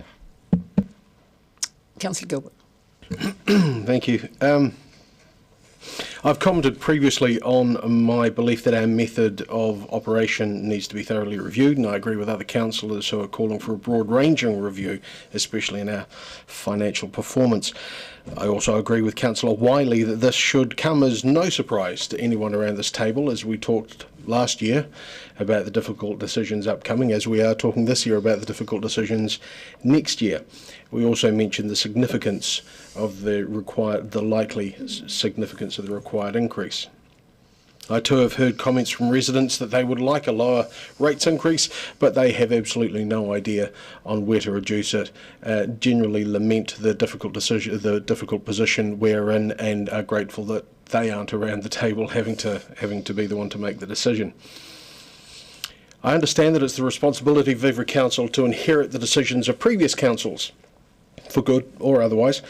But I'm surprised to hear fellow councillors present at the time of the long since debated bins, who in fact voted for it, now decrying the concept.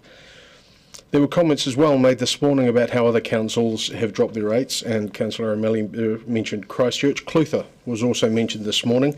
I know very little about what Christchurch have done, but according to the reading that I've done, Clutha have dropped theirs by, as I understand it, cutting their capital expenditure with a focus on Three Waters, which could be argued hasn't been given the attention it deserves. And as Councillor Walker touched on, this seems to me to be a Clayton's choice. For those who don't know, the Clayton's was a beverage way back when which claimed to be something but had no alcohol. So there is no choice to me. There is no winning, nor are there any winners out of this. None of us are happy about this, and we all need to look our residents in the eye, but I intend to do so by being able to explain the reasons and the results of our decision, and I will be supporting. Thank you, councillors, and thank you for echoing my sentiments, and I think I speak for us all, is that no one is happy with the 17.5% increase, but we all understand the reason for that. I intend to put this motion in parts. I'm suggesting that we put A, B, C, and E together, and then separately D and F, and D and F by division, unless you want the first part by division. So I'll put A, B, C and E. All those in favour say aye. Against? Recorded, please. No, thank you. You want a division on that? Okay. On the combined, first on the combined, and then each part. Yep. Oh. Clarify, on So A, B, combined C is- and E. And then, just A, B, C, and E, right? and then on D and then F. So we'll have three motions by division. Councillor Barker. Aye. Councillor Benson Pope. Aye. Councillor Gary. Aye. Councillor Gilbert. Aye. Councillor Houlihan. Councillor Lafiso. Aye. Councillor Mayhem. Aye. Councillor O'Malley. Aye. Councillor Vandervis. No. Councillor Walker. Aye. Councillor Wetherall. No. Councillor Wiley. Yes. Deputy Mayor Lucas. Aye. Carried 11-2. Sorry, it's just doing its thing. Resolution D to adopt the annual plan. Councillor Barker. Aye. Councillor Benson Pope. Aye. Councillor Gary. Aye. Councillor Gilbert. Aye. Councillor Houlihan. Councillor Lafiso. Aye. Councillor Mayhem. Aye. Councillor O'Malley. Aye. Councillor Vandervis. No. Councillor Walker. Aye. Councillor Wetherall. No. Councillor Wiley. Yes. Deputy Mayor Lucas. Aye. Carried 10-3. Sorry, it has to do its thing. Resolution D authorises the Chief Executive to draw No. down debt. Oh, yeah. Yes. F, sorry. F. Sorry. Councillor Barker. Aye. Councillor Benson Pope. Aye. Councillor Gary. Aye. Councillor Gilbert. Aye. Councillor Houlihan. Just for E, this is just E. F. F. Oh. No. Oh, yes, I've got no issue with the chief executive, but the amount. It's either yes or no. Sorry. Yeah. So no. Councillor Lafiso. Aye. Councillor Mayhem. Aye. Councillor O'Malley. Aye. Councillor Vandervis. No. Councillor Walker. Aye. Councillor Wetherall. No. Councillor Wiley. Yes. Deputy Mayor Lucas. Aye. Carried 10-3. Thank you. Item 14, setting of the rates for the 24-25 financial year. Do we have any questions on that? Oh, yes, I'm happy to move that. Seconded, Councillor Wiley. Any discussion? There being no discussion, I'll put that very long resolution. I don't intend to. All those in favour? Aye. Against? Carried. Item 15, notice of motion. I would like to move. Do you want a 5 minute? Okay, I would like to move that we adjourn for 5 minutes. Second, Councillor Wiley will return at 3:15. Right.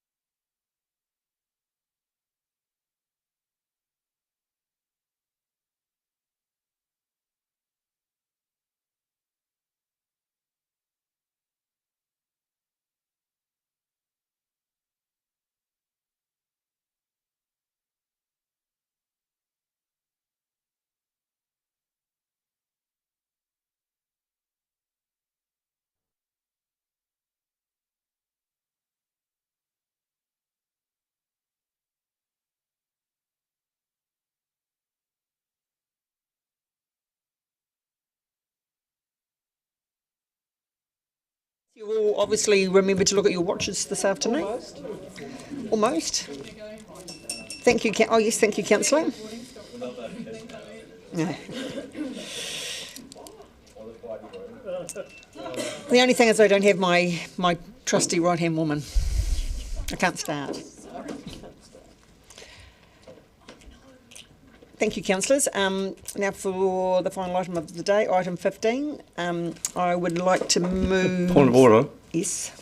Before you do, Madam Chair, I just got a point of order in relation to Standing Order 23, which is the rule, the clear procedure for the revocation or alteration of a motion. And I think it seems to me that that is the process that we should be using for what you're proposing, which is clearly an alteration of an existing policy on the books. And it would avoid, a revocation would avoid the, I don't know, farcical situation, should your motion pass, of one motion on the books telling council staff what to do, and another one telling them not to. So I'm wondering if someone could rule, it might be you or it might be Councillor Wiley, that this motion is in accord with the appropriate standing order. I provided, if I may, I provided the Deputy Mayor with advice when she was drafting this motion, given the competing priorities that there were in terms of being in a position to adopt the annual plan today, but also to give effect by way of wording and process to her motion, and it's on staff advice that it's been crafted in this way. We considered the various standing orders and don't think that this is an alteration.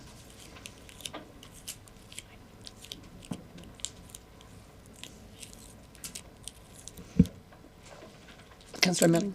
Is that because the money is not being revoked and it's been stored somewhere? Is that the... Yes, it's because, as in the, sorry, no, just the wording of the motion is such that the intent of the notion, the previous council resolution is still there.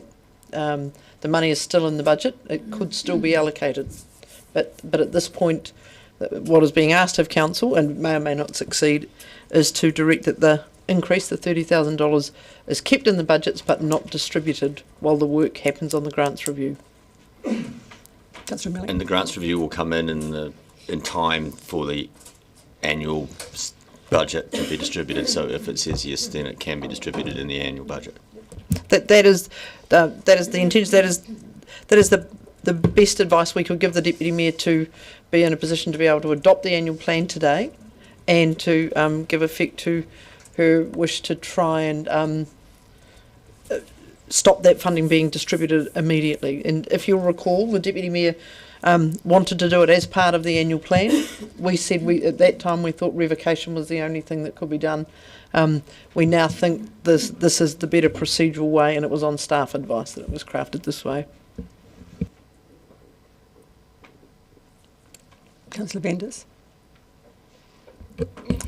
Is the effect of this motion then to basically delay $30,000 of payment till a unspecified future date, which might otherwise be used in this coming year? Correct, if the motion passes, but yes, but the budget would remain unchanged. It's just that it wouldn't be fully distributed if this motion passes. Okay. With that, sorry, Councillor Wilkins. Just clarifying what Councillor Vandervos just asked, is the purpose of this motion, but one clearly doesn't say that. It says direct staff not to distribute the 30,000 increase in the 2024-25 year, as per the resolution. So that's not answering the question correctly. It's saying don't distribute it. But then, if I may, through Deputy Mayor, then part 2 says, note that the resolution will be subject to further consideration once the grants review has been completed. Okay. With that, I think I would like to move the resolution as set out. Do I have a seconder for that? Councillor Vandervos. And speaking to the notice of motion, as has already been alluded to, councillors would have been aware of my frustration during the annual plan process. They could not stop the increase in funding of $30,000 for place-based groups because I needed to revoke a resolution passed by the previous council in 2021. I am not suggesting any change to place-based group funding at this time. All I am asking that the funds available remain at the 2023-24 level. This is putting all grants on the same playing field. No pool of grants has had their funding increased for 2024-25. This is because, as has been clearly signalled around this council table on numerous occasions, that all grants are to be reviewed as part of the 9-year plan. This was also signalled at the Grant Subcommittee meeting of the 20th of September 2023, when the last allocation to place-based groups was undertaken. When I look back at the agenda for the 31st of May 2021 meeting, when the attached resolution was passed, there was no report on the agenda in relation to place-based groups. I repeat, no report. And I am yet to find a report since that time that has come to council on place-based groups. This resolution was passed as part of the annual plan process, and what appears, and these are my words in reading the minutes, almost a lolly scramble as councillors put forward various almost pet projects for funding. At no time, as I said, since that resolution was passed, has any report come to council about place-based groups. That's 3 years. If you don't sit on the grant subcommittee, you have no formal knowledge of their work. And I find it unbelievable a previous council has effectively locked in a future council to this funding increase when there has been no check-in or review by full council. We have heard more today about place-based groups than in my 18 months on council. The current budget for place-based community groups sits at $460,000, and in 2023-24, 9 groups accessed this, ranging from $40,000 to $75,000 each. None of these is insubstantial amounts. This funding is still available at this level for these groups to apply for in 2024-25. I note from this morning's public forum process, a number alluded to other groups in our community. And I note, looking back in the minutes, such other groups from which have accessed other grants funding pools from this council, such as Victim Support, got $13,000. The Night Shelter, $13,751. And the last grant to Life Matters was $4,550. I allude to that to put it into context. As having previously worked for council preparing the annual plan, I understand the huge time challenges by making last-minute budget adjustments. This is part of the reason that I ask that staff do not allocate the budget at $30,000, as we had needed to be able to adopt the annual plan today. This money will remain in the budget and will be a small drop in trying to balance our 2024 annual plan. Thank you. Councillor Gilbert. Thank you. I like Deputy Mayor Lucas. This was the first time I've heard more or less anything that about what the place-based groups will do, and there were a few comments that were made that had me questioning a few things. For example, there was one mention of a close relationship with a community board, which I happen to sit on. And in my time on that, there has been no relationship there. In fact, having a quick look back, the last time there was any relationship between the two was back in 2020 when the community board paid a $25, I believe it was, subscription fee. Other than that, it has been many years since there was any interaction. Likewise, that does also then bring up a question of whether there is a duplication of work. I am not suggesting, as was mentioned earlier on this morning, that community boards and place-based groups do the same work. I'm not suggesting that. I'm merely saying that there is overlap. There are duplications, so to be able to have a closer look at that makes a lot more sense to me. Plus, Strathtyre was not able to put a number on the volunteer hours, despite it being a requirement for the charity services. That to me was rather surprising. He wasn't even able to take a guess as to what the number was, when anybody running a charitable trust is supposed to know that more or less off the top of their head and certainly keep a running tally of it.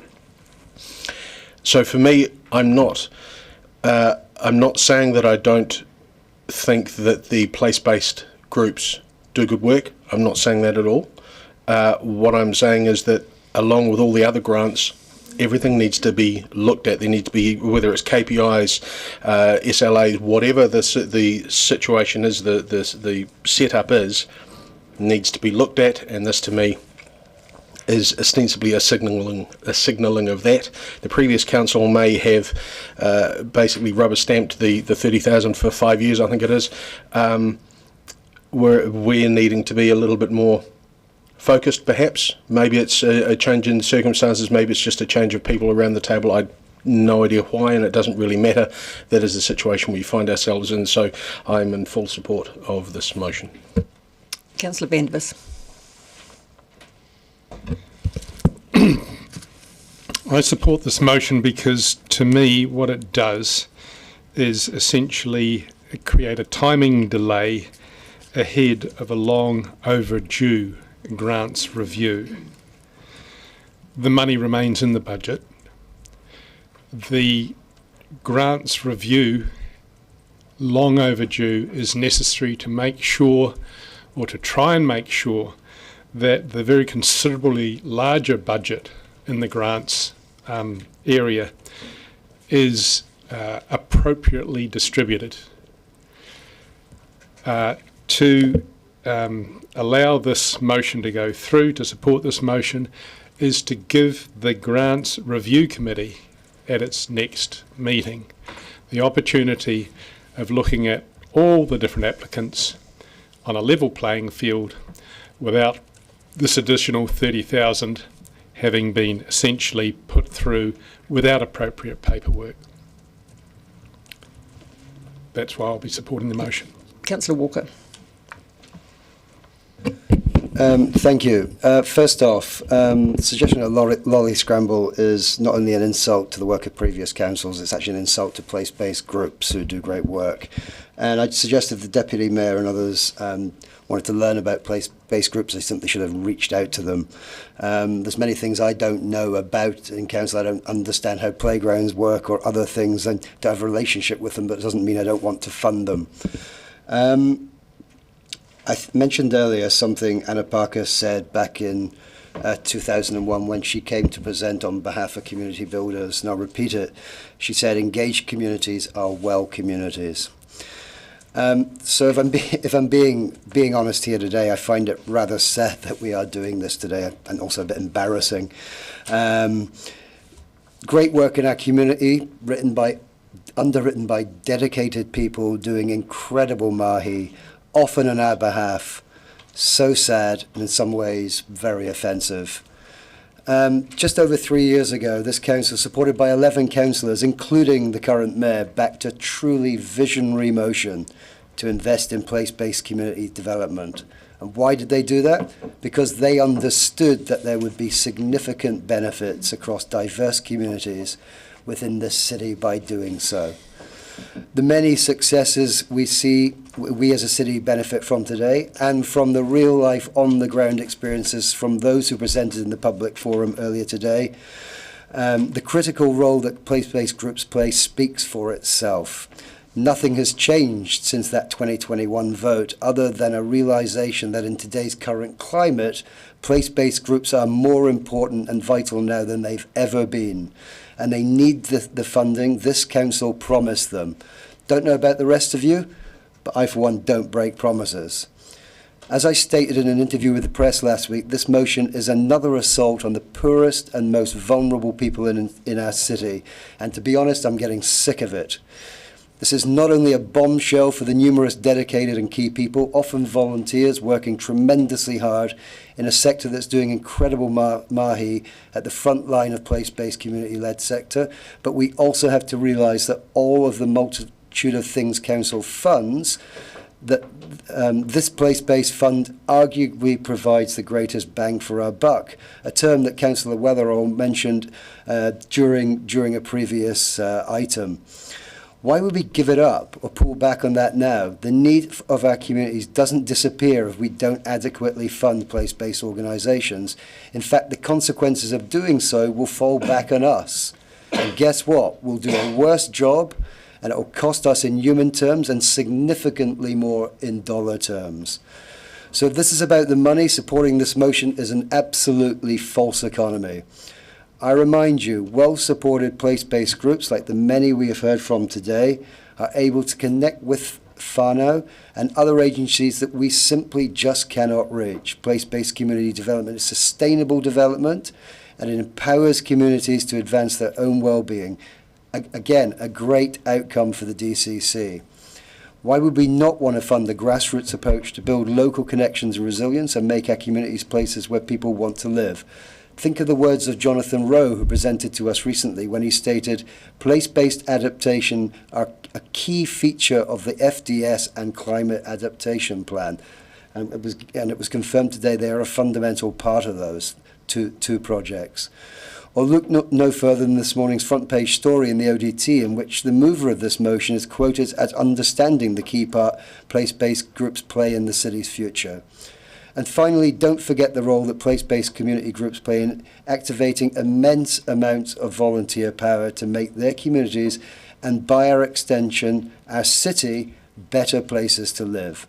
The DCC alone could never activate that volunteer power, and if you disagree, I'm afraid you're living in a world of fantasy. As I mentioned at the very beginning, engaged communities are well communities. Supporting this motion is not only a disaster, I think, for the way we operate at the moment, it's a broken promise to hard-working people in this community. Thank you. Councillor Houlihan. Thank you. Yes, I won't be supporting this motion either, and the reason I won't be supporting it is that one of the best presentations I've seen for an annual plan submission was from the Green Island Community Group, and the lady spoke today in their place-based funded. They had their finger on the pulse on their community. They had a plan for the community. The things they talked through were so impressive. I went away thinking, gosh, if every presentation was like that, that would be amazing. They were so impressive. And I've been to numerous hui that the South Dunedin group have run. They, once again, have very, very close contacts with their community, are involved heavily in the community and engage. They have the people coming to their groups. They've enabled, I would say, council to actually have access to their community because the community listen to them, they come to their events, and as a result, we're invited and we get to mix with the people who come to those events as well. And I know last term when I sat on the Mosgiel Community Board, there was some talk about the place-based groups getting funding that sometimes was more than what the community board had, and that was creating a little bit of friction. And I was a wee bit concerned about it as well, because a group that was running with place-based funding also was doing a community plan too, which was coinciding with the community plan that the community board was doing. So there was some crossover there, but they hadn't had engagement. Although after hearing today, certainly the Strathtyre group, one of the members is a member of their community board as well, as I understand it. So there's definitely crossover there. But also knowing what I know about the events, the consultation and the engagement that the Green Island group do and the South Dunedin group, and I'd say also the North Dunedin group, which they don't have a community board directly in that area either. They have some perhaps that cover the peripheral, but not directly as far as I know. They all do amazing work in their community, so I fully support this because I think the work they do actually complements our work. And while initially I was a wee bit concerned about the funding model, maybe it's something we need to look at for community boards a bit, but I don't see it being a double up now because the work they're doing is quite different. So, yeah, I won't be supporting this motion. Councillor Benson Pope. Thank you, Madam Chair. Like everyone else, I appreciated the submissions we had today, but I can't really understand why people didn't know about, and I think that's the case, about the activity of these groups. I know I get the Valley Voice on my email, and similarly the Lowdown. And I think the key issue here is, well, they're both available, as are some of the others, no doubt.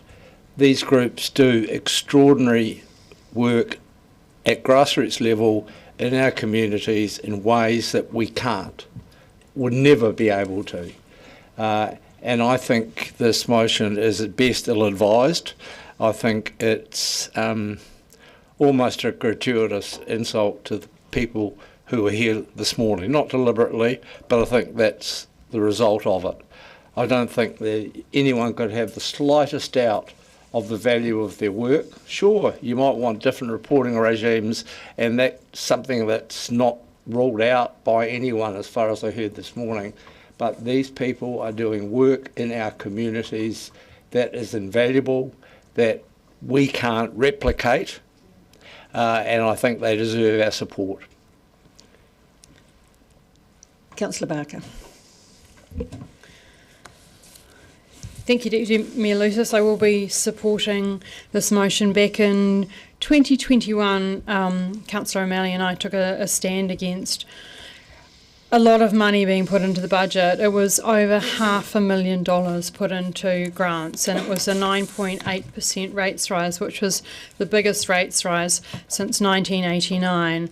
And my key concern around putting money into these budgets without reports, without analysis, was the repercussions that it would have, and also that there was it was really making, well, what is now a hodgepodge of grants which needs an overhaul. In 2013, Council agreed to the social wellbeing strategy, and one of the key actions that was supposed to be done was review the current funding approach and evaluate its effectiveness and alignment with strategic priorities. And 11 years later, we're still there. We still haven't reviewed, we haven't made decisions about these, about where we're going. In fact, we haven't even set the terms of reference for our grants review, and I think that's extremely important. Mr. Houston this morning in his introduction said that we're wanting the very best for our community, and I do believe that that is what we all around the table want, and the very best is to make sure that we invest sensibly, impactfully into our communities. And I repeat that figure last time about the over $500,000 put into a lot of grants, and there was a lot of new grants added as well. There was $40,000 more to city service grants, $6,500 to Tomahawk Smiles Beach Care Trust, $160,000 to place-based groups, $5,000 to the Middlemarch Swimming Club, $50,000 to Mountain Bike Otago, $75,000 to the Wildlife Hospital, $90,000 to the Māori and Pacifica Innovation Fund, and $75,000 to the Māori Development Fund for Marae. But when that money was voted, there were no parameters put around it, so it was definitely definitely the cart before the horse. And then we have to backfill a lot of this stuff, and I think we have to look at our communities of need and reassess all of where the grants are going and go back to basis, make sure that we have a good reporting framework, that we are investing for impact. And I have sat on the grants subcommittee now for, what are we up to, 4.5 years. It's a huge amount of work for staff, for councillors and our community partners. And the problem is the more and more grants that we get, the more and more complicated it gets, both for councillors and for the people applying for those grants as well. And I really think we need to hear the community's voice and how they value any place-based groups as well, because we haven't heard the community's voice today. We've heard the trustees, we've heard the people employed by the place-based groups.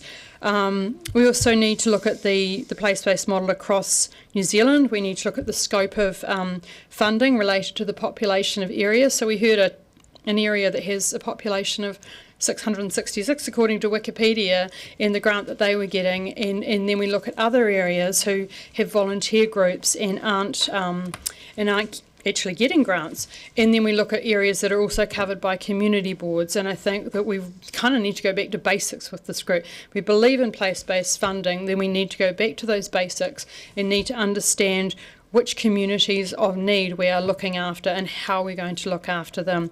I'm aware with the Valley project that it started off with Department of Internal Affairs funding, and then they pulled out of the funding and we move into the funding. And this is what we've been talking about with our annual plan as well.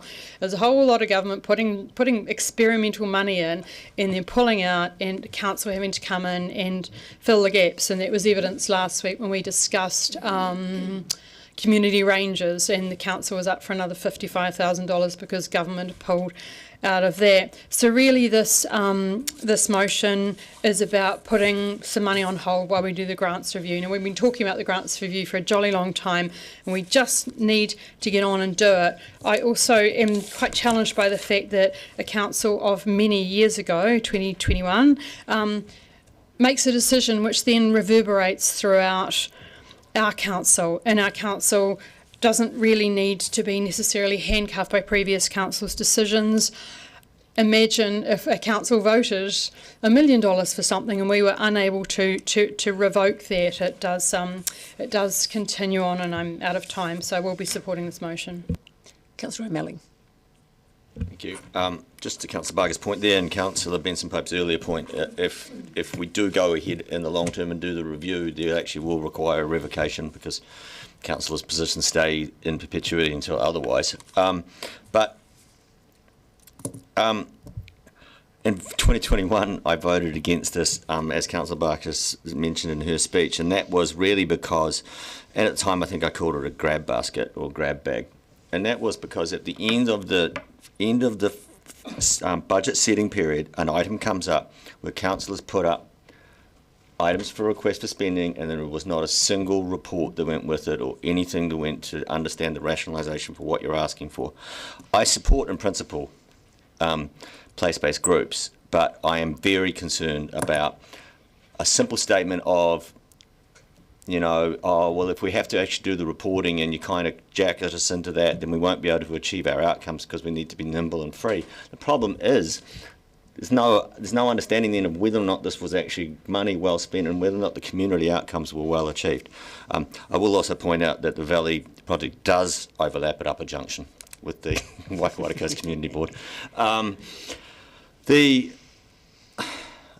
steps that I think this is heading us towards, and I will be voting for this because I believe it takes us in that step, is to put a level of oversight and delivery into this activity so we know we're actually achieving the right thing. And it's very like when Councillor Barker and I flagged that if the Carbon Zero plan came to us without a budget, we were going to vote no. Not because we were planning on making the Carbon Zero plan sit inside some predetermined budget, but largely if you've got a plan and you haven't worked out actually what it's going to cost, and you don't have a plan. Likewise, if we have this pool of money put aside for place-based community groups, we need to define exactly what that means, how they interact with other community groups such as community boards, whether or not you would be able to have them together or whether or not if you have one you don't have the other. We have none of that. None of it is sitting there. We don't even have a recognition. As one of the members from the Valley project said today, she lives in Waitati. Do you have to even be living in the community to be a member of the community group? We don't have a rule. So what I'm saying is, it's an open environment with no parameters on it, other than to say I think I'm doing a good job, and that is too loose for me. I think it really. I do take issue with a person who says I'm a volunteer and then asks to be paid. You're either a volunteer or you're a contractor, and I'm looking over at Councillor Wiley and thinking of, what Rotary's done over the years. That they will do a lot of community-based stuff, and they'll ask for in the community grants for a grant to assist them with their activity, but they don't tend to ask for a full-time person to sit around and administer that. So if we are going to fund those full-time community positions, we need a clear understanding of what we're doing. So we will need service levels agreements. And our bottom line is, if that appears like we're just being too rigid, then I'm just kind of saying, well, on the other side of it, if we're not putting any oversight at all, And then the only people who come and speak to whether or not these groups should be funded are the people who are receiving the funding themselves. Because we didn't hear other people in that community going, man, my community couldn't achieve its outcome unless this group exists. Haven't had one of those yet. The presentations have always been from the people who actually have a fiduciary interest in the outcome, and that's an issue in of itself. So, as the mover has stated a number of times today, this is not a turning over of the whole funding of place-based community groups. It more or less is a saying of, in this financial year, we have this $30,000. Midway through this financial year, we will be coming to a determination of how we do our grants. Therefore, it's better that this $30,000 be allocated after that determination than before it. And I guess, in my opinion, that's pretty much all we're voting on today. So, I mean, you can correct me in your right of reply. But if that's it, then all it's saying is we will allocate the money once we've decided how we'll allocate it and what the good outcomes will be. And therefore, I'm quite capable of supporting it. Councillor Mayhem. Thank you, Madam Chair. I agree with Councillor Barker and Councillor O'Malley, and I support this motion. Nobody's arguing that place-based groups don't do amazing work. They're absolutely incredible. But if there were more place-based groups going for this pot of money, it might make better sense to me. We've heard community boards mentioned a few times, and there is an overlap. Green Island overlaps with Saddle Hill. The Valley Voice at Upper Junction not only overlaps with the Waikouiti Coast, but Upper Junction overlaps the West Harbour Community Board too. So what's to stop them applying for funds from those allocations of money too? We haven't increased money to community boards for a very long time, and that sits at $10,000. Having sat on several boards, that money is requested frequently. We get to the end of the financial year, we have to leave things sitting on the table and ask groups to come back to us. We look at other avenues like the gaming machines and lotteries funds and make suggestions to organisations about where they can get money from. Again, sitting on the grants review and sitting on the grants subcommittee, it's very messy and it's a huge amount of work. It doesn't add up. Like Councillor Barker said, we just need better reporting and parameters. When it comes to a community board, we've got elected members. They're bound by the same code of conduct as us. They do their reporting back. They're supported by GSOs to provide back to us at the start of our meetings. We see the minutes of all of the community boards and how they've chosen to allocate their funding. Yet this does not apply to the place-based groups. While I trust that they're all doing an amazing job, we just need to be able to see clearly how money is allocated, and also funding for operations all the time seems like those volunteer hours, as mentioned by Mr. O'Malley, could be the money we're paying people could be better spent in the community. So I support this because it just the pot of money can't keep increasing in increments without there being a model for us to better understand how the funding is allocated. Thank you. Councillor Gary. Thank you, Madam Chair. If you're in any doubt about the detail of what place-based groups do, it's here. And I will admit, when place-based groups were first suggested quite some time ago now, and this is well before 2021, in fact I don't quite recall the year, but it was quite some time ago, I was chair of a community board, and I did not see the value in it, in the concept at all. However, I'm a convert, because I see the role as quite a different role, and I see them living side by side, doing really great work in the community, but in different ways. The reason for that increase was not a rubber stamp. It was not something just thought up at the time, because I'm hearing the narrative around the table, and frankly it's making me really angry, because it was considered and community groups have been asking for quite some time. Once the place-based groups were in place, they were asking for some time about the need for that multi-year funding and a need for the increase to do the work that they were doing. And it's known that in community-led work, you need somebody to drive it. You need a coordinator, a paid coordinator, and any community group like that. If you've been involved or been to any of the events, you will understand that. And I have to say, I have not seen many of you at those place-based group events.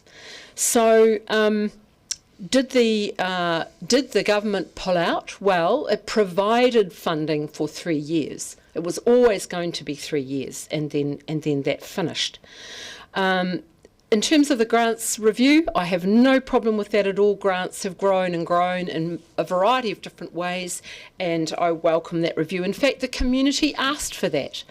The Ōtepoti community builders organised a hui on this very thing, and I think that was the hui that Councillor Houlihan was referring to earlier today. And community-based groups, place-based groups, we're asking for a particular direction in terms of reviewing those grants. I welcome a review. Let's get on with it, I say, because we seem to have been talking about it for quite some time. And I have no problem with, when we get to the 9-year plan, of reviewing the increases that we're discussing today. But to change it and hold those funds at this point is around breaking a promise and trust. And we hear often about how people find it difficult to trust council. We heard from the South Dunedin coordinator around how it's been difficult to build that trust up, and it takes years to do that. And then we ask ourselves at the time of the ROS surveys about why people's view of council might be at a particular level. Well, ask yourself, because if we start to break promises like this, is it any wonder?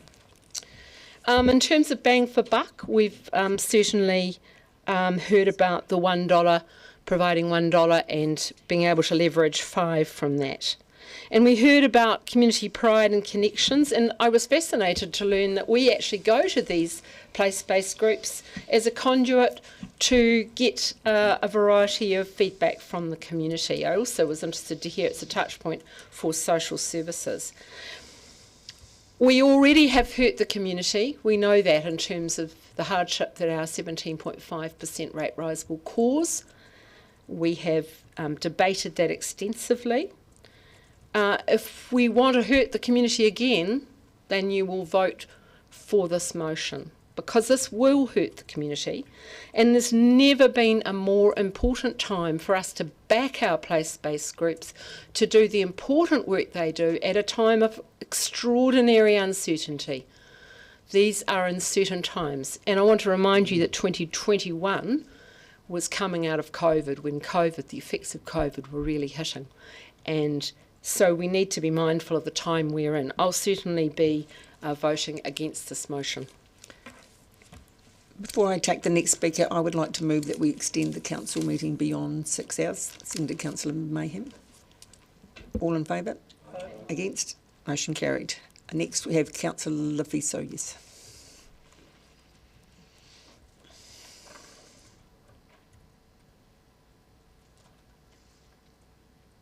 Tēnā koe, Madam Chair. I'd just like to say that I'm voting against this motion, and I would like to give a history lesson, if you like.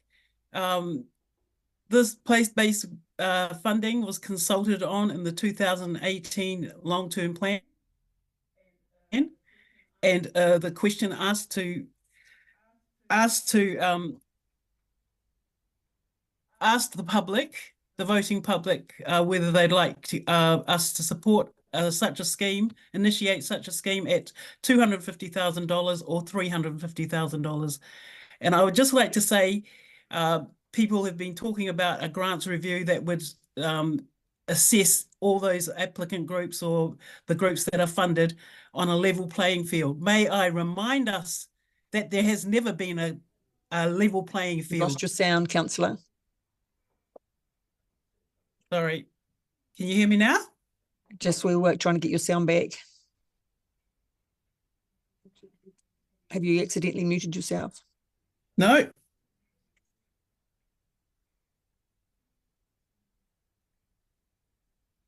We're trying to get you back.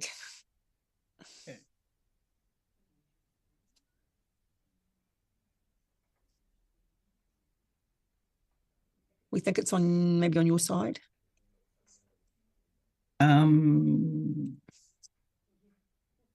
What do I? Can you hear me? Yes, yes. Okay. Sorry about that. So, having started the scheme, the grant subcommittee,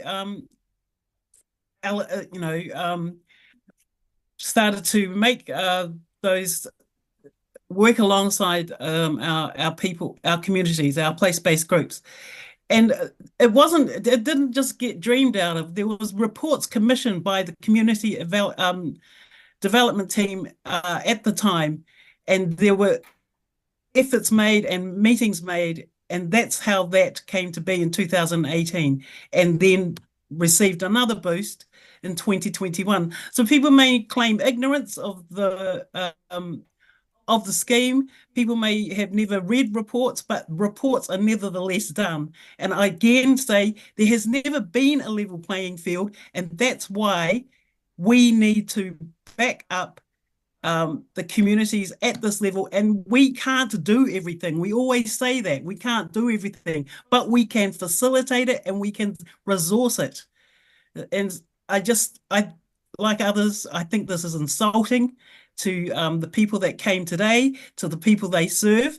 And as for saying, oh, members of the community don't come and say come and support this place-based group or whatever, people are too busy trying to survive. Why would they bother to come and do this, come and speak to us who are totally ignorant of their reality when there are people on the ground who they know, who they have a relationship with? I'm voting against this. Councillor Wiley.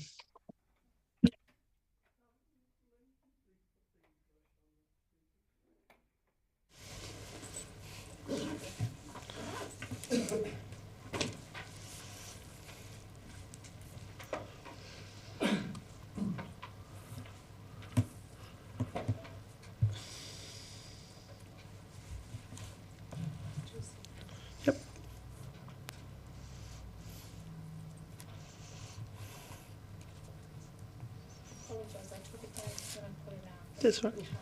Yep, all good, that's fine. As long as I get my 5 minutes.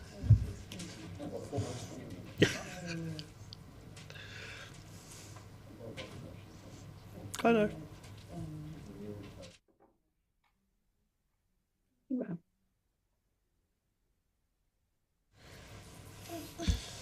Okay. The reason I wanted that motion put up is because I'm trying to work out with some of the speakers what money has been taken away. I'm sorry, but I'm really confused by some of the speakers because the tone and the language used tells me that we were not going to be putting money into place-based funders, the community groups, or we were greatly reducing the amount of funding. And I'm quite confused by the tone of the speakers because as I see up there, it's not directing to do the $30,000 increase. Money is already allocated, it's already going to be spent. So, $30,000 is not going to be, it's going to be hurled over. They may get it. Again, in the case of how it's going to be used in the future, but it's not being lost. And I think that's the part that I'm really trying to get my head around with what some of the speakers have been trying to articulate.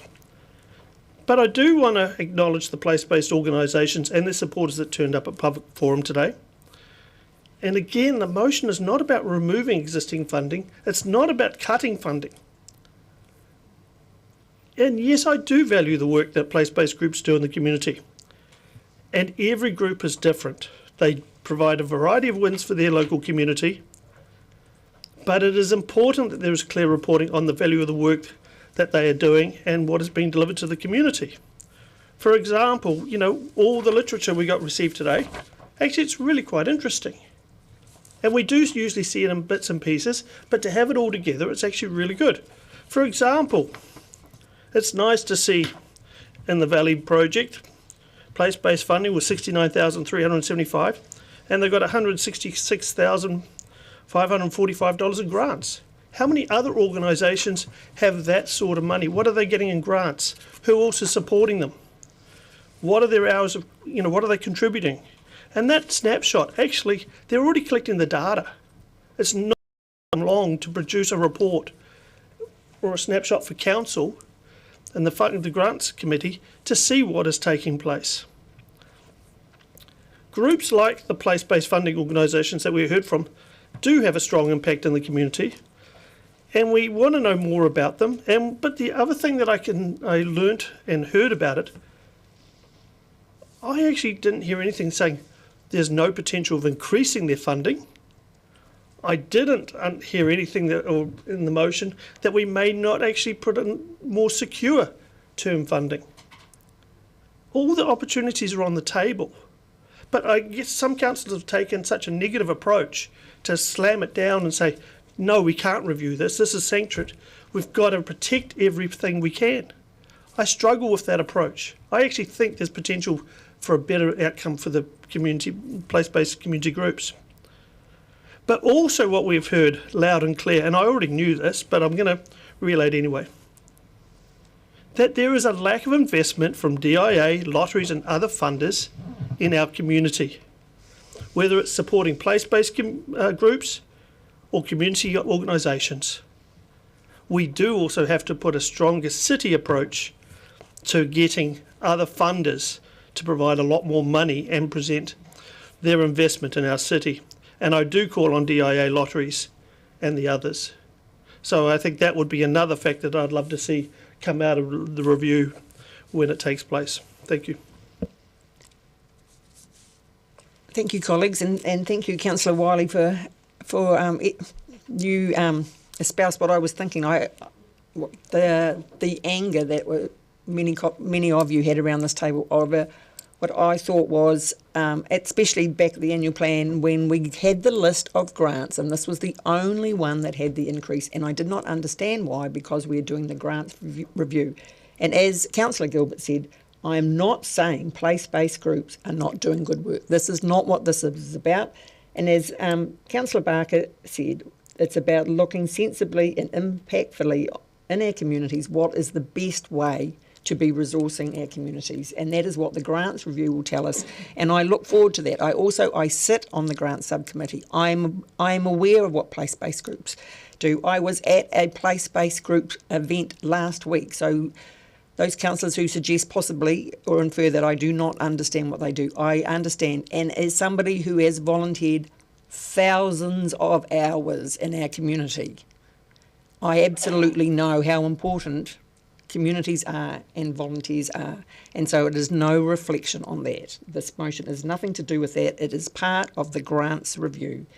And in answer to Councillor O'Malley's question, I actually hadn't thought what happens once we got to the grants review place and when that $30,000, and I think that'll be something that we can discuss at that time.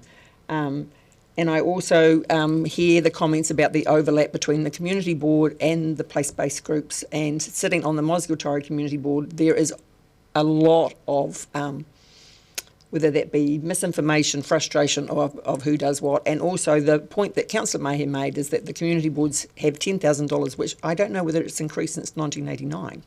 And they, in some ways, look rather jealously at the amount of funding that place-based groups, and I do think that we can be smarter about how we resource our communities, and that's what I'm looking forward to as part of our review of grants, which can't come soon enough. So with that, I'm going to put the motion by division, please. Councillor Barker. Aye. Councillor Benson Pope. No. Councillor Gary. No. Councillor Gilbert. Aye. Councillor Houlihan. No. Councillor Lefiso.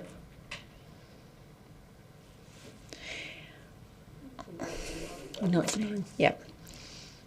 Councillor Mayhem. Aye. Councillor O'Malley. Aye. Councillor Vandervis. Aye. Councillor Walker. Councillor Weatherall. Aye. Councillor Wiley. Yes. Deputy Mayor Lucas. Aye. Carried 8-5. Have we heard from Marie though, formally? I'm Councillor Lefiso. I'm just going to change things so you can speak now. Please try yes or no. Thank you. Aye. No, I think. Are you sure? I was on the resolution, Councillor Fee, so I'm just checking that you meant to vote for the resolution or against it. Oh, no, sorry. No. Thank you. I thought I just would like to double check. Thank you. You're welcome. Thank you. Carried. Thank you, councillors. I declare the meeting closed at 4:06 p.m. and I just remind councillors that we have a workshop on Monday on Aurora, and three of the four sessions will be live streamed for those people who are listening and are at home. And can I just ask councillors if they could just remain for a couple of minutes afterwards, please?